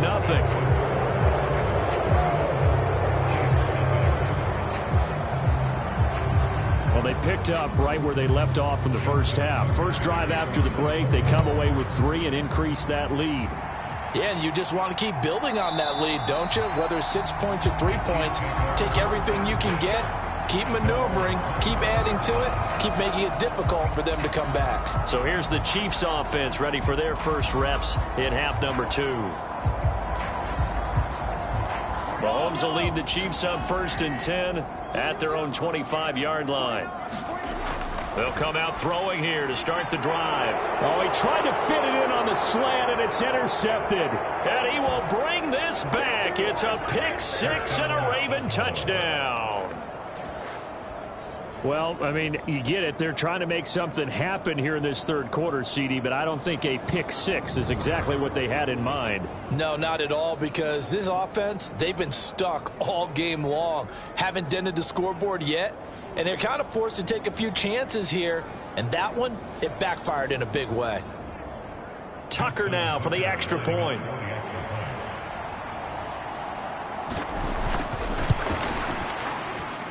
And the lead grows even larger here in the third quarter. A heck of a play there defensively, getting the interception, navigating his way into the end zone for the touchdown. So they'll get another shot on offense following that pick 6, and now the kick is away. And no thought to bring this one out. He'll just go down to a knee, and they'll take over at the 25. And Kansas City's offense now set and ready to go. But we haven't exactly been treated to a nail-biter in this one, CD, and if they cannot score here, this one's pretty much all but over. Are you saying that you feel like people are starting to think about getting out of here, maybe beating the traffic in order to get home or to their final destination? Yeah, I don't think there's a whole lot of reason to hang around, especially if they can't score here. Yeah, you're right about that, because it has been pretty clear who the better team has been in this one. And in a league that we talk about every game being a one-score game as we go into it, watching this blowout, let's just say it's been unusual. Throwing is Mahomes on third. And the Raven pressure too much. Down he goes. And the defense coming through on third down. A loss of 7 to bring up 4th. Well, someone's closing in on the league lead in sacks. He came into the game in the top 5. Now you add 2 more to his total.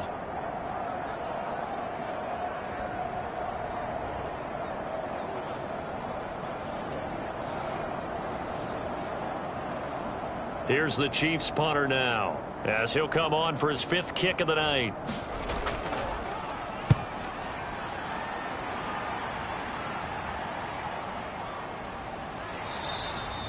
"35 yards that time on the punt.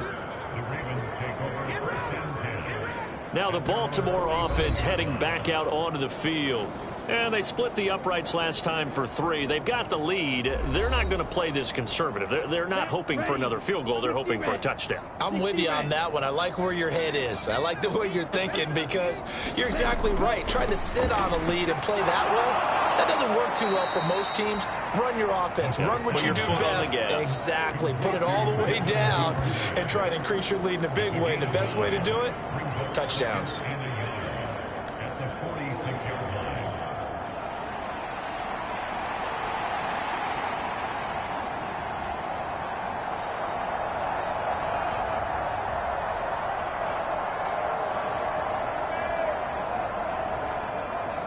From the 46, here's 2nd and a yard.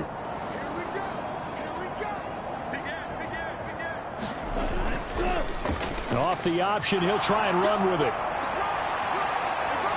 Oh, and that one well designed, as he'll take this down to the 30-yard line. And a solid job using his legs. 16 yards and a first down on the keeper. It looked like almost some miscommunication defensively, because once he decided to keep it, he had pretty smooth sailing. Yeah, it became a question of, wait a minute, who's got the quarterback? And when you talk about miscommunication, it's supposed to be called assignment football on the defensive side of the ball. But the assignment gets mixed up. That's the end result. A shotgun snap and a give to Dobbins. And a hard-working run here as he's got it inside the 20, down to the 17. 80 yards for him on the ground now. He has been a tough man to bring down all night. That's pretty much meat and potatoes right there, wasn't it? Just go right at him and let your big horse charge up the middle. Not too fancy there, was it? Nothing fancy at all, challenging that defense. And on that go-around, the offense won the challenge. Ready. So from the 17 now, here's a 1st and 10. Another run here with Dobbins. And he is into the end zone for a Baltimore touchdown. J.K. Dobbins, his 3rd rushing touchdown on the year. And the Ravens just continue to roll. Boy, another score. This lead gets even bigger. And, Charles, we haven't even hit the 4th quarter yet. Well, forget the deficit, right? They're really not going to cut into that a heck of a lot. But how can they get out of here with some dignity? Can they get a stop or two? Can they make a play on offense themselves? Anything to start to feel better about what's happened to them here in this one. Tucker able to connect on the extra point, and the lead grows even larger here in the 3rd quarter.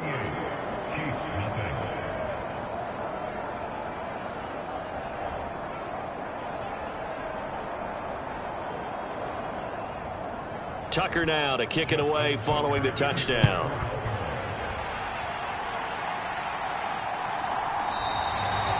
And no thought to bring this one out. He'll just go down to a knee, and they'll take over at the 25. Here's the Kansas City offense now as they get set to take over. Well, we're still in the 3rd quarter, so there's some time to kind of clean this up and make it look more respectable. Now, a win, that's probably gone out the window, Charles, but I don't know. Do you look at this as a time to just improve and maybe start to look towards the future? I think you have to find something to play for, something to grasp onto until the clock runs out. But, Brandon, we've been around this game a long time. This is an outlier. You don't get many blowouts like this no matter how the game looks on paper going in. And now a fumble. The ball's out, and it's picked up by the Ravens. And his guys are going to take over at the 39-yard line. Obviously, you got to hold on to the football, but I've got to give credit to the defense there. Good job of knocking it free. Yeah, because a lot of the time we just blame the offensive players for not taking care of it. How about the effort of the defensive players knowing that guys are going to, and if they're good, anticipate the contact coming and try and cover up the football. And they still find ways to knock it free. On 1st down, he'll drop to throw. Throw caught by Flowers. Give him a gain of 5 on the completion, and it'll be 2nd down. One thing you're hoping for when you run drag routes, you're able to hit a receiver in stride, and he can pick up a lot of yardage after the catch. But in this situation, the defense was effective, able to stop him before you get a good head of steam going. And he stopped immediately there. 3rd and 5.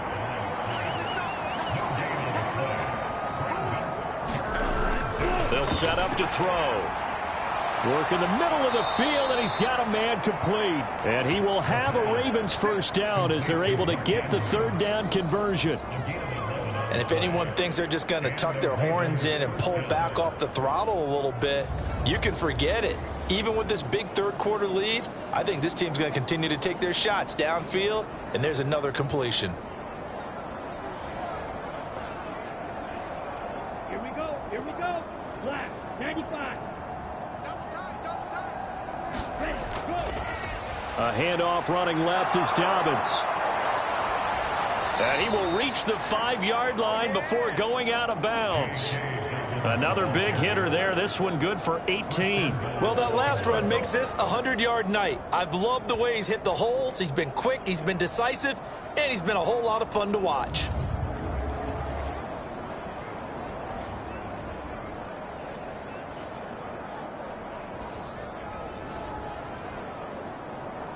On the set.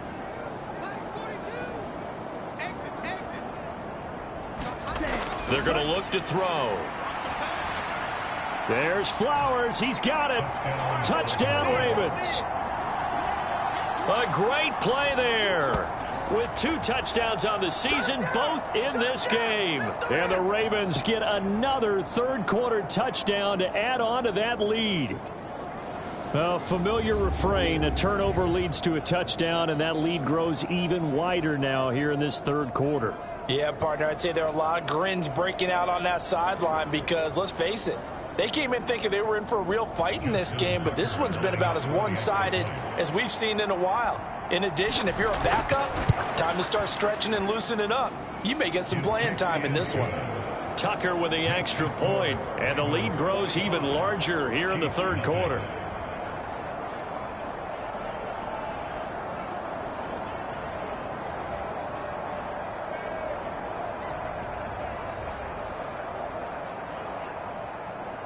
Tucker now to kick it away following the touchdown. And no thought to bring this one out. He'll just go down to a knee, and he'll take over at the 25. KC's offense ready to take over. It's a game that they would rather probably forget about, at least to this point, Charles. And one reason is turnovers. A turnover on the last drive. They had the issue in the first half as well, and that's really, unfortunately for them, helped to put this game out of reach. And you know they won't want to admit it to themselves, but we know that winning the game is pretty much out of the picture now. So their bottom line is, how do they play a clean game the rest of this one, right? Take care of the football, no more turnovers, and see how that works. First downs have not come easy, and neither have runs like this throughout this game. Absolutely not. He finally felt like, whoa, a sigh of relief. We got something going in the running game. Ball up to the 35 now as they come up on 1st and 10.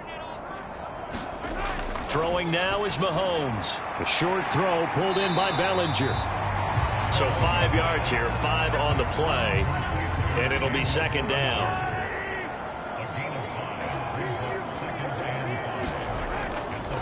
Now Cook, he's got it off the draw. And he is met at the line of scrimmage, and he goes down right there.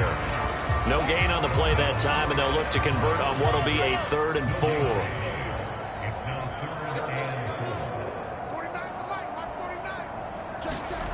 Shotgun snap to Mahomes. And that is incomplete. Here's the Chiefs punter now, as he'll come on to kick for a 6th time tonight.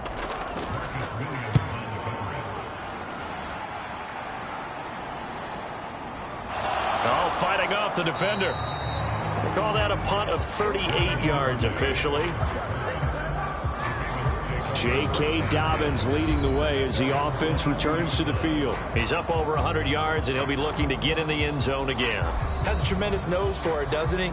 The ability to pile up yardage and find the end zone, that's the combination you want in your runner. That's a combination any coach wants, and we'll see if he can find that end zone once more. Oh, he tried to fit it in on the slant, and it's intercepted. Picked up by Nick Bolton. And his guys will take over at the 30-yard line.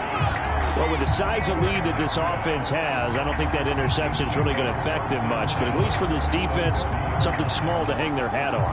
Yeah, and let's face it, they're not even scoreboard watching anymore, right? They're just trying their best to make a play, get themselves off the field, which they just did, and salvage a little bit of pride in this one.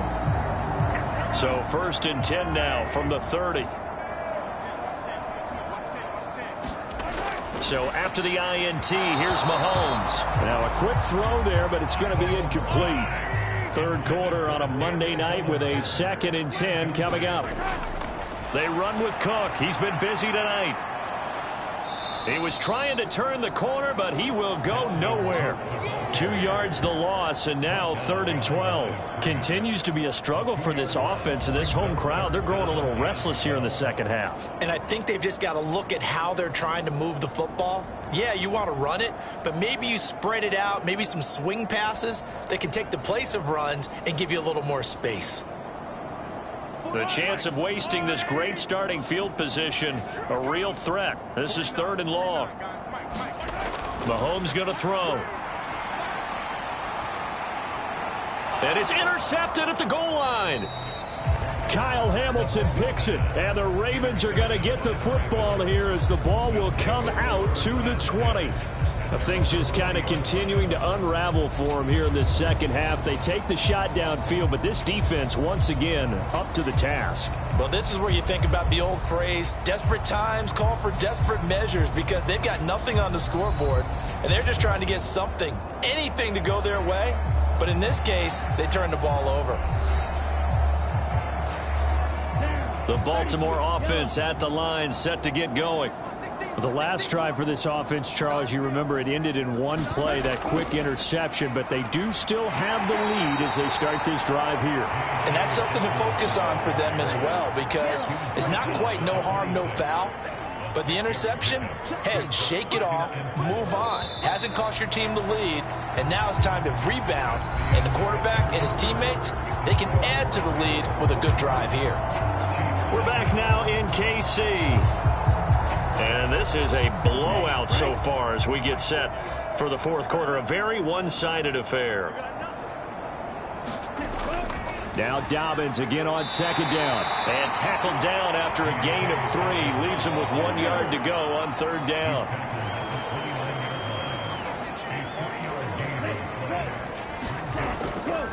Off the play fake, he'll look to throw. Able to find the open man. That's complete. And they nearly get this all the way to midfield. Mark him down at the 49. Forget the run on 3rd and 1. They shock the D and rip off a pretty big play. He's been the go-to guy. They needed a big play there on 3rd down. Went his way. It worked out. Doesn't matter whether they've scouted it or that they think he's going to get the ball. He has a knack for finding his way open and completing the connection. Here we go, set, yellow, 43.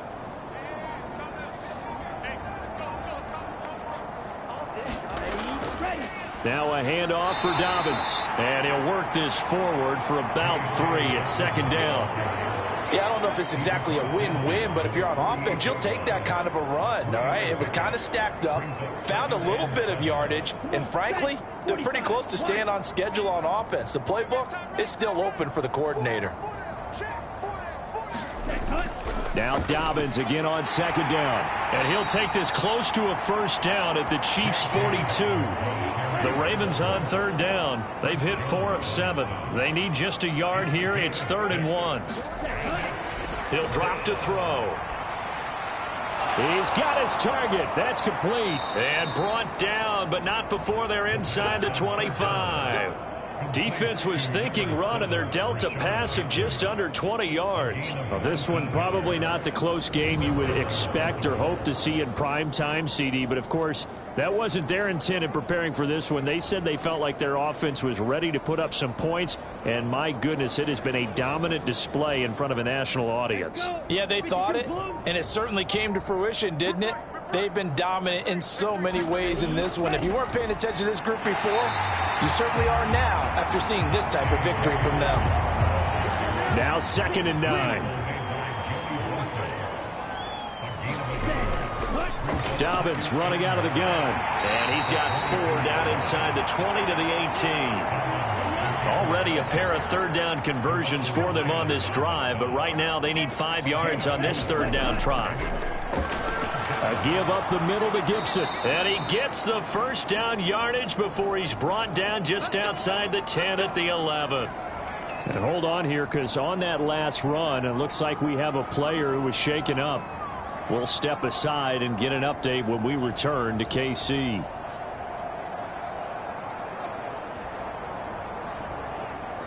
Okay, ready? Now a 1st and 10 at the 11.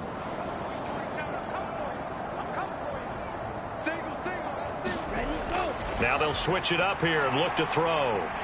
Now the pressure gets there, and he goes down just inside the 20 at the 19.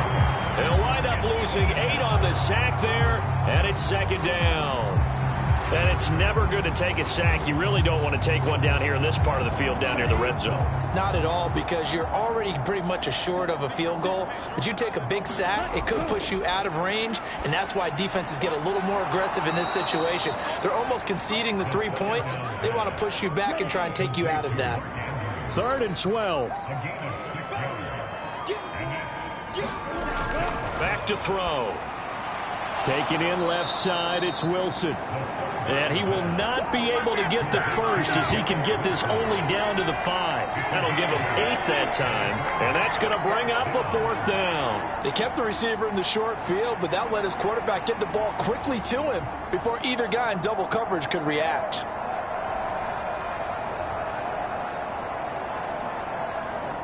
Here's Justin Tucker now for the Raven field goal try. From the left hash, a chip shot here. Tucker's kick is good, and that will extend their lead even further.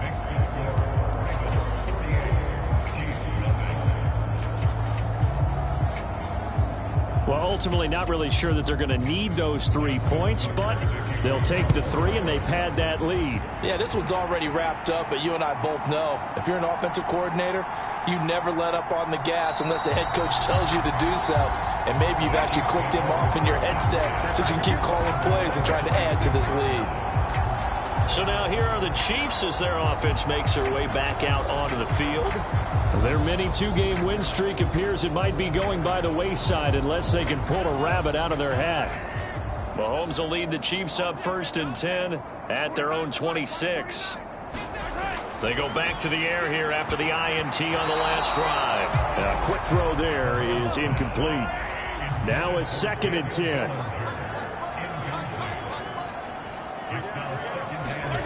Now here's Mahomes. The short throw pulled in by Bellinger. And he's taken down but able to slip across the 35. So from the 36 now, 1st and 10. To throw, it's Mahomes. He gets it to Johnston. And he has a big gain inside the 40 before being dropped. 25 yards that time. Well, a touchdown here on this drive, it wouldn't really put much of a dent in the score, the deficit right now. But as you mentioned in the past, CD, their coach is probably just hoping to see something executed correctly on this drive before we close out the ball game. Yeah, and I think that every guy who's on the field has to feel exactly the same way, because if not, they might be looking for replacements. Treat every drive as if it's your last and make it a successful one in some small way. Not what they had in mind there. That's going to go as a loss of 4. I don't know how well our microphones are picking it up for those of you at home, but Charles, you and I can hear it. A lot of groans right now coming from this crowd. I don't know if we're picking up what's happening in the stadium or from the people who are supporting this team at home, because it's coming through loud and clear to you and me. This offense, they've been stuck in neutral much of the game. And on that last play, they actually went in reverse. I think this crowd would have liked neutral, don't you? Yeah, neutral would have strongly been preferred. They'll take anything positive at this point.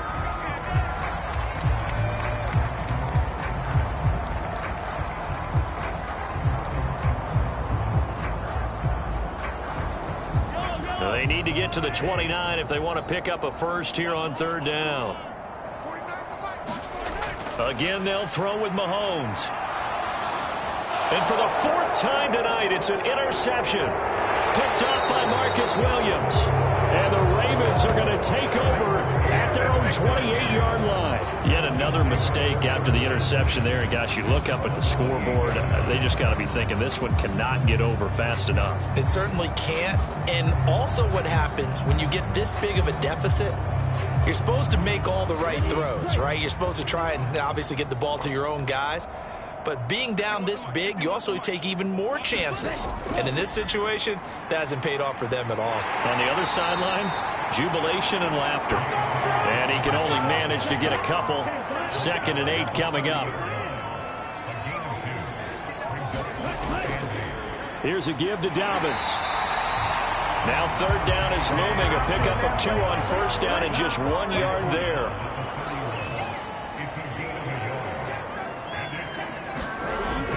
Looking to throw. That is caught. And they get him down, but not before he takes it across the 40-yard line. The quick slant, good for a 1st down, a gain of 12. Well, partner, nothing but praise from me for this offense. They have been tremendous all night long. They knew what they had to do to unlock the defense. And let's face it, this has been a master class in offensive football that we've been here to witness.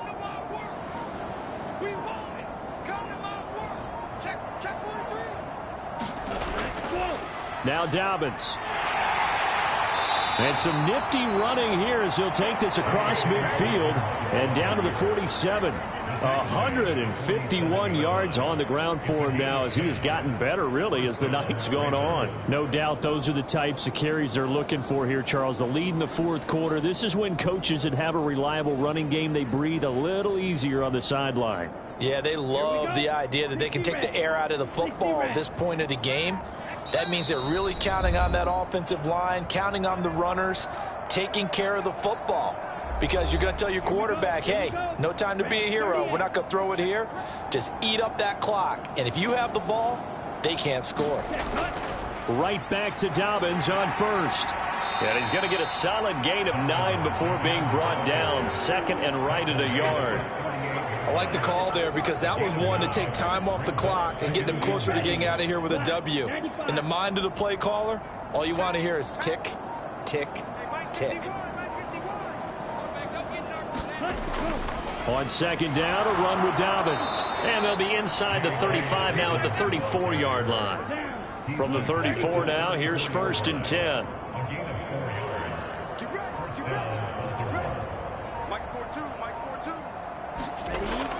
They'll go again with Dobbins. And this will be a gain of 5 as he gets it to the 30. Oh, that was a thing of beauty right there. Look at how quick those blockers fired off the line once the ball was snapped.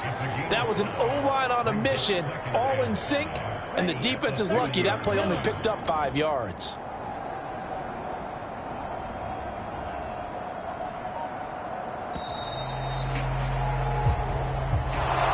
So not just a blowout win for them today, Charles, but a shutout blowout win as well. Clearly just a superior effort on both sides of the ball.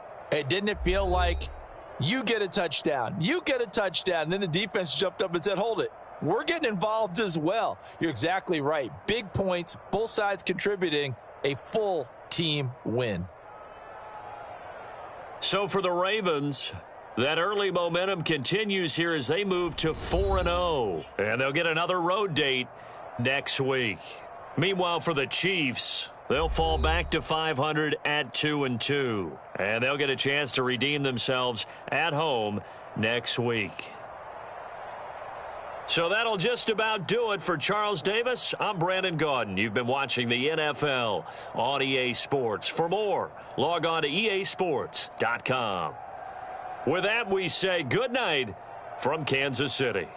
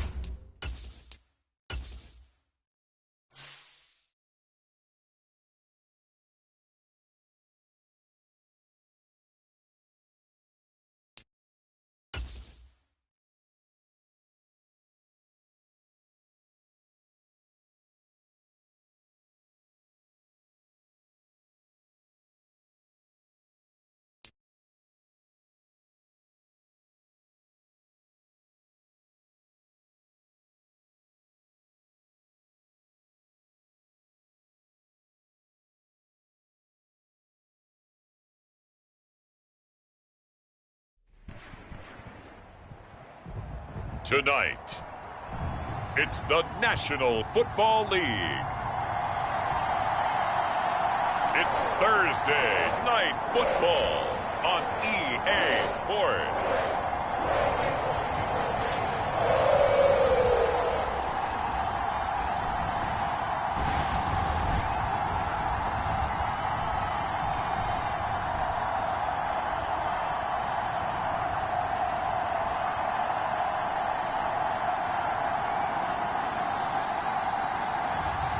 It's the Cincinnati Bengals taking on the Cleveland Browns.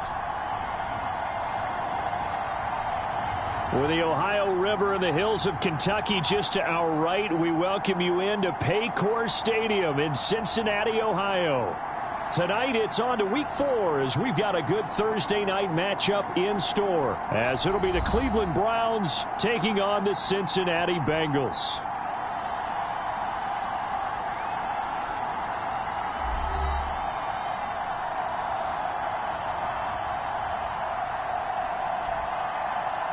Hi again, everyone. I'm Brandon Gordon. To my left, Charles Davis. And, Charles, you focus on this Bengal team entering play.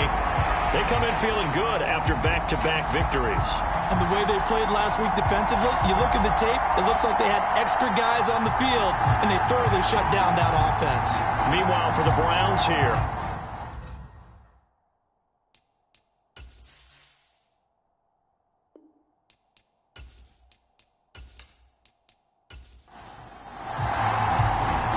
is in the air, and the NFL season is in full swing, and we're underway here in Week 4.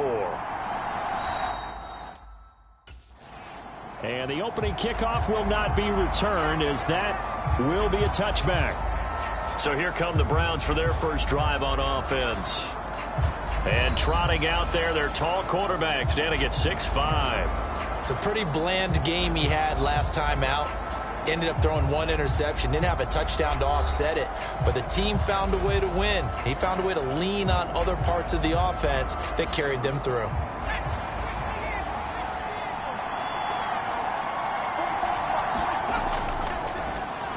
They start on the ground with Nick Chubb. That's to about the 28. Second down coming up. In a word, I would say productive, finding the end zone 3 different times. Is it possible that you're really underselling it? 3 touchdowns, just going to call him productive? Right. What do you want? This guy had a nose for the end zone. He was good. Had a snoot full, didn't he? How about that? Big-time game. To throw on second down. McCord, short throw, caught by the tight end Oliver. That one, a first down pickup of 8.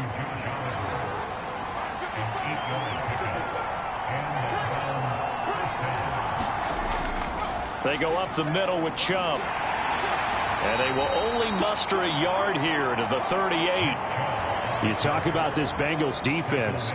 They were very good a week ago in the win over Minnesota. And all defensive teams that I know talk about creating turnovers. Takeaways, they call them. And anytime you can get 2 or more in a game, you've had a really, really good performance. They exceeded that number in a big way. And he'll muscle his way up to the 43 for a pickup of right around 5. 3rd and 4. Looking to throw. McCord.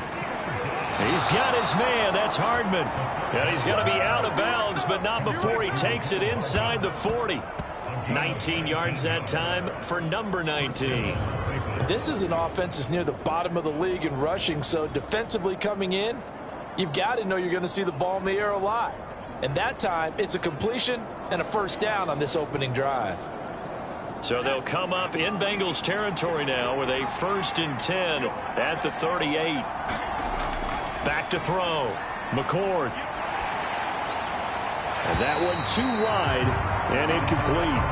This could be the start of a nice stand from this defense now after getting walked backwards on this drive. Come through with another one here, and you have them staring at a 3rd and long, and that puts the defense in a position to dictate to the offense. And 2nd and 10, he'll look to throw again. He'll get this to Chubb out of the backfield. And he gets this down inside the 35 before going out of bounds.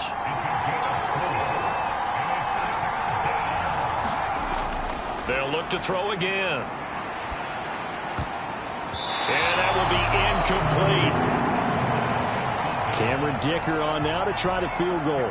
On the left hash, officially it's called a 51-yard attempt. And that is no good. And this will remain a scoreless game.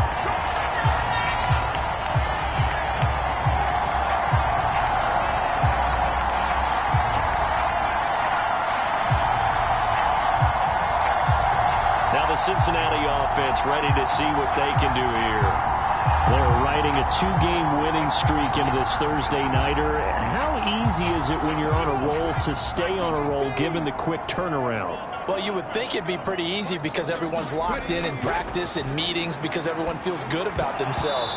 And for coaches, this is where they have to tell themselves, don't add too much, don't worry about game plans as much as players. So look at your play sheet and think, give it to the guys who play best, and don't worry about the rest of it. And he'll get about 3 here, up to the 44-yard line. Here's 3rd and 7. They'll look to throw here. That one taken in by Adams. Now he's going to get this all the way down inside the 35. Give him 22 there on the 3rd down conversion. So he turned to a trusted, familiar face in that 3rd down situation. It paid off. Yeah, you go to your veteran receiver in that spot, so you can't underestimate him when he's on the field. Defensively, make sure you know where he is because he understands how to get open in key situations.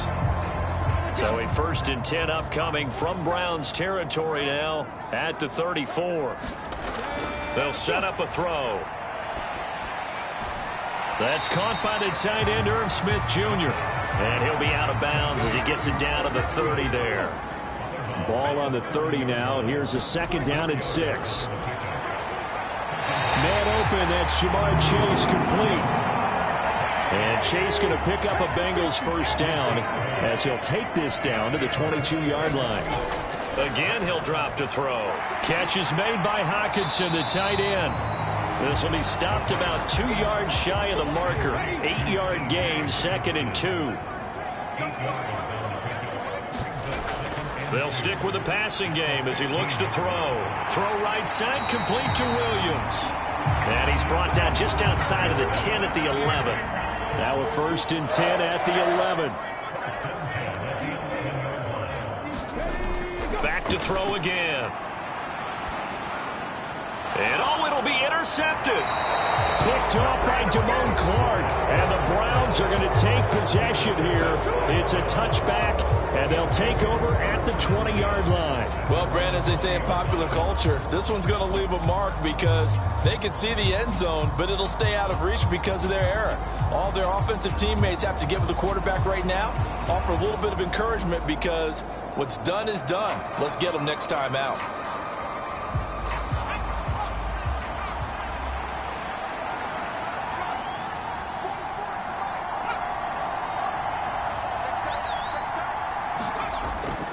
They begin this drive with Chubb. And they'll get 8 out of this before being stopped at the 28. Line of scrimmage, the 28 now as they come up on 2nd and a couple. And again, it's Chubb. And he'll get it up near the 35, right at the 34 here. From the 34 now, here's 1st and 10. And Chubb will try the middle here.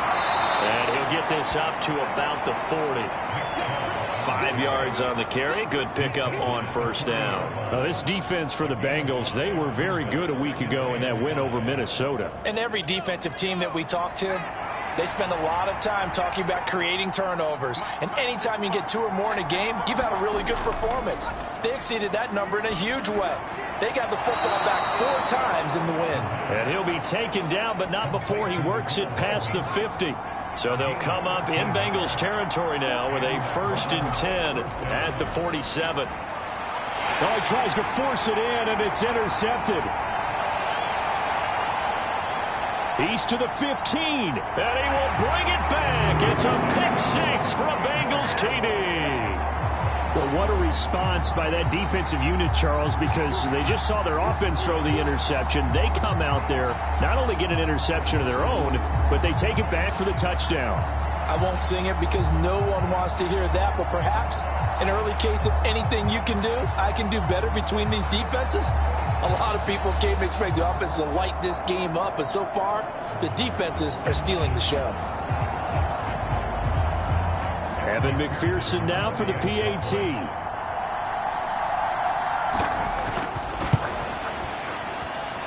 And he's got it to make it 7-0 Bengals. So the defense creating some points, not only getting the interception, but then returning it to the end zone for the pick six. So they throw the pick six. They'll get another shot at it now as this one's in the air.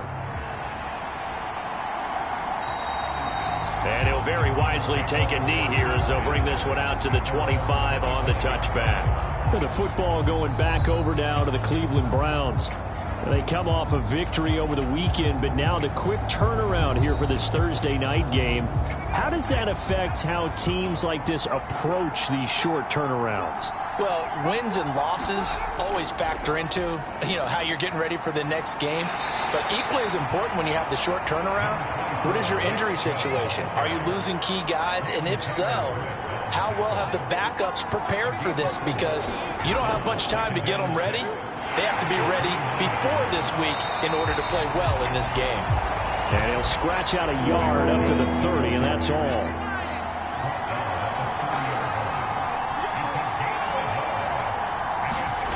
From the gun on third down. McCord got a man, and he hits him in stride. And he is going to have a Browns first down. He needed 5. He got it barely, as it will officially go down as a gain of 5 yards. Charles, Thursday night game, I think a lot of teams probably say shrink the playbook somewhat. Is that correct? I think you're right about that because you just don't have the amount of time that you have in a normal week to put in a full playbook. So as you said, you shrink the playbook, pick out the plays that work best for you. You know what else you're looking for? What's that? Who are the freshest guys coming off of the last game to play on a Thursday night? Guys have a little extra pep in their step. You go to them early and often. And they'll come up 2nd and 7. Looking to throw. McCord. Oh, and his early struggles continue. Here's another one intercepted. Chidobe Awuzie with a pick. And what a return as he brings this all the way back down to the 20-yard line. CD, I know it's just his second year in the league as a quarterback, but that's going to be one when he flips on the tape. He's like, I shouldn't have thrown that ball. No doubt about it, and his coaching staff will be emphatic about he shouldn't have thrown that ball. But remember, second year, as you noted, on-the-job training, so he's got to take this feedback that he's getting, negative or otherwise, and turn it into positives moving forward.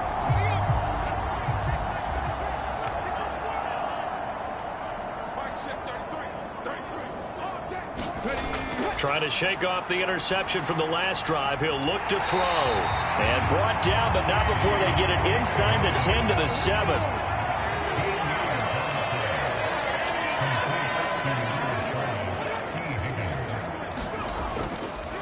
They'll fake the jet sweep and instead give up the middle to Williams. And he is going to be stopped cold behind the line of scrimmage. That's going to go as a loss of 1 on first down. So add that tackle for a loss to the 2 that he had a week ago. And you know what he's doing right now? Smiling? Yeah, definitely doing that. But he's also patting his guys on the back, his defensive front, because they're keeping him clean, meaning no one's getting to him as a blocker. He's able to run to the football, and the plays he's making, he's spilling them in the offensive backfield. Williams will try again. And from the 9, they get this to the 5-yard line. Now, they'd really like to make the short field pay off. We'll see if they can, but this is 3rd and goal.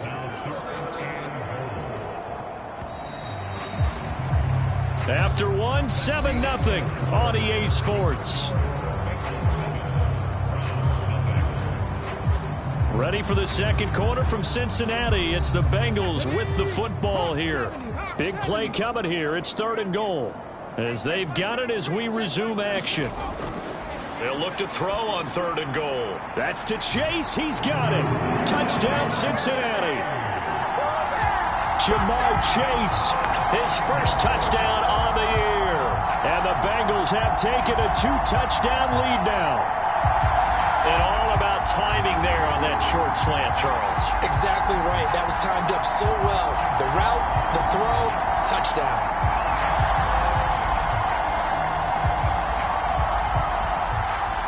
And McPherson on for the extra point.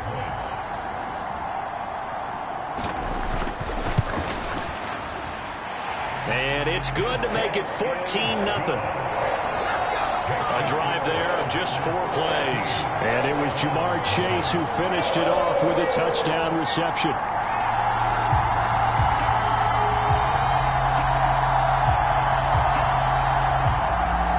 After the touchdown, McPherson on to kick this one away.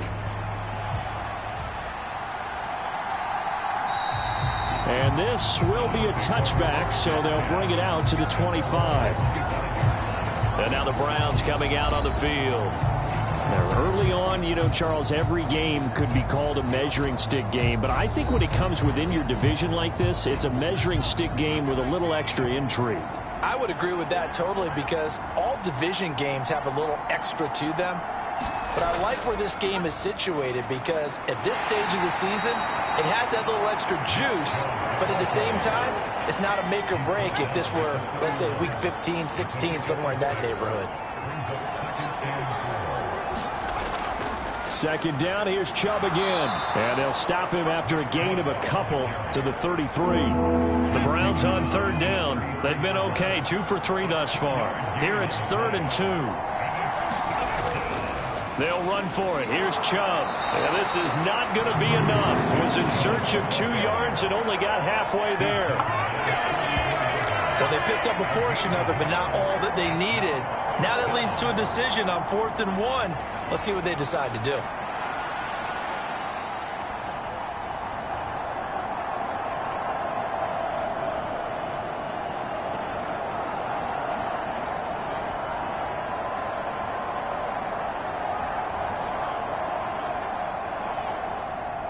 The Browns send out their punter now as he's on to punt for the first time tonight.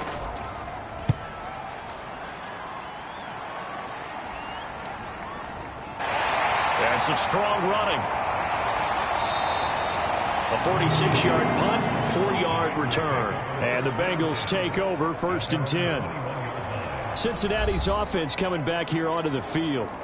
It's been a good first half so far. They're up 14-0. Points here that could really put them in command before intermission. Yeah, and it's all well and good what they're seeing and how they're feeling right now.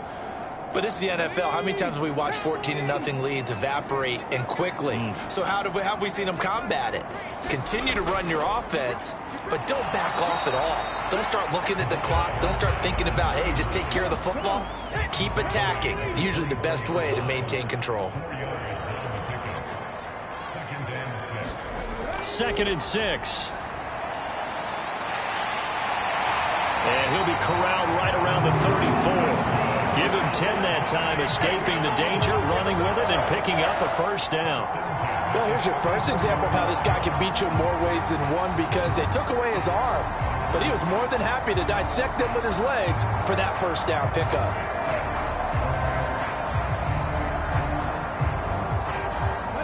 From the 34 now, here's 1st and 10. Up the middle, it's Williams. And this will leave him a yard short. Nice pickup of 9 yards on first down. From the 43, here's 2nd down and 1. He'll look to throw. Over the middle, that's caught by Chase. And Chase going to pick up a Bengals first down as he'll be brought down just shy of midfield. Now back to throw. And a dangerous throw there on the drop-off. Incomplete, nearly intercepted. He'll try again with the arm here on 2nd down. Flush to his right. And I think the ball's out, but this will get out of bounds, so possession will stay the same. Can almost see inside his face mask there the look of relief. He coughed it up, but it goes out of bounds. They keep it. Someone carrying around the lucky horseshoe, aren't they? If I were him, I'd go out and play the lottery after that one. A very fortunate man. And they're operating in plus territory here. They're thinking points. Definitely don't want to lose the football at this juncture.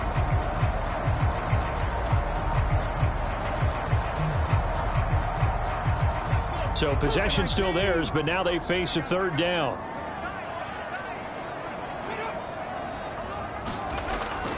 They'll try and run for it. Here's Williams. And they needed 2. They could only get 1. Fourth down. Brandon, you're a big lover of music. How about what you just saw there? This is what I call playing the piano for a defensive lineman. The ability to move laterally up and down the line of scrimmage. How about the way he just flowed and got to the outside part of the field and made that play?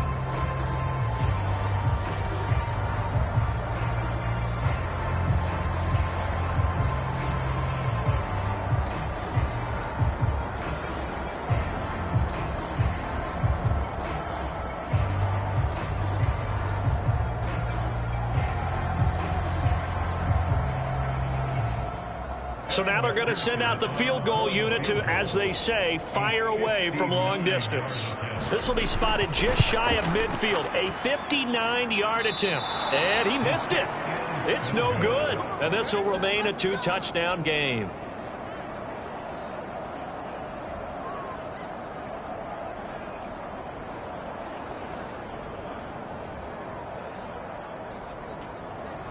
Ready to take over again on offense. Out comes Cleveland.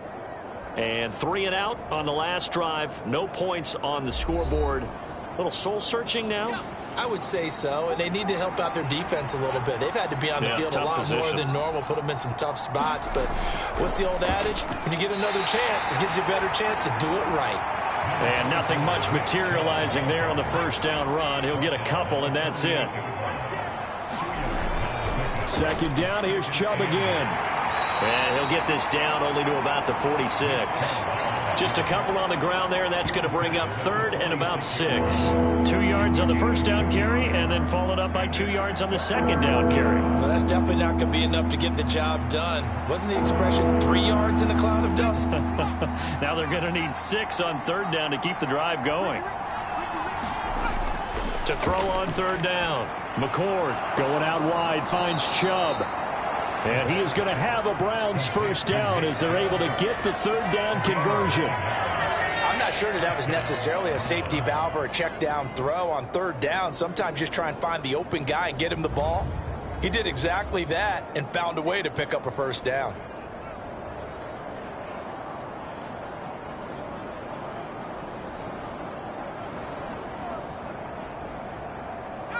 So here's a 1st and 10 at the 38.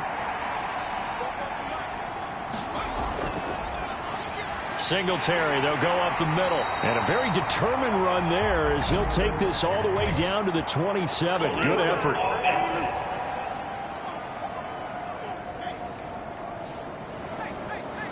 So a decent gain there on the play, but that all gets wiped out with a penalty. Well, that's a setback, but all the good play callers, they just move on. They find something else in the playbook. They can attack this defense, and they go right back on the offensive on this play. So they'll come up after the incompletion for second down. Back to throw. McCord completes it to Hardman. So the completion results there in 9 yards. 3rd and 7 now.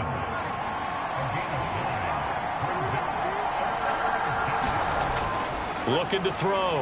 McCord. They set up the screen to Chubb. Now the ball comes loose. And the Bengals grab it. And the return here will go to the 31-yard line. He was trying to do anything he could to get that final little bit for the first down. Instead, he lost the ball. Yeah, and he was short of the first down, but not by much. Trying his best, as you noted, to get there. Sometimes that extra effort can cost you. So here are the Bengals set to take over. They've won 2 straight, and they lead this one as well as they come up on 1st and 10.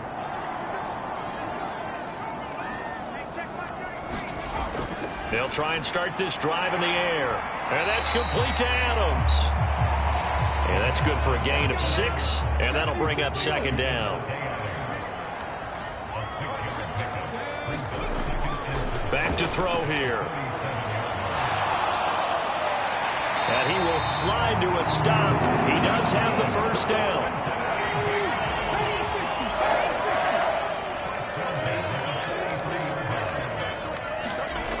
He'll look to throw.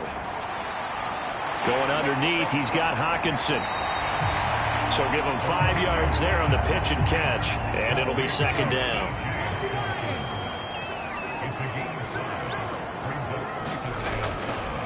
The play action fake. They'll look to throw. Over the middle, that's caught by Adams. And they're going to have another first down as he's going to be tackled at the Browns' 39. That one goes for 13 yards, and it moves the sticks. They'll look to throw here on first down. Throw left side, complete to Chase. And they'll wind up getting this one all the way down inside the 20. A well-executed 22-yard gain. Now, that was pretty. They executed that curl route versus zone coverage, and that changes things a little bit because against man, it's often a tight curl, tight, sharply run route. Against zone, you're just looking for that open spot, that dead area, so you may curl it a little bit wider just to get to that place. And usually a tight window. He fired a bullet in there for the completion. So from the 17 now, here's a 1st and 10.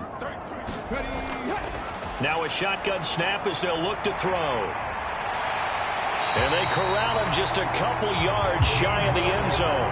The escapability in evidence there as that one good for 15 and a first.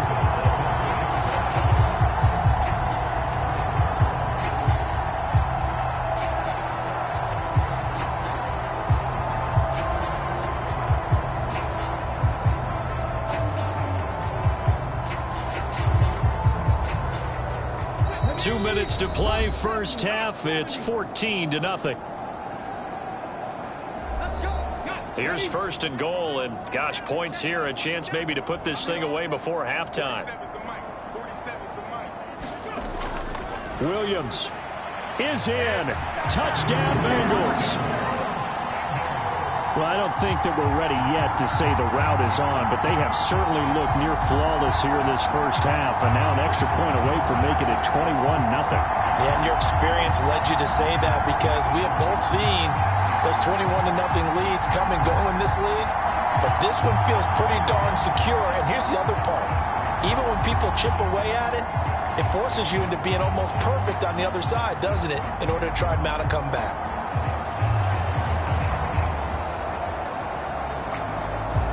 McPherson now for the extra point.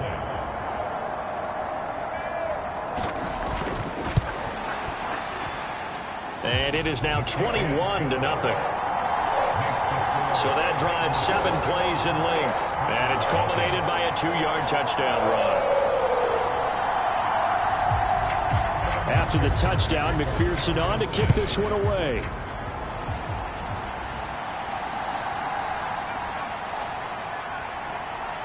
And he won't quite make it to the 25.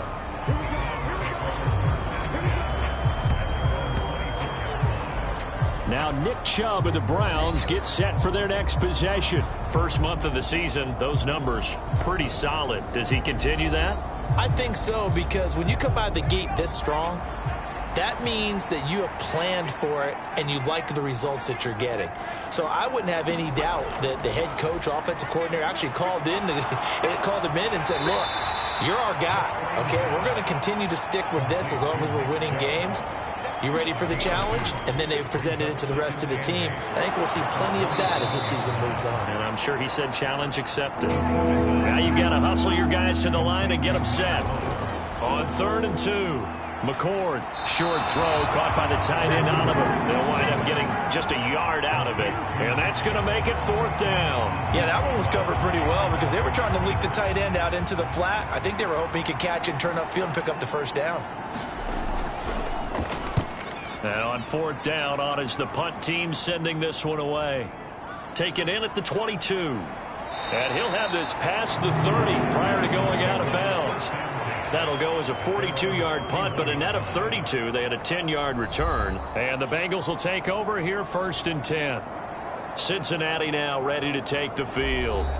Still more than a minute to go, so there is time if they want to mount something here. Not only time, but they have 3 timeouts at their disposal as well. So that changes everything that you're doing here. Without those timeouts, you can only work the sidelines, hoping to get out of bounds.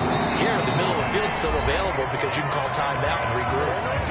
Now the Bengals going to use the first of their timeouts as they'll stop it with just over a minute to go before halftime. They'll look to throw now on first down. He goes right back to Adams. That's complete. The Bengals going to use the second of their timeouts as the clock will stop with 55 seconds to go until halftime. Here now, 2nd and 4. They'll set up to throw. It's caught here by Adams. They call his number again. It's his 6th catch and a first down. They'll drop to throw. Steps away to his left. And past the 35, he'll be dropped a yard or two shy of the 30. Give him 10 that time, escaping the danger, running with it, and picking up a first down. No shortage of impressive moments from him thus far. Now he's halfway to the century mark, and we're still in the first half. There's been no answer for his running ability so far by the defense. I can't wait to see what adjustments they'll have to make during the halftime break. And he's going to lose a yard or two, taken down behind the line. And with just 1 second remaining in the first half, they'll call the timeout. So with 1 second left in the half, on is the field goal unit. From the left hash, it's an even 50-yard attempt. McPherson's kick is good. And that will do it for this first half. So we've reached halftime here in the Queen City, and it's the Bengals leading this one. As we'll send you down to Orlando, and we check in with Jonathan Coachman for our EA Sports Halftime Report. Coach. Okay, Brandon, Charles, thanks very much. Welcome in, everybody, to our EA Sports Halftime Report. Let's take a look at what we've got on tap as we wrap up the first quarter of the NFL season. In the early window on Sunday, one of the best happens up in Pittsburgh. A big one for the Steelers as they get set to match up with the Buffalo Bills. Good games in the late afternoon as well, one being out in Santa Clara, where it'll be the 49ers taking on the Detroit Lions. And finally, Monday Night Football. They've got a good one lined up between the Baltimore Ravens and the Kansas City Chiefs.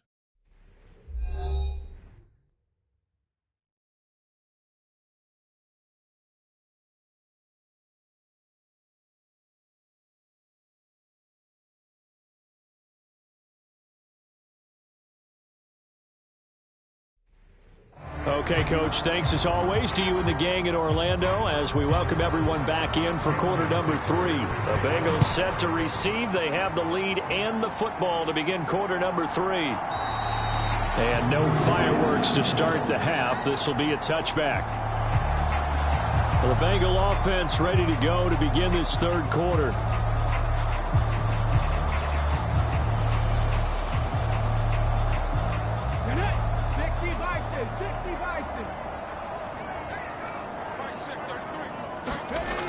They start the second half here with Williams. He'll be dropped after a gain of about 6 across the 30 to the 31. They'll come up now 2nd and 4 from the 31. They're going to look to throw. Over the middle to Smith. 9 yards to pick up there, and it's a first down.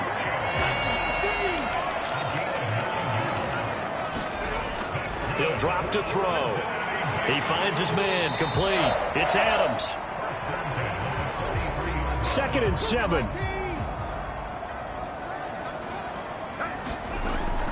They'll look to throw.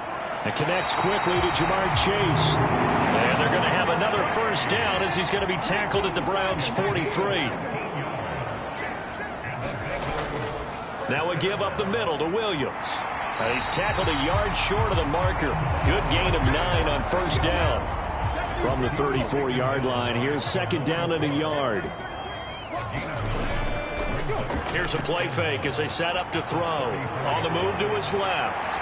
And he will slide to a stop. He does have the first down.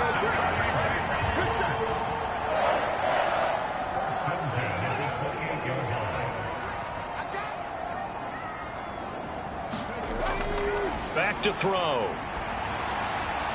And that's going to... And now look at this. Big gain, but a fumble. And this is picked up by the Browns. And he'll be stopped shy of the 15 at the 14-yard line on the return. number one on the list of things not to do when you're up 3 scores in the third. That right there, give the football away. I love when you speak like that. You know how doctors talk about taking the Hippocratic Oath, first do no harm? You just did the football-cratic one right there. Don't give the ball away when you have a lead that you can lock this game down with. The Browns drive about to get started. They look up at the scoreboard facing that deficit. A 3-score game, Charles, but look, there's plenty of time to go here. The old football cliche that comes to my mind is you can't get it all back at once. They probably need something, though, out of this drive, at least 3 points. Are you trying to say that there's no 3-score drive on that play sheet for any of those coordinators? They just don't have it, right? You're trying to get it all back. You know you can't get it back in one drive, but maybe cut into it a little bit as you just suggested. Try and create a little bit of momentum, a little bit of a spark, and then maybe that'll carry over.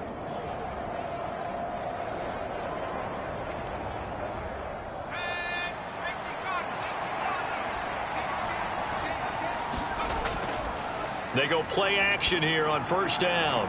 And for a third time tonight, he's intercepted. And this return is going to be halted right around the 28-yard line.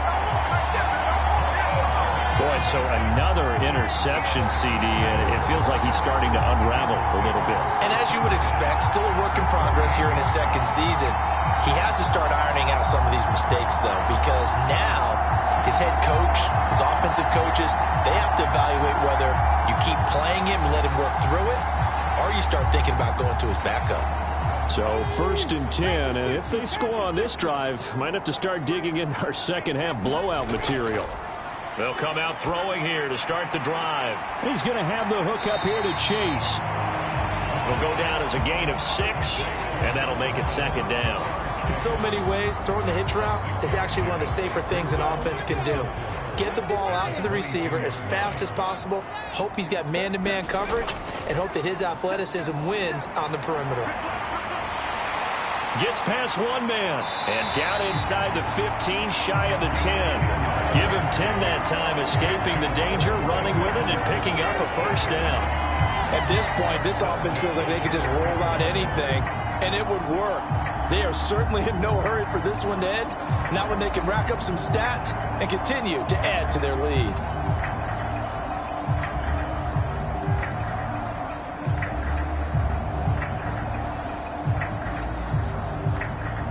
From down at the 12, it's 1st and 10. Looking to throw.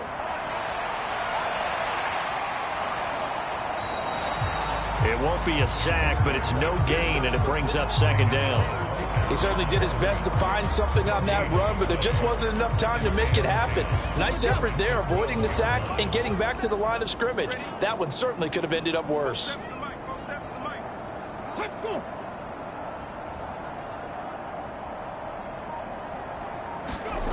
Back to throw now on 2nd and 10. He's got his tight end over the middle, T.J. Hockenson. 9 yards, and that leaves him just short, so it'll be 3rd and less than a yard.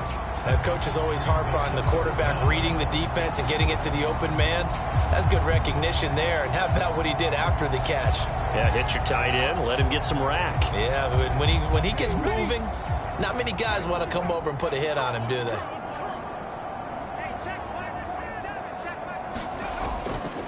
Yeah, they'll let their fullback try and push the pile.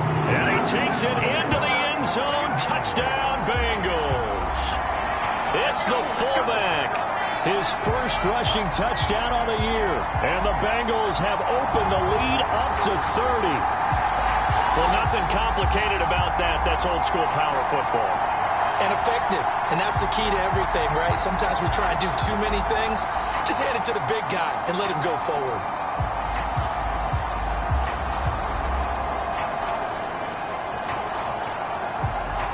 McPherson on for the point after.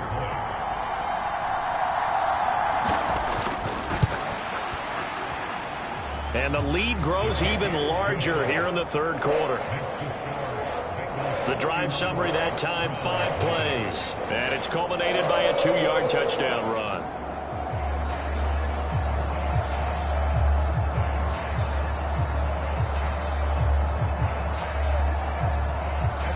After the touchdown, McPherson on to kick this one away. And here comes a return from just beyond the goal line. And ultimately cannot get this out to the 25-yard line as he's dropped at the 23. The Browns offense trotting back onto the field. Well, the disparity in this game, it just seems to grow with each possession here, Charles. They are really struggling. They have not put up a single point, and on the other side, the points keep piling up and up and up. So you know the frustration level has to be rising, right? So they've got to find a way to quell that, because otherwise they certainly won't get anything done in this one. Keep diving deeper into the offensive playbook, but bottom line is don't quit competing. Ball up to the 35 now as they come up on 1st and 10. Chubb on the counter. And taken down just shy of the 40. From the 39-yard line, here comes 2nd down and 6. Back to throw. McCord, short throw, caught by the tight end Oliver. And he'll be out of bounds after getting this one across the 40. Obviously, this has not been a banner game throwing the football. So what you got to do, you got to kind of down focus, don't you think? Find the tight end, take some easier completions. The interception last drive. There he hits the reliable target. Oh, not sure he saw the linebacker there as that's batted down and incomplete. The Browns send out their punter now as he's on to kick it away.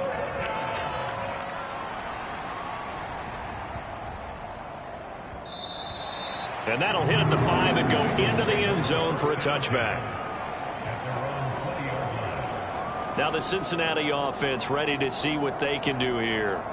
This drive here beginning probably with a pair of motivated groups. Remember, the offense scored a touchdown on their last time out, looking to repeat that in Charles's defense. They were very frustrated after giving up 6 the last time on the field. And frankly, it's just a battle of wills in a lot of ways, because you know they're both motivated, they both game plan for this drive, and they both have specific outcomes in mind. To me, it just comes down to who can execute better and which side can step up and assert its will over the other. Line of scrimmage, the 28 now as they come up on 2nd and a couple. Now a 10th carry. Here's Williams. And they get him down, but not before he takes it across the 40-yard line. 52 yards rushing for him now on what was his 10th carry of the ball game. Interior of that line blocked really well on that run, but also the 2 tight ends, they blocked well too. Not only have they scouted the line of scrimmage, with their agility, they can get upfield and hit moving targets like linebackers, defensive backs.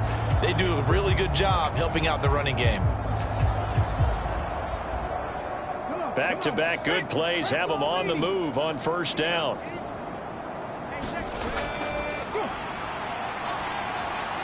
There's a throw over the middle. It's taken in by his tight end. And he's going to get a solid gain of 9 before being brought down. 2nd and right at a yard. Now here's a throw right side taken in by his tight end. Back-to-back receptions for him, and it's another 1st down. Many different ways to create space, but on that play, he did it with that big, wide body of his. Didn't get a whole lot of yardage on the play, but it did what it was supposed to. Pick up a 1st down.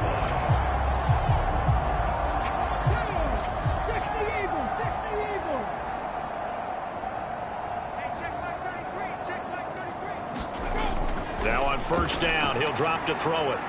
Open man, he's got him, the tight end, Hockenson. So from the 37, here's 2nd and 3.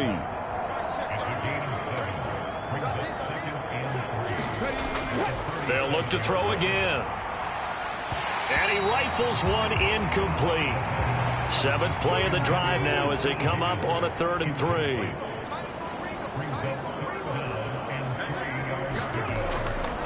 They'll set up a throw. He's got his target. That's complete. And they're going to have another 1st down as he's going to be tackled at the Browns' 23. The Bengals passing game finding a rhythm. They've got another 1st. Well, I certainly don't want to pile on, but this defense has just not been up to the challenge in this game, and this continues as we see here. Coverage, not been very good. Soft in spots. There's an easy throw and catch for another 1st down.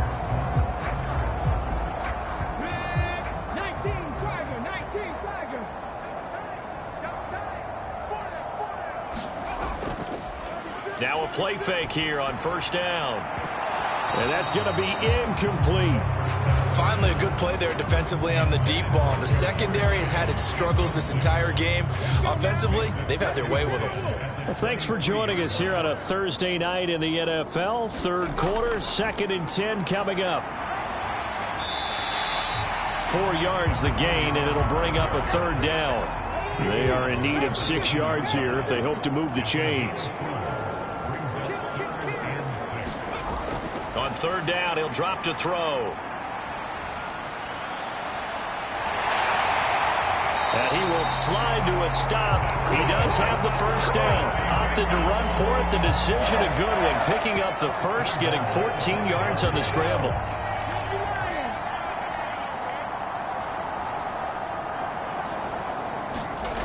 They'll look to throw here. And a quick throw here. That's complete. Touchdown, Bengals.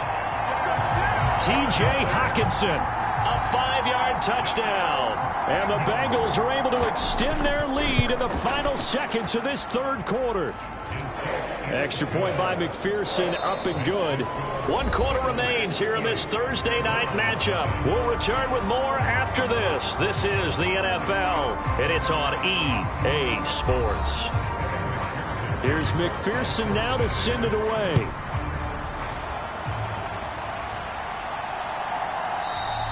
And this will not be brought out. It's a touchback. Cleveland offense making their way out. Well, I hate to say it, but at this point, I don't really know that they're playing to win with this deficit in the fourth quarter. They're just trying to erase that 0 on the scoreboard, Charles, and get some type of momentum to carry into the film session tomorrow. If you get any type of points on the board, it'll count as a moral victory, although no one will talk about that in the post-game press conference. That's not something you mentioned in the NFL. And this loss, it already stings and will for a while. But everyone on that offense knows it'll sting a lot worse if they don't put some points up on the board. The throw over the middle taken in. And they work this well upfield across the 45. That one a gain of 20 and a first down. Now, fourth quarter, certainly not enough time for a comeback, but nice to see them making use of the time remaining to try and make this one a little more respectable. Yeah, I think the ultimate goal, good execution, be crisp, be sharp, and find a way to put some points on the board to make this thing look just a little bit better.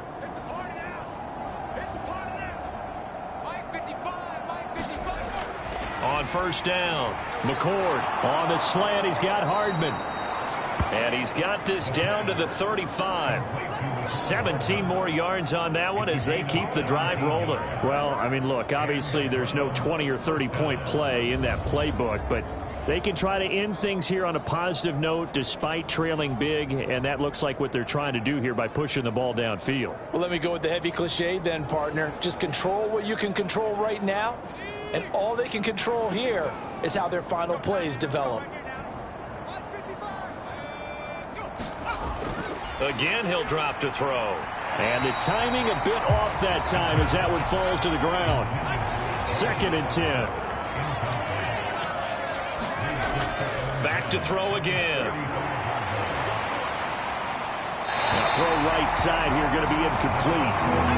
This offense was on the move. Now 2 straight incompletions have them looking at 3rd and 10. They'll stick with the passing game as he looks to throw. That's to the right sideline, and it falls incomplete. And that's another play that's painted the picture of this game overall. It's been a blowout. It's been continually fueled by big turnovers and stops for one side and an inability to advance the ball from the other. As expected, they're going for it to keep the drive alive. And he'll be taken down at about the 22-yard line. So after the conversion on 4th, here's 1st and 10 just outside of the red zone. Looking to throw. McCord, a quick throw knocked away and incomplete. Here's 2nd and 10.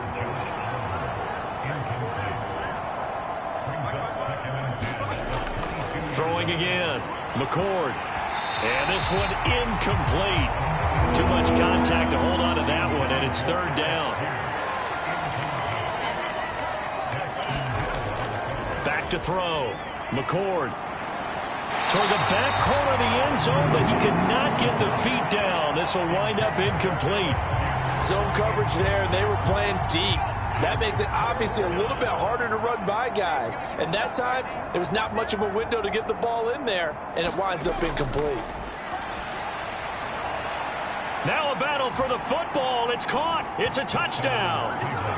Mecole Hardman, a 22-yard touchdown grab. And the Browns are finally into the end zone here in this fourth quarter.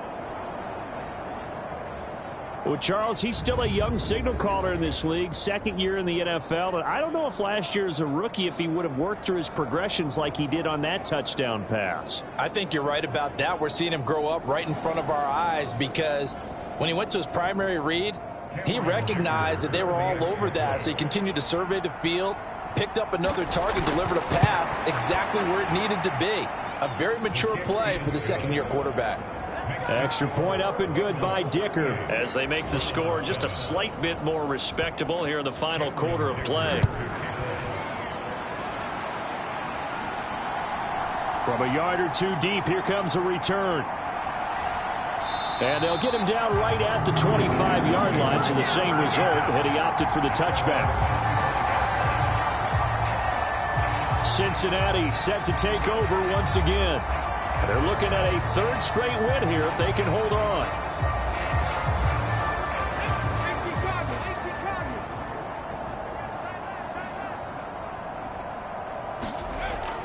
They begin the drive with Williams. And he'll manage to pick up about 4. It's second down.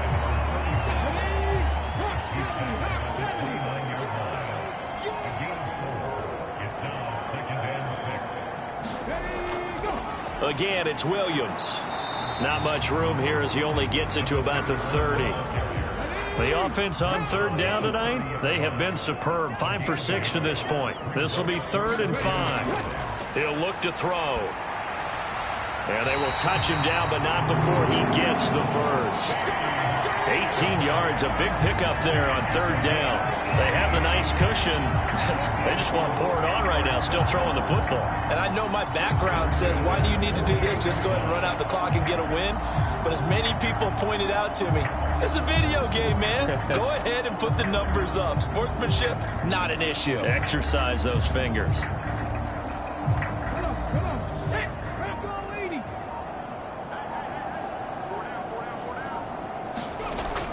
Now a first down carry. It's Williams. And he's going to take this across the 50 into Browns territory. Tackle made by Grover Stewart. That's a really nice, tough run inside, and they gained 5 yards on it. And to be frank about it, most offenses don't expect to get 5 yards on a play call like that. So when they do, they go back to their huddle with a little pep in their steps. They're starting to think that they're starting to dominate the line of scrimmage.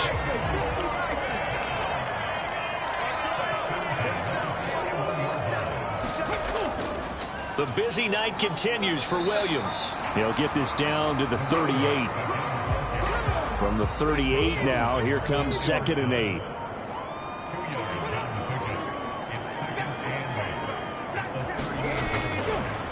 They'll hand it off now. Williams. And nothing doing. He's immediately taken down at the line of scrimmage. 8th play of the drive forthcoming, and they need 8 yards on third down. From the shotgun, he'll look to throw. Work in the middle of the field, and he's got a man complete. And they're going to have another first down as he's going to be tackled at the Browns' 25-yard line. The Bengals passing game finding a rhythm. They've got another first. The fans expect these primetime slots to deliver some of the best games each year, and they don't seem to be done trying to drive that football. Yeah, and continue your theme about one team enjoying it. One fan base is enjoying it as well. The other fan base, they might disagree with what they've seen, but the one that's winning, they're certainly getting their money's worth. Here's Knight on the handoff. They get him to the ground right on the cusp of the red zone after a pickup of 5 or 6. 2nd and 5. Now back to throw. Puts it on the carpet. It's out. Oh, one of the linebackers has got it. And a big turnover there as his guys will get the football back. Hey, we can preach ball security all we want here, but how about that effort on defense? Excellent job inside the red zone. Just took away at least 3 points by forcing that fumble. Heading out as the Cleveland offense now as they get set to take over here. Well, we said it at halftime that they would need a nearly perfect second half to erase that deficit that they were facing, CD. But unfortunately, the second half has pretty much been a carbon copy of the first. Yeah, that early lead was almost insurmountable the way their opponent was playing. And, partner, they do have some good news, though. This one is getting close to being over, and they can try and hit the reset button starting tomorrow. Looking to throw on second down. McCord throwing the out route incomplete. That's Fletcher. And he'll get this up to the 34-yard line. That'll move the sticks for the Browns, a gain of 12. A little football 101 there. You just see the receiver try to run down the defender, meaning he goes right at him and really trying to move him a little bit towards the center of the field so he can put his foot in the ground and break to the out, to the sideline, and make a catch. And for the fourth time tonight, it's an interception. It's DJ Turner who's got it. And the Bengals are going to get the football here as he gets this up to the 38-yard line. But with this advantage, this defense knew that passes were coming, and they stayed in position, Charles, and picked one off here in the fourth quarter. Yeah, what a way to cap things off, huh? Because I think this is part of the game within the game. They see the scoreboard, they see what they can accomplish, and they went for it. So now the Bengal offensive unit back out onto the field. And after the interception, they are sitting in an even better spot with the ball and a comfortable fourth quarter lead.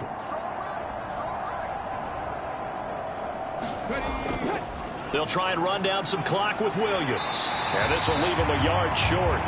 Nice pickup of 9 yards on first down. Just need a yard here, 2nd and 1.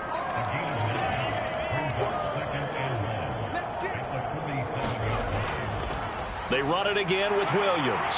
And he will get enough for a first down, and that will lead us to the 2-minute warning. 89 yards rushing for him now as he's done it on 19 carries. So the Bengals in possession of the football here as we get you reset. And they have just about put this one on ice as they've got it here, 1st and 10. And he'll get this down only to about the 46. They work now on 2nd and 9.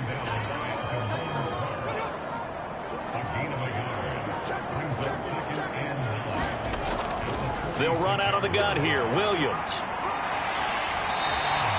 Give him 6 yards on the carry. It's going to be 3rd and 3 now. I like it. I like the call. Still an opportunity to run the football and chew up a little more time off the clock. They'll come up now 3rd and 3.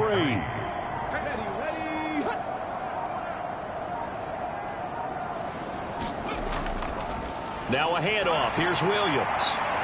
Oh, some strong running. And he's got this down almost to the 20 before he's dropped. That good for 19 and a first down. And carries like that, that's how they're going to continue to salt this thing away here, Charles, in the fourth quarter. Yeah, how about that? A new set of downs. Clock continues to move. No better way to close out a game than to tap those mastodons you have up front and say, guys, keep pounding them. Let's keep the ball, keep their offense on the sidelines, and let's close this one out. So this one in the win column now for the Cincinnati Bengals. Charles, for this losing side, their heads are hanging as they walk off the field today. And really, I mean, we know why. Those 3 turnovers by that offense, that's ultimately what doomed them.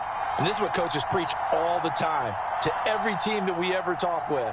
Taking care of the ball on offense, trying to take it away on defense. And let's face it, when you give it away 3 times in one game, you make it very difficult for your team to get the W. So for Cincinnati, they're on a nice early roll as they move to 3-1 with a win here. And now they'll get the weekend off as they get a little extra time to prepare to face the Arizona Cardinals. Meanwhile, for Cleveland, they'll drop down to 1-3, and they'll get a chance to redeem themselves at home next week. And for Charles Davis and our entire crew here at EA Sports, I'm Brandon Gaudin saying so long, everybody.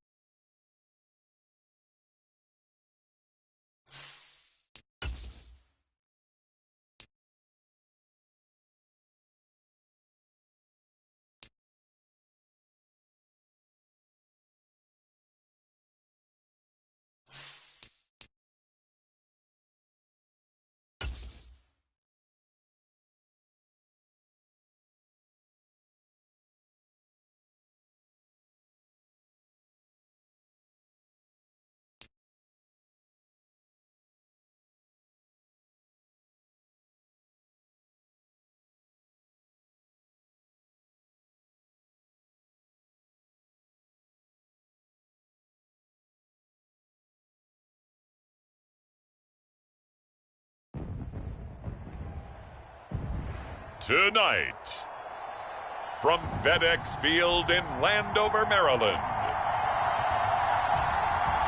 it's Week 5 of the NFL on EA Sports.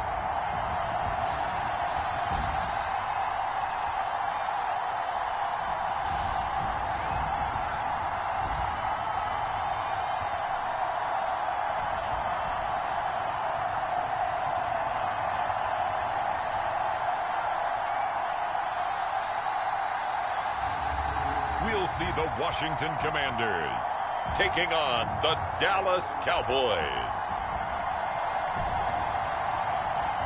We are just inside the Beltway, about 10 miles east of the Capitol Dome as we come to you from FedEx Field here in Landover. Tonight we will wind up Week 5 with a good battle, as it'll be the Dallas Cowboys taking on the Washington Commanders.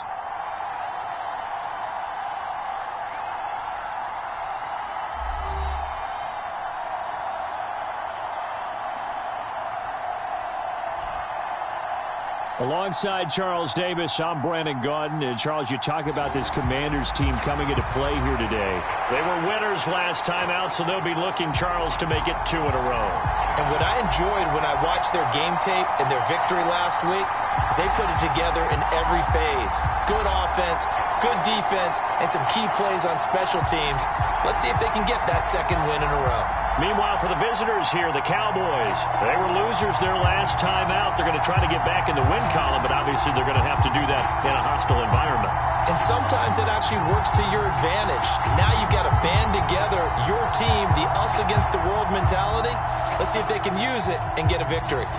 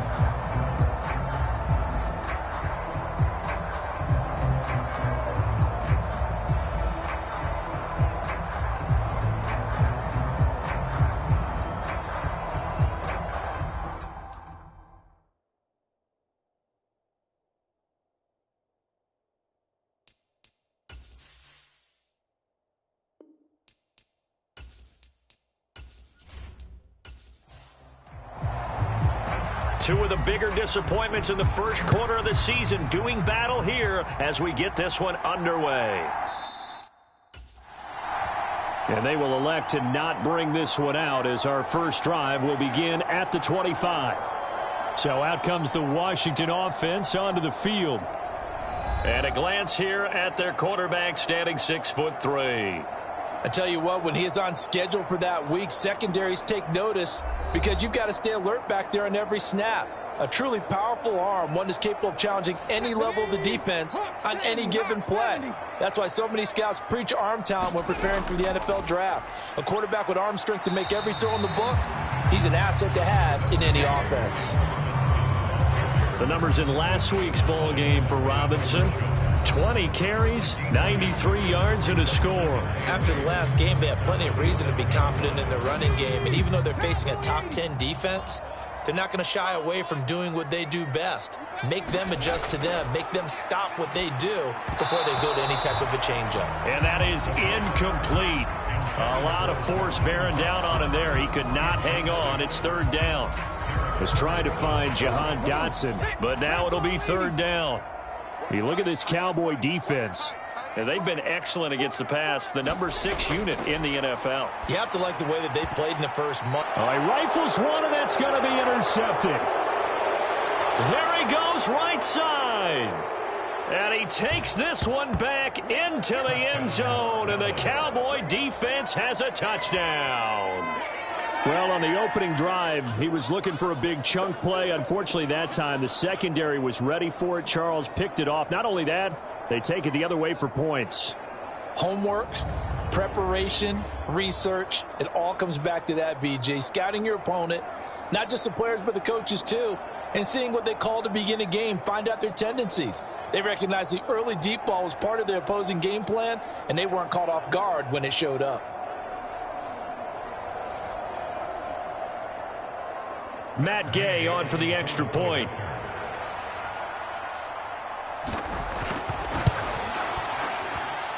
And this is up and good to make it 7-0 Cowboys. A heck of a play there defensively, getting the interception, navigating his way into the end zone for the touchdown. So they'll get another shot on offense following that pick six, and now the kick is away.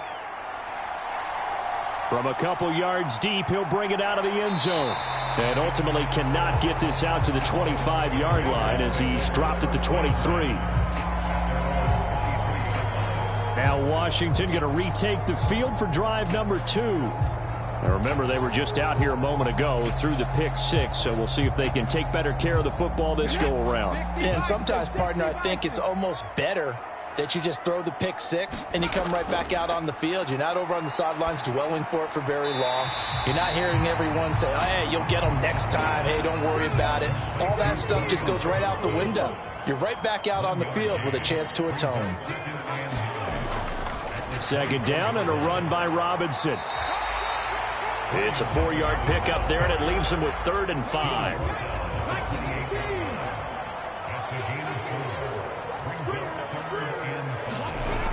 Now they'll throw here out of the gun. And that's going to be incomplete. The contact there enough to jar that ball free, and it brings up 4th down. And the win last week punted 4 times as this one's away.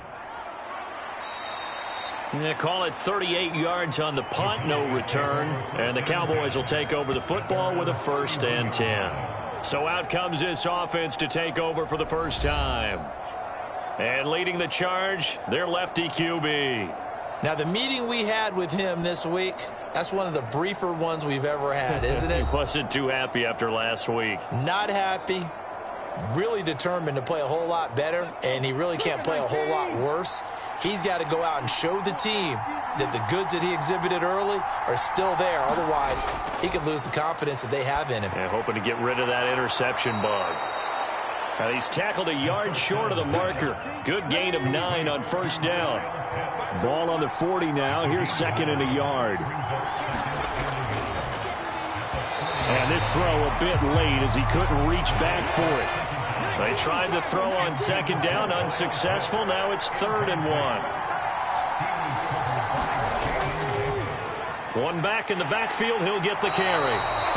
He is going nowhere as he is enveloped behind the line. They end up getting stuffed twice after that 9-yard gain back on 1st down. Strong start by this defense. 3rd and short, they go with a run. Stonewalled for no gain. I played for a guy who always talked about setting tones and meeting force with force. That felt like it on that play, didn't it? And they met him in a big way and won. What a great job by the defense.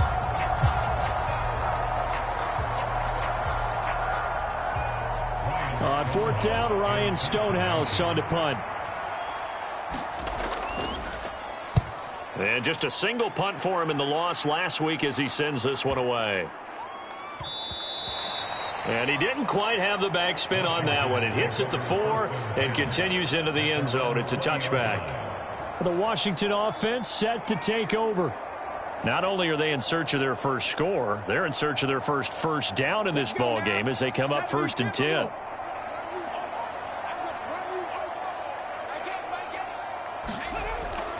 Out of the gun, they'll look to throw. Nowhere to go here. He lost the football.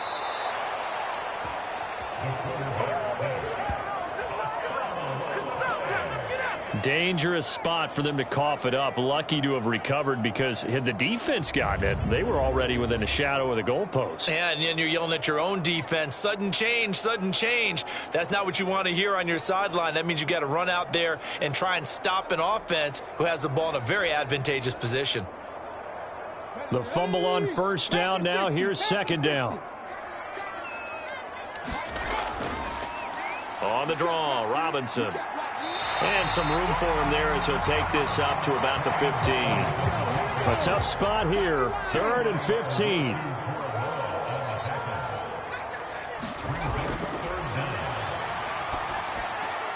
That's caught. It's Sam Laporta. And able to get this across the 20 before going out of bounds. Washington going to send out their punter as he'll kick it away for the 2nd time. And it's fielded at the 34. A good return there. Call it 13 yards. And it will be 1st and 10 as they take over. Second drive forthcoming here for the Dallas Cowboys. They've got a 7-0 lead in the football as well as they start out 1st and 10.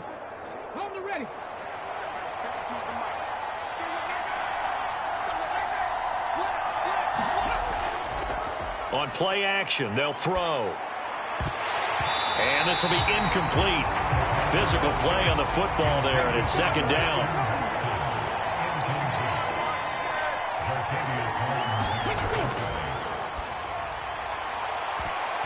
And he knocks the ball away, and it falls incomplete. The threat of a 2nd straight punt to start the game is looming as they come up 3rd and 10. That's into a crowd and intercepted. Picked off by Quan Martin. And the Commanders are in great shape here as they take over at their 46-yard line. They're trying to resurrect his confidence. Last week was a disaster. 5 interceptions in that loss, and another pick there. I played with a quarterback like this before, and he had a tough game, and the head coach said, I'll take him, I'll fix him. The very next game, he started out the exact same way. The head coach turned to the offense coordinator and said, he's yours from now on. Someone has to take responsibility and work with him and try and get him settled.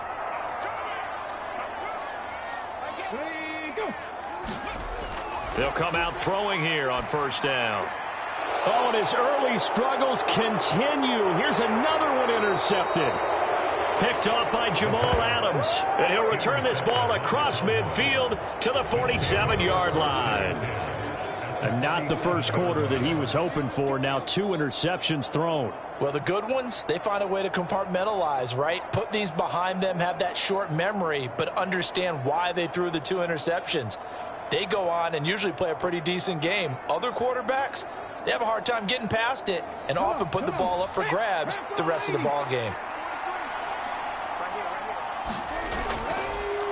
On 1st down, they'll go to the ground attack.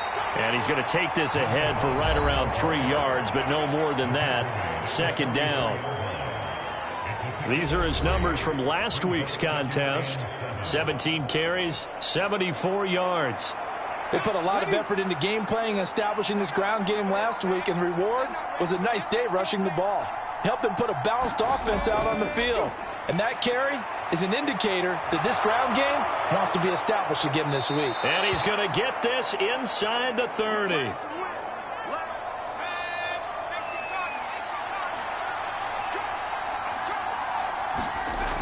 To throw is Peterson on 1st down. Looking for the end zone.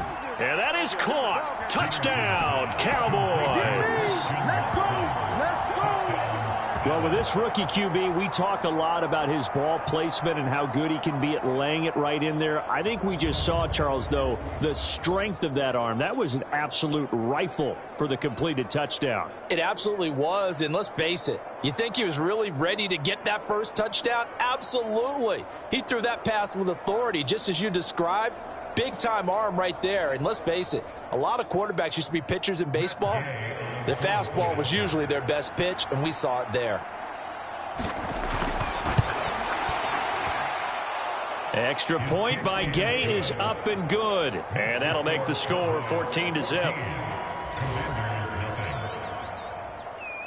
The kick team out there for the Cowboys as they run up to send this one away. This fielded right at the goal line. He takes this near the 25. Just a little pass there. Called it the 26. Been a nightmare of a first quarter for him. 2 interceptions, 1 return for a touchdown. As he starts again here, 1st and 10.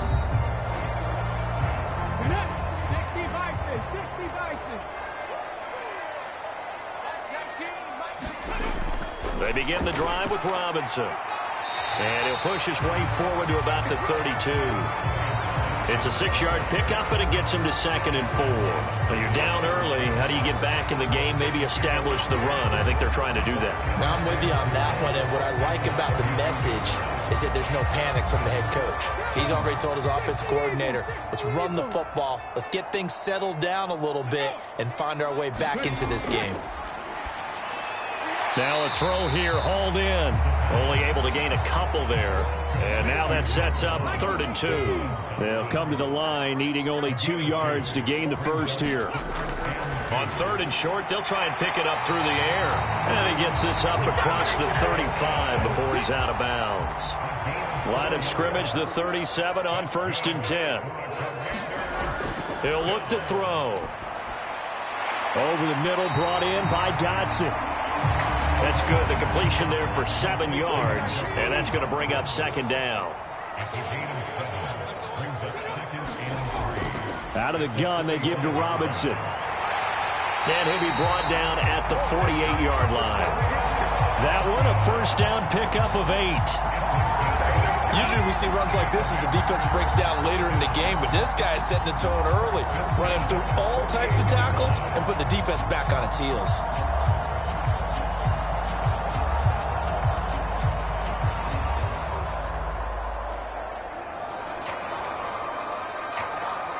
So from Cowboy territory now, here's 1st and 10 at the 48-yard line. Back to Robinson now on 1st down. And he is met in his tracks behind the line of scrimmage.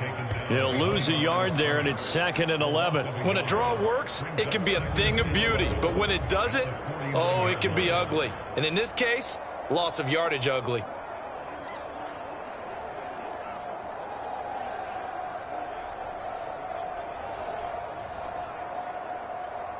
Looking at a 2nd and 11 now after the loss.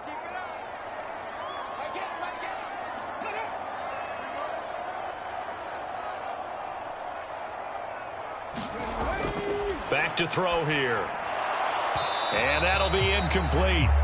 Took a pretty good shot as he tried to pull that one in. Couldn't hang on, 3rd down.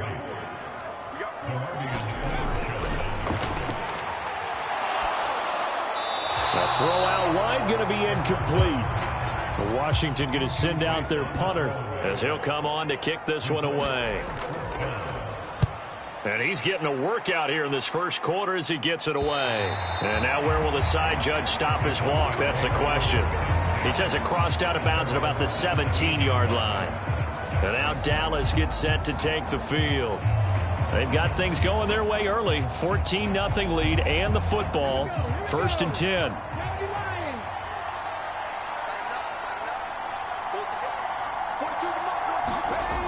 They'll try and start this drive in the air. He'll complete this one to Watson. And able to get this across the 20 before going out of bounds. Here's 2nd and 5 now from the 22. Now this one over the middle into the hands of his tight end, complete.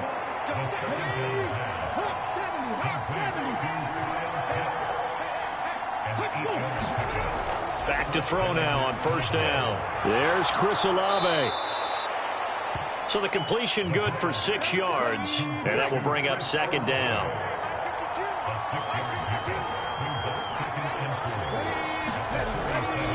They'll set up to throw. Short throw caught by Pitts, and he'll be stopped right at midfield.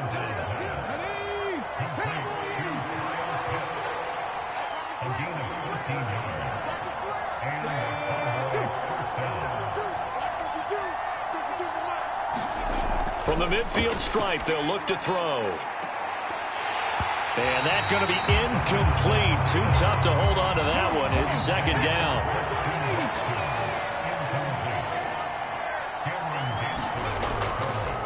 Now they'll run it on the toss. And he's going to be stopped close to the first down marker at Washington's 12-yard line. It's 41. This will be play number 7 on the drive. 3rd and a yard. They're going to look to throw. And he'll be taken down, but he does have first down yardage. Maybe not exactly what they had in mind, but that scramble good for 6 and a first down. 14-0 the score. This is the NFL on EA Sports. Start of the second quarter, and it's the Cowboys in possession. So from the 36 now, 1st and 10, as they've got it as we resume action. On first down, they'll go to the ground attack. Sheds off the tackle. Still going. Touchdown, Cowboys. A great effort there. With his 6th rushing touchdown on the year. And the Cowboys have moved out in front by 3 touchdowns. Well, you talk about just coming in and completely seizing momentum. They can go up 21-0 here. We haven't even hit halftime. And the other part of this, you can start to feel the unrest here in the stadium. I think these fans are saying, what hit us? And this isn't about fantasy points. This is about rooting their team on. Here's Gay now to add the extra point.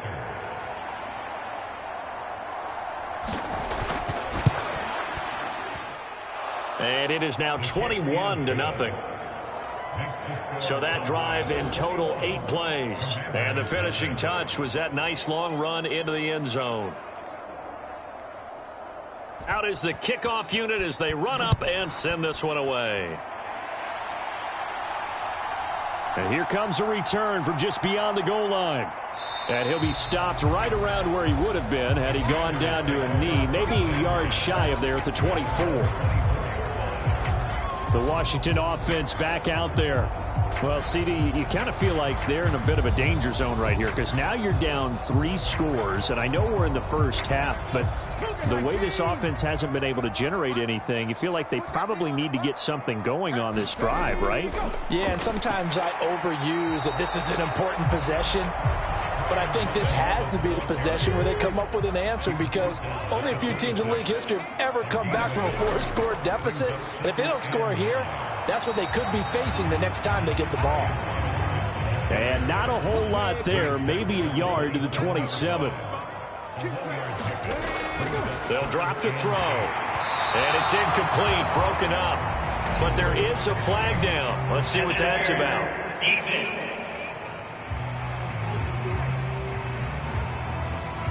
Thought they were going to force a 4th down. Instead, P.I. gives them the first. And that's frustrating because you think you've taken them really deep into the count, haven't you? Instead, you've got to start all over. That can really, really be demoralizing. And now a throw on first down there, but it's incomplete. Now a 2nd and 10.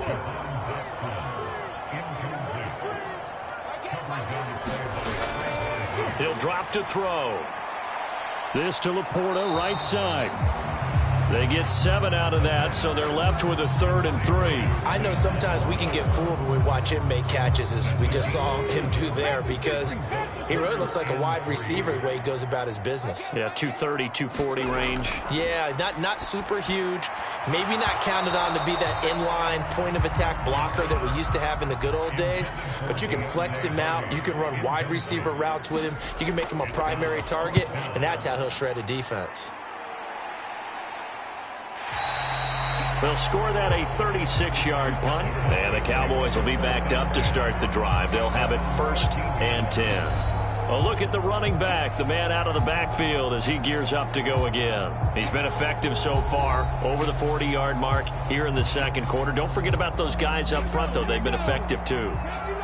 The leverage game has been in their favor. They've been the ones who've been able to bend their knees, drop their hips, and get a little bit lower than the guys on the other side of the football. And they've moved them out of the way for the runner. Sometimes that's tough for those big fellas. Not an easy thing for them to do.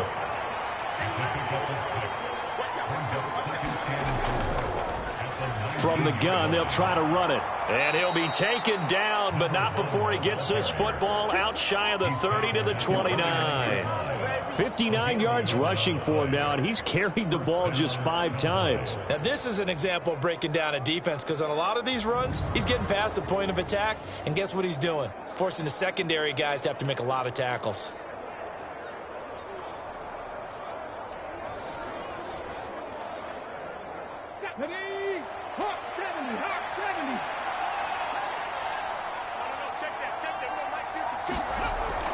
They'll look to throw now on 1st down. Short throw caught by Pitts. And he gets this up to the 34 out of bounds there. Well, they're unable to convert that into much, but it's never a bad idea to try to get the ball into a tight end of his caliber's hands and see what kind of disruption he can cause. 2nd and 5. That's caught left side to tight end Pitts. Back-to-back receptions for him, and it's another 1st down. That was a route run not just with dexterity, but with intelligence. Found the hole in the zone, made sure the quarterback saw him, and was able to make the sure catch and flip the down marker back to 1.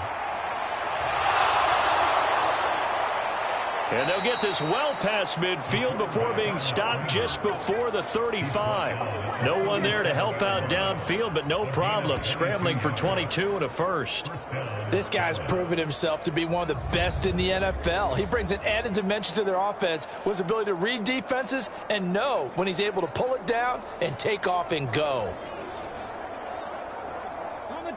From Commander's territory now, it's 1st and 10 at the 37-yard line. Off the play fake, he'll look to throw. That is caught by Lamb. And inside the 20 before he's brought down. Another big hitter there. This one good for 18. Let's just call it what it is. This has been a flat-out struggle for this defense all game long. They've really had a hard time slowing them down. And while I'm not big on speeches and guys jumping up and down, they might need their team leader on defense to get in their face right now and light a fire under these guys. They've got to start playing better assignment football and start getting guys on the ground. They'll look to throw here on 1st down. And this is caught for a Cowboy touchdown. Christian Watson with his 2nd touchdown here in this 1st half. And the Cowboys are able to add on to their 1st half lead. Well, you talk about a team coming into an opposing stadium and just taking the life right out of a crowd. That's what we're witnessing here. 27-0, Charles. And this defense, they've just looked completely unprepared for what's been thrown at them. And you know they're supposed to adjust series to series. That has not happened for them. So I don't think halftime adjustments are going to help a heck of a lot. They are in major trouble unless they figure out something really fast. Extra point by Gay is up and good. And that makes the score 28-0. The kick team out there for the Cowboys as they run up to send this one away. The return man down to a knee, and this will come out to the 25-yard line. So out comes Washington's offense to take over. See if they can put this drive in the end zone, Charles, because it's been a little bit of a rough go at times. They've had to punt the football a ton in this ball game because of stalled-out drives. So are you saying that you're kind of tired of seeing the punter run out there and do his thing during this game? Is that what you're trying to say? Well, I mean, I'm okay with it. I have a feeling that this offense, they don't want to see the punter again. And frankly, the punter doesn't want to run out there anymore himself. He would love to see his offense put together a drive and give his leg a rest. Now that's to the left sideline and incomplete. These guys have punted 4 times already, and they're staring at a 5th, barring a conversion here on 3rd down. Back to throw. And this is going to be incomplete. Washington going to send out their punter as he'll come on for his 5th kick of the night.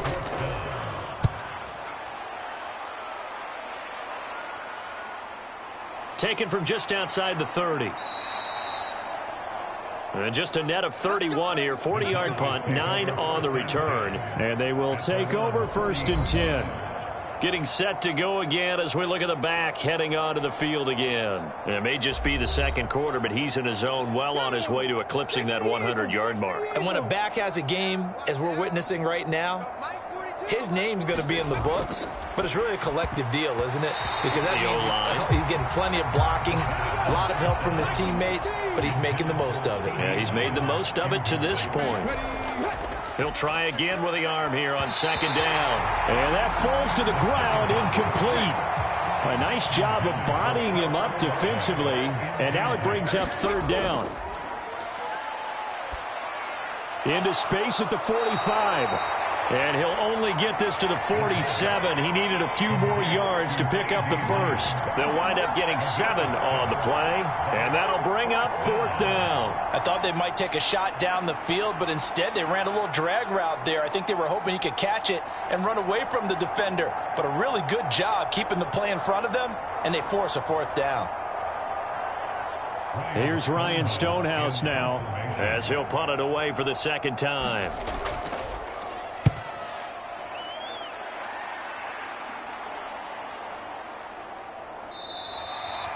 And this one hits at the 1, continues on into the end zone for a touchback. And the Washington offense heading out. And last drive, 3 and out. Still a goose egg on the scoreboard. How do they break that goose egg? They've got to find a way to get the ball in the hands of their playmakers, get them some space, and try and make a 1st down and get some momentum going. It's been a struggle for them throughout the game, and that 3 and out on the last possession, that told you just how stalled they are on offense. So who will step up here? We'll see. Straight ahead, it's Robinson. And they get him down, but not before he takes it across the 40-yard line. It's a 1st down Washington on a pickup of 18. Exactly what they needed right there, because they needed to use the ground game to take some pressure off, because the quarterback's been struggling a little bit.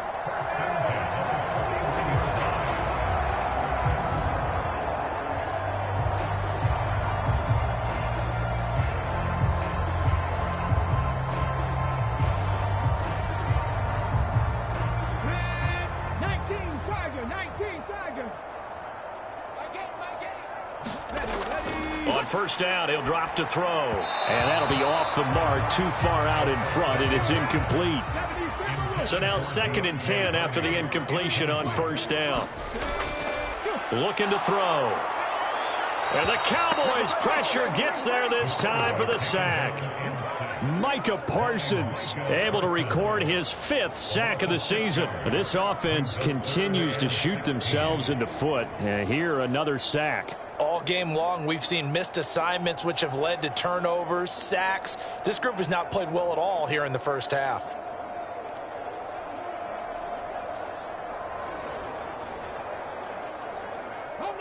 These guys have punted 4 times already, and they're staring at a 5th, barring a conversion here on 3rd down. He finds his man, complete. It's Stevens. So 8 yards on the completion there, and it'll be 4th down. One hallmark of good defenses is understanding the game, understanding positioning, and tackling immediately in the secondary after catches. I think we just saw that on display right there. Got to him before he ever had a chance to think about turning it upfield.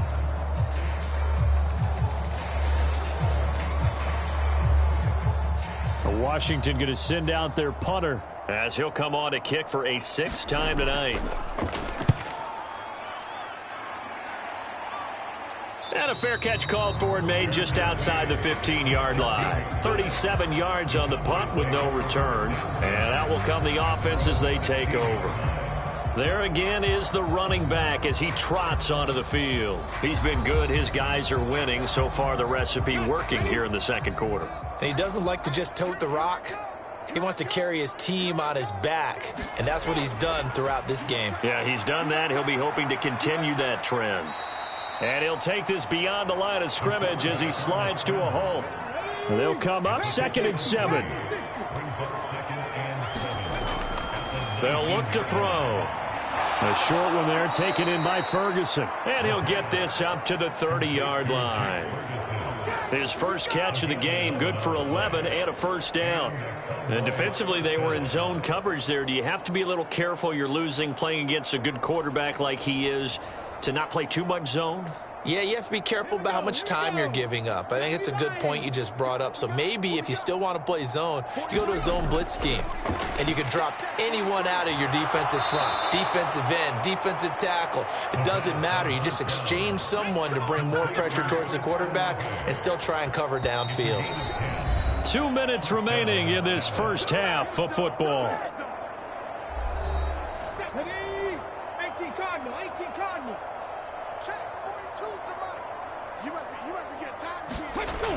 Now on first down, he'll drop to throw it. Short throw caught by Pitts. And he'll be taken down, but not before he gets into enemy territory.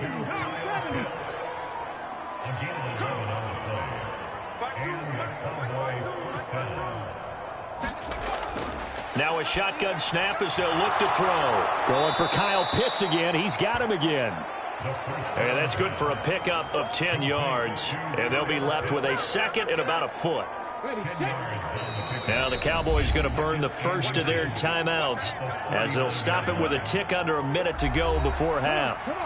Still a few inches short of a first down as they come up now on 2nd down.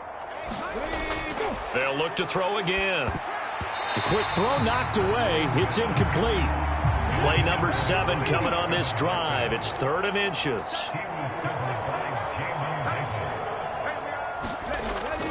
They'll set up a throw. And he can't escape, and down he goes.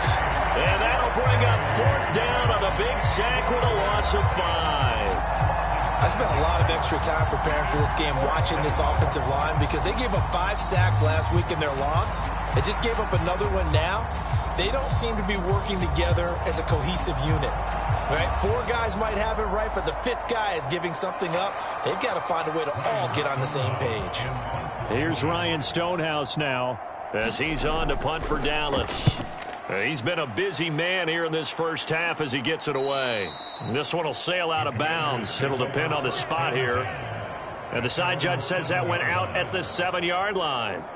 The field position game, such an overlooked facet, Charles, of an NFL game, but this offense, they're going to be pinned back. What an ideal punt. An ideal punt, and it leads to that term complementary football, because them doing that puts their defense in a great spot, doesn't it? Gives them a chance. If they want to be aggressive, try and maybe get a safety out of this whole thing, it puts them in that position. It's a pickup of 4, and it'll bring up 2nd down. So we have reached halftime here with the visiting Cowboys out on top. As we'll get you down the coast to Orlando for Jonathan Coachman and our EA Sports Halftime Report. Coach. Okay, Brandon, thanks very much. Welcome in, everyone, to our EA Sports Halftime Report. Let's get you caught up on what's going on around the NFL.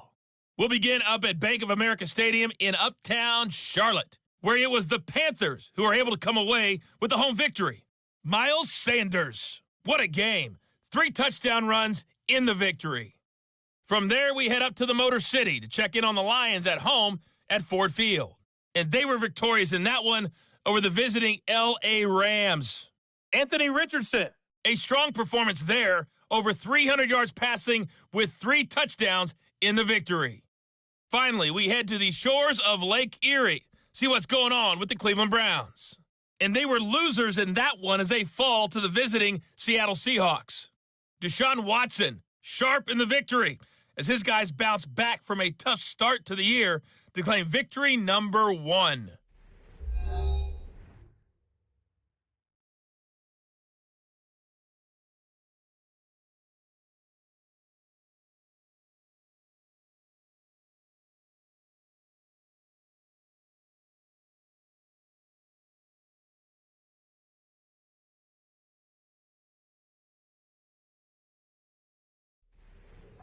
All right, Coach, thank you, and we welcome everyone back for quarter number 3. The Cowboys will get the football first here, and they have the lead as well as we are underway in quarter 3. From a yard or two deep, here comes a return. And he'll be stopped right around where he would have been had he gone down to a knee, maybe a yard shy of there at the 24. So here are the Cowboys to take over. They fell last week to the Jets, but they've got the lead right now as they start this drive.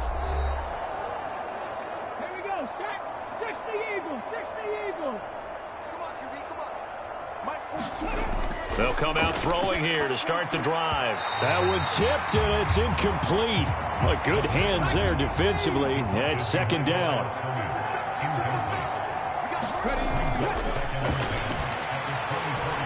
Now a toss left side into the hands of his tight end. And they work this well upfield across the 45. That one covers 24 yards. It's a first down. Well, up big, but still not hesitating to take some shots downfield, CD. I guess they really want to hammer home their dominance in this one. Yeah, that much is apparent, partner. If they keep completing throws like that, they'll keep that gap awfully wide as they've established already. Cougar 19. And they'll run on the inside handoff. And he is tackled inside the 40, not quite to the 35. 74 yards rushing for him now on just 6 carries to this point. Yeah, they really needed to get something going, didn't they? They had punted on the last 2 possessions. The running game starting to come to the front for them, providing a nice pickup there to keep this drive going.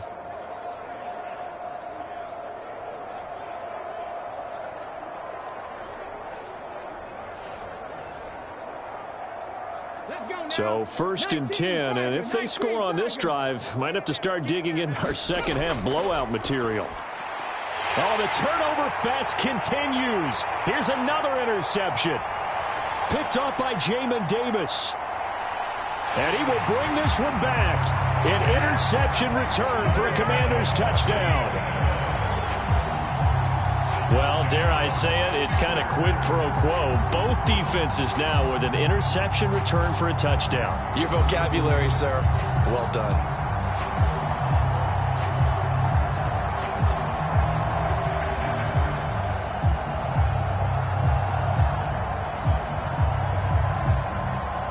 The call is to go for 1 and kick the extra point.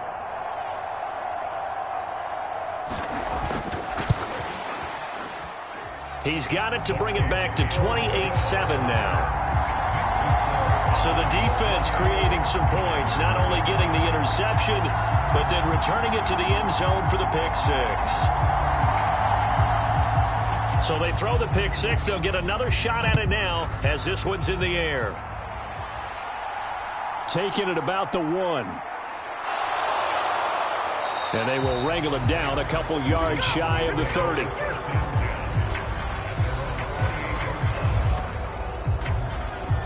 Here's the Dallas offense now heading back out onto the field.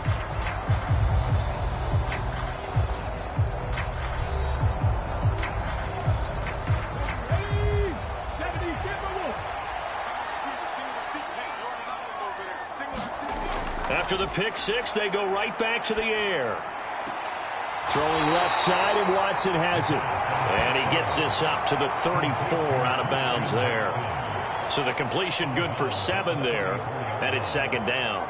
People worry about throwing the out route because often it can get jumped, and that can turn into either an incompletion or an interception. But not on that one. Everything came together, and he catches it and goes over the sideline. Here's 2nd and 3.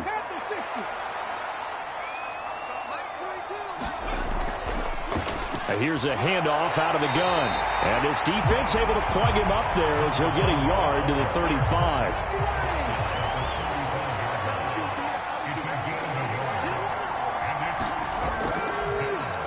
And they'll give him another shot here on the ground. And he will have a Cowboys first down. It won't be by much. He needed 3, and he got 3, barely. But the mark shows first down. Well, someone's been having a good game so far, and you know something? A lot of it's been power running. They decided to turn him loose again on 3rd down, didn't they? They did indeed. He delivered the tough yards.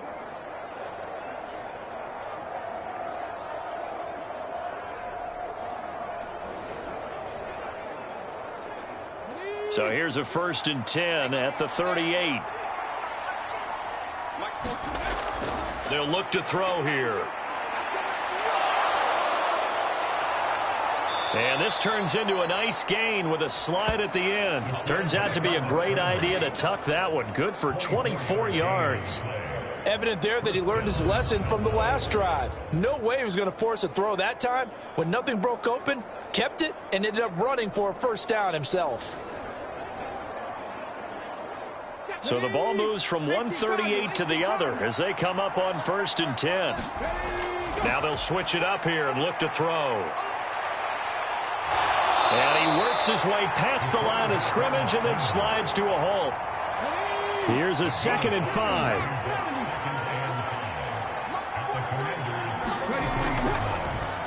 One back in the backfield, he'll get the carry. And he is out of bounds inside the 30. That one, a first down pickup of 8. We use the word relentless a lot with guys who are aggressive on the field. In this case, it really fits, doesn't it? How about his ability to break tackles and his feet never stop moving?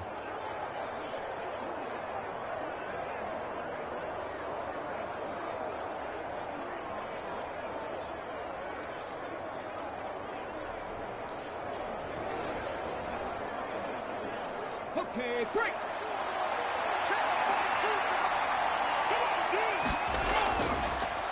Running game working. They'll stick with it on first down. And he finds a little bit of room, enough for 4 yards. It'll be 2nd down.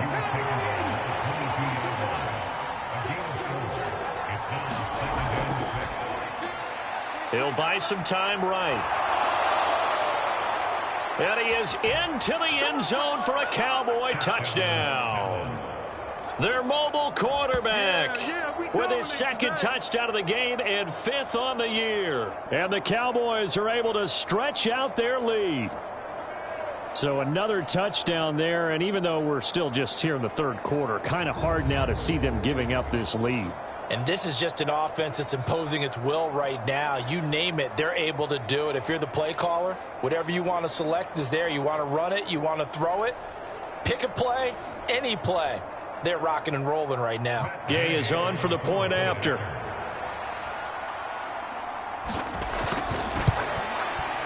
And he's been a busy man, 5 for 5 now as he knocks another one through to extend the lead. So that drive goes 8 plays. And a long run there in the end to top it off.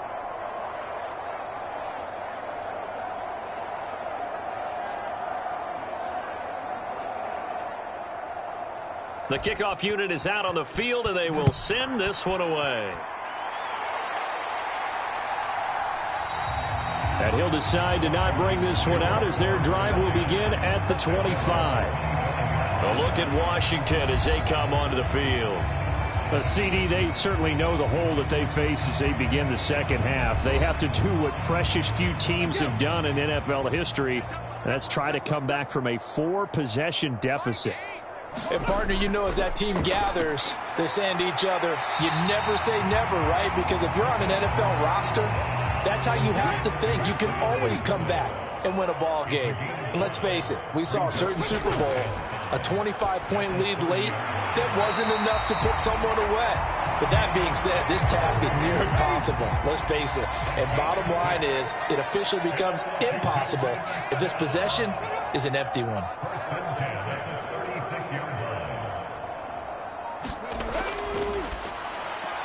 The throw over the middle taken in. That'll go for a gain of 7. And it's 2nd down.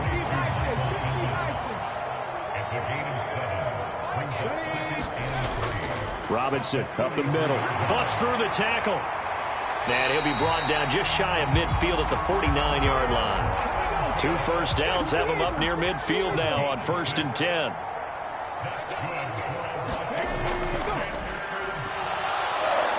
And he will go down. A Cowboys sack. That was Will Anderson getting home and finishing the play. And they weren't in zone coverage. They were in man, and each man did his job. And that looked like vintage, old-school coverage, didn't it? Man coverage reminded me of an old Raiders team. They had a Hall of Famer at one corner and a Defensive Player of the Year at the other, and they just locked people down. 2nd and 14 as they've got work to do here after the sack. There's a throw over the middle. It's taken in by his tight end. It'll go as a gain of 4. And that brings up third and a full 10 yards. Well, the strategy was evident there. Get it to your tight end and make it a one-on-one play with a cornerback. Who's usually going to win that one? The tight end, but not there. Not in this situation. How about the corner defeating that logic and making a really nice tackle? And they do get this across midfield to the 49, but a small consolation prize as he's well short of the first. So much about this game is just understanding situations and then having to execute, isn't it? Guard the first down sticks. Don't let them get there. And they rallied and made the tackle.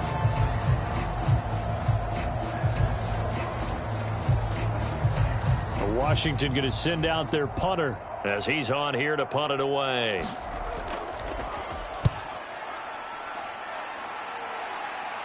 And they'll play keep away from the returner as this one will be marked out of bounds at the 13-yard line. Pretty good spot. A look at the running back, the man out of the backfield as he gears up to go again. He's had a good performance, moved the ball effectively on the ground. Of course, he has the 1 touchdown.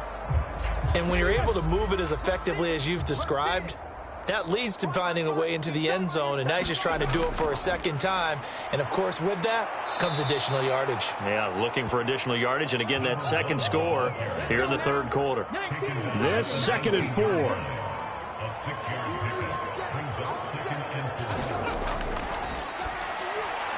Now a quick slant as the throw's complete. That'll put him at 95 receiving yards now as he's got a first down. And a good quarterback facing zone coverage. If he has just a little bit of time to survey the scene, that's what's going to happen. No doubt about it. If there's no pressure, he's going to continue to pick them apart because he'll have all that time to find someone open downfield. You can only cover for so long. So maybe they want to go to a zone blitz scheme, get a little bit more pressure. Remember when Carolina did that against Denver? They lost the game ultimately. They dropped the defensive end out, and he ended up with an interception in that game in Super Bowl 50. Maybe some sort of scheme like that to try and get more pressure at the passer. From the 32-yard line now, here's a 2nd down and 4.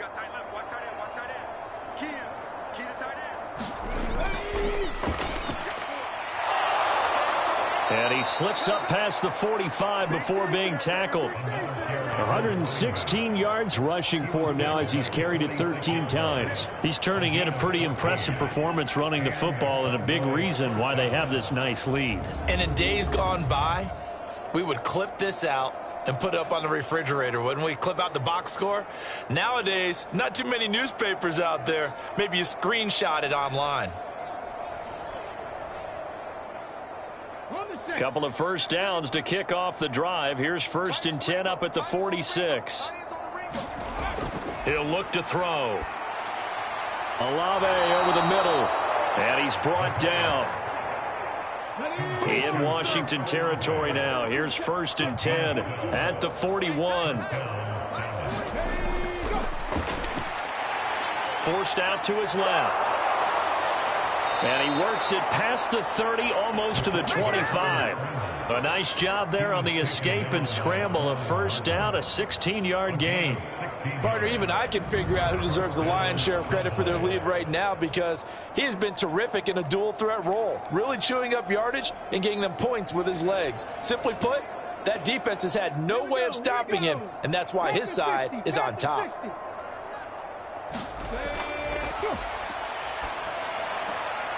Now this one complete downfield on the left side. That will go as a pickup of 7 on the 7th play of the drive.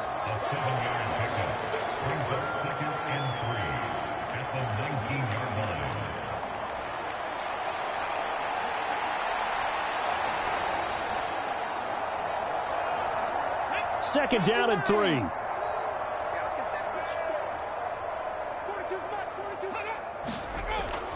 From the shotgun, he'll look to throw.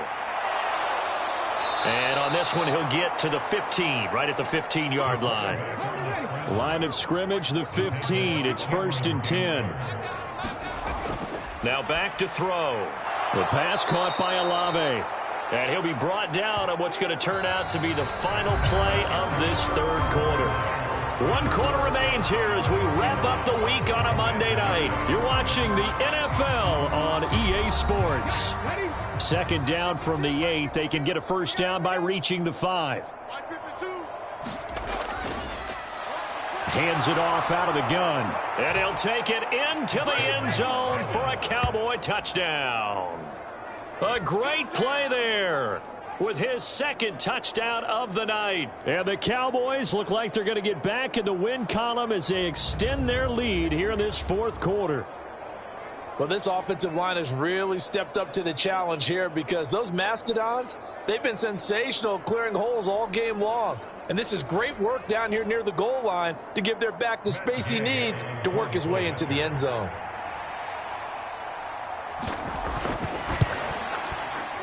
Extra point by Gay is up and good. And this one was over a while ago as they just add on to that big lead.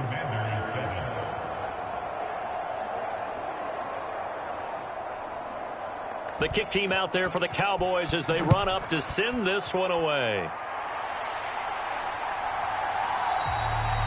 And this will not be returned. It's a touchback, and they'll begin at the 25. Out comes Washington's offense as they get set to take over here.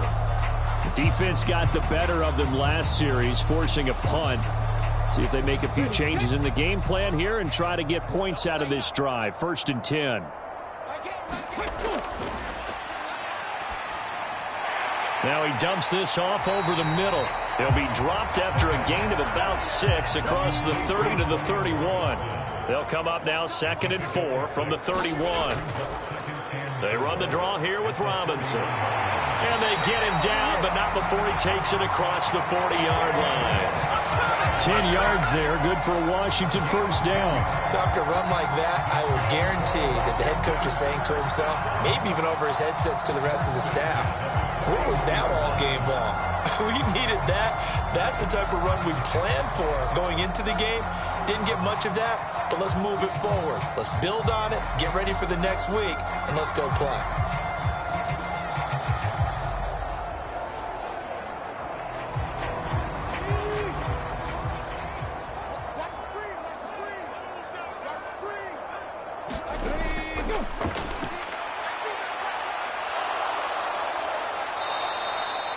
It's a loss of 11 on the play, and it'll be a 2nd and long.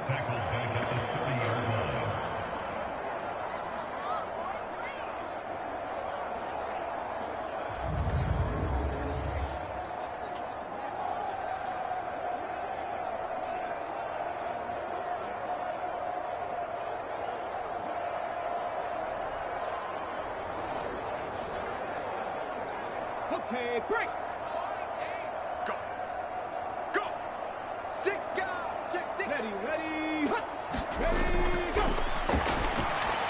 Here's a screen for Robinson. And he gets this to the 35. Good for a gain of 5. The offense on 3rd down tonight, a very anemic. 1 for 9 thus far. This is 3rd and 16. A little short pass here taken in by Laporta. And just 3 yards on the catch there. He couldn't get away. And that's going to bring up a 4th down. Oh, it's time to give a little credit there to the defense. They played that very well because it was a drag route, and he ran it a little shallower than normal as he worked straight across the field. He was hoping he'd get lost behind the defensive line, but once he made the catch, nowhere to turn upfield and gain any yardage. And they're indeed going to go for it here on 4th down. So trailing here in the last quarter, let's see how this plays out. And he'll be tackled on the other side of midfield at the 46-yard line. No reason not to try it there, and they do indeed convert on 4th. Felt compelled to go for it there on 4th down, trailing in the 4th quarter. They got it done. And there's always a lot of pressure on a 4th down call. Doesn't matter the distance. Stop to get it done, as you noted, and they did.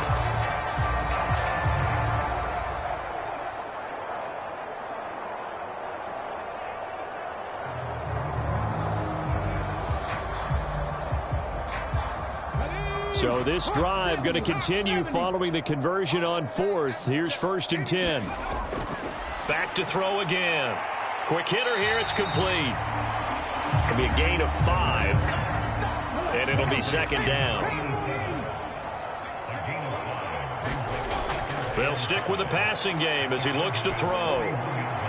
And he's going to be intercepted for the third time thus far. Picked off by Greg Newsome. And the Cowboys are going to have it here as they'll start at their own 24-yard line. The utter domination here just continues. This defense, I don't know what more we can say all around about their performance. Well, it certainly feels in this game like maybe they're facing a Canadian defense. 12 guys on the field. It feels like there's an extra on every snap because they have really struggled to make headway through the air.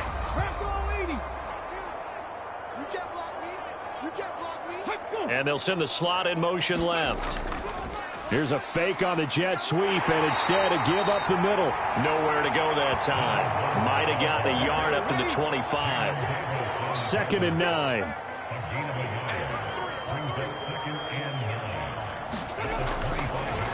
And they'll keep leaning on the running game. Back to the ground. And he's going to get about 7 yards on that one, up to around the 33. 3rd and 2.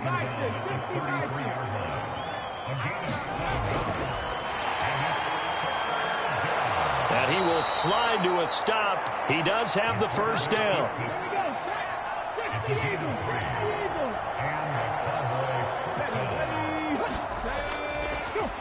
One back in the backfield, he'll get the carry. And able to get this one across the 45 before he's brought down.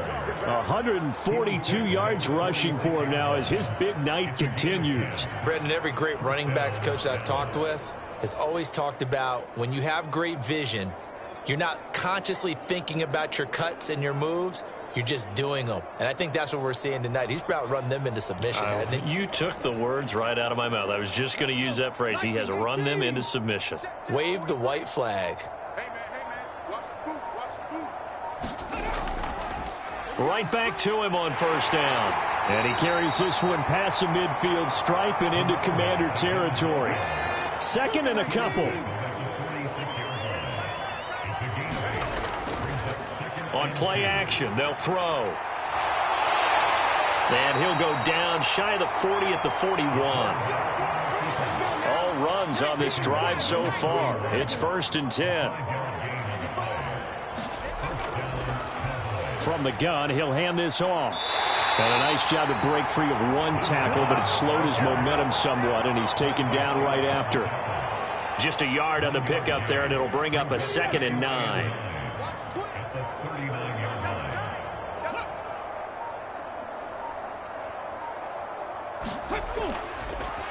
They'll try and run some clock here as they keep it on the ground. And he's going to be stopped close to the first down marker at Washington's 12-yard line. It's 32.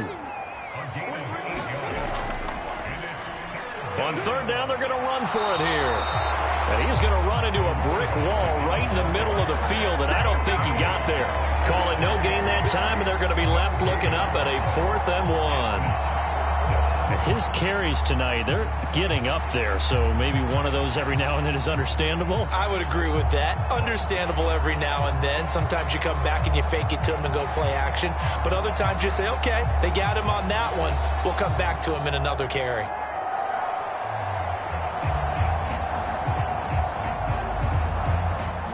And no move to get the offense off the field. They'll stay put on 4th and 1. They'll look to throw. And it's incomplete. They cannot convert, and they turn it over. Mike McCarthy took the gamble, didn't pay off. And this 10-play drive winds up yielding nothing. So they were really trying to put the nail in the coffin there already with this lead here in the 4th, but they didn't get it. Guaranteed it's not going to be a fun handshake in the postgame, right? You just know that there's going to be some bad blood there. And I know if we go to the postgame press conferences, the winning coach, you know what he's going to say, why he did it? We need the points, okay? Because you never know at the end of the year if points are going to come into the tiebreaker if we're trying to get into the playoffs. That's always the standard justification. 2nd and 2. Being chased out left. Maybe not exactly what they had in mind, but that scramble good for 6 and a first down. Just 2 minutes remaining here in the 4th quarter of what has been a one-sided affair. So it's Washington with the football here as we welcome you back. They've got a 1st and 10 as they search for a late score. Here's a throw right side taken in by his tight end. The result, only 4 yards there on the play, and it'll be 2nd down. Got to give credit where it's due. Really nice defense on that play. The pitch and catch was successful, but not any run after it. 2nd and 6. Back to throw here. A little short pass here taken in by Laporta. And they get to him after a gain of 6 to the 46. On 3rd and short, they'll try and pick it up through the air. Oh, he brings it in off the deflection. And he's going to have a Commander's 1st down, and comfortably so, as he gets 5 there on 3rd and a yard. What a throw right there for the 1st down. He has taken some real punishment in this game, but still standing in the pocket completing that one. He's a flat-out warrior. There's no question about that. How about him stepping up into the teeth of the rush and delivering there for that big strike and that big pickup?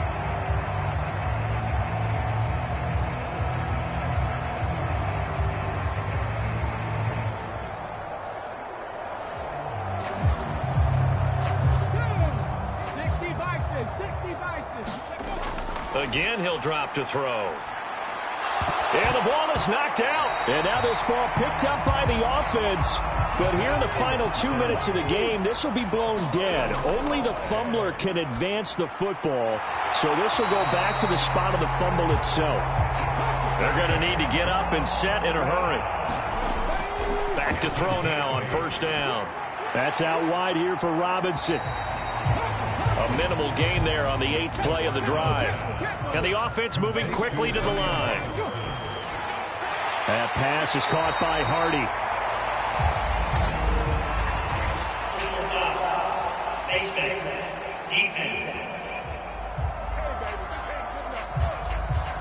So give him the yardage on the completion and also tack on 15 more. If you get that hand up there, you've got to let go immediately or just not close the hand at all. He didn't, gave it a tug, and that was easy for the officials to see.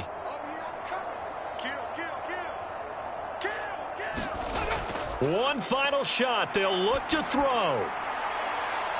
And that is going to officially draw the curtain on this one as the last throw intercepted.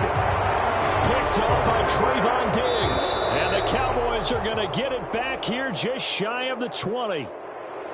Well, partner, under the lights in primetime, this offense, they gave the nation quite a show, putting up that many points to come away with what will certainly be a memorable win for them. And, Brandon, I think it's as simple as this. Some players, some teams, they're just meant for the big stage. And when they get a chance to play in this type of atmosphere where all eyes are on them and all the lights are shining brightly, they show up and they show out. So for the Cowboys, they move a step closer to 500 as their record improves to 2-3. And they will head back home next week. Meanwhile, for Washington, they'll fall to 1-4 with a loss. And they'll be on the road next week for a matchup with the Carolina Panthers. So for our entire crew, alongside Charles Davis, I'm Brandon Gaudin. Thanks for watching, everybody. We'll see you next time.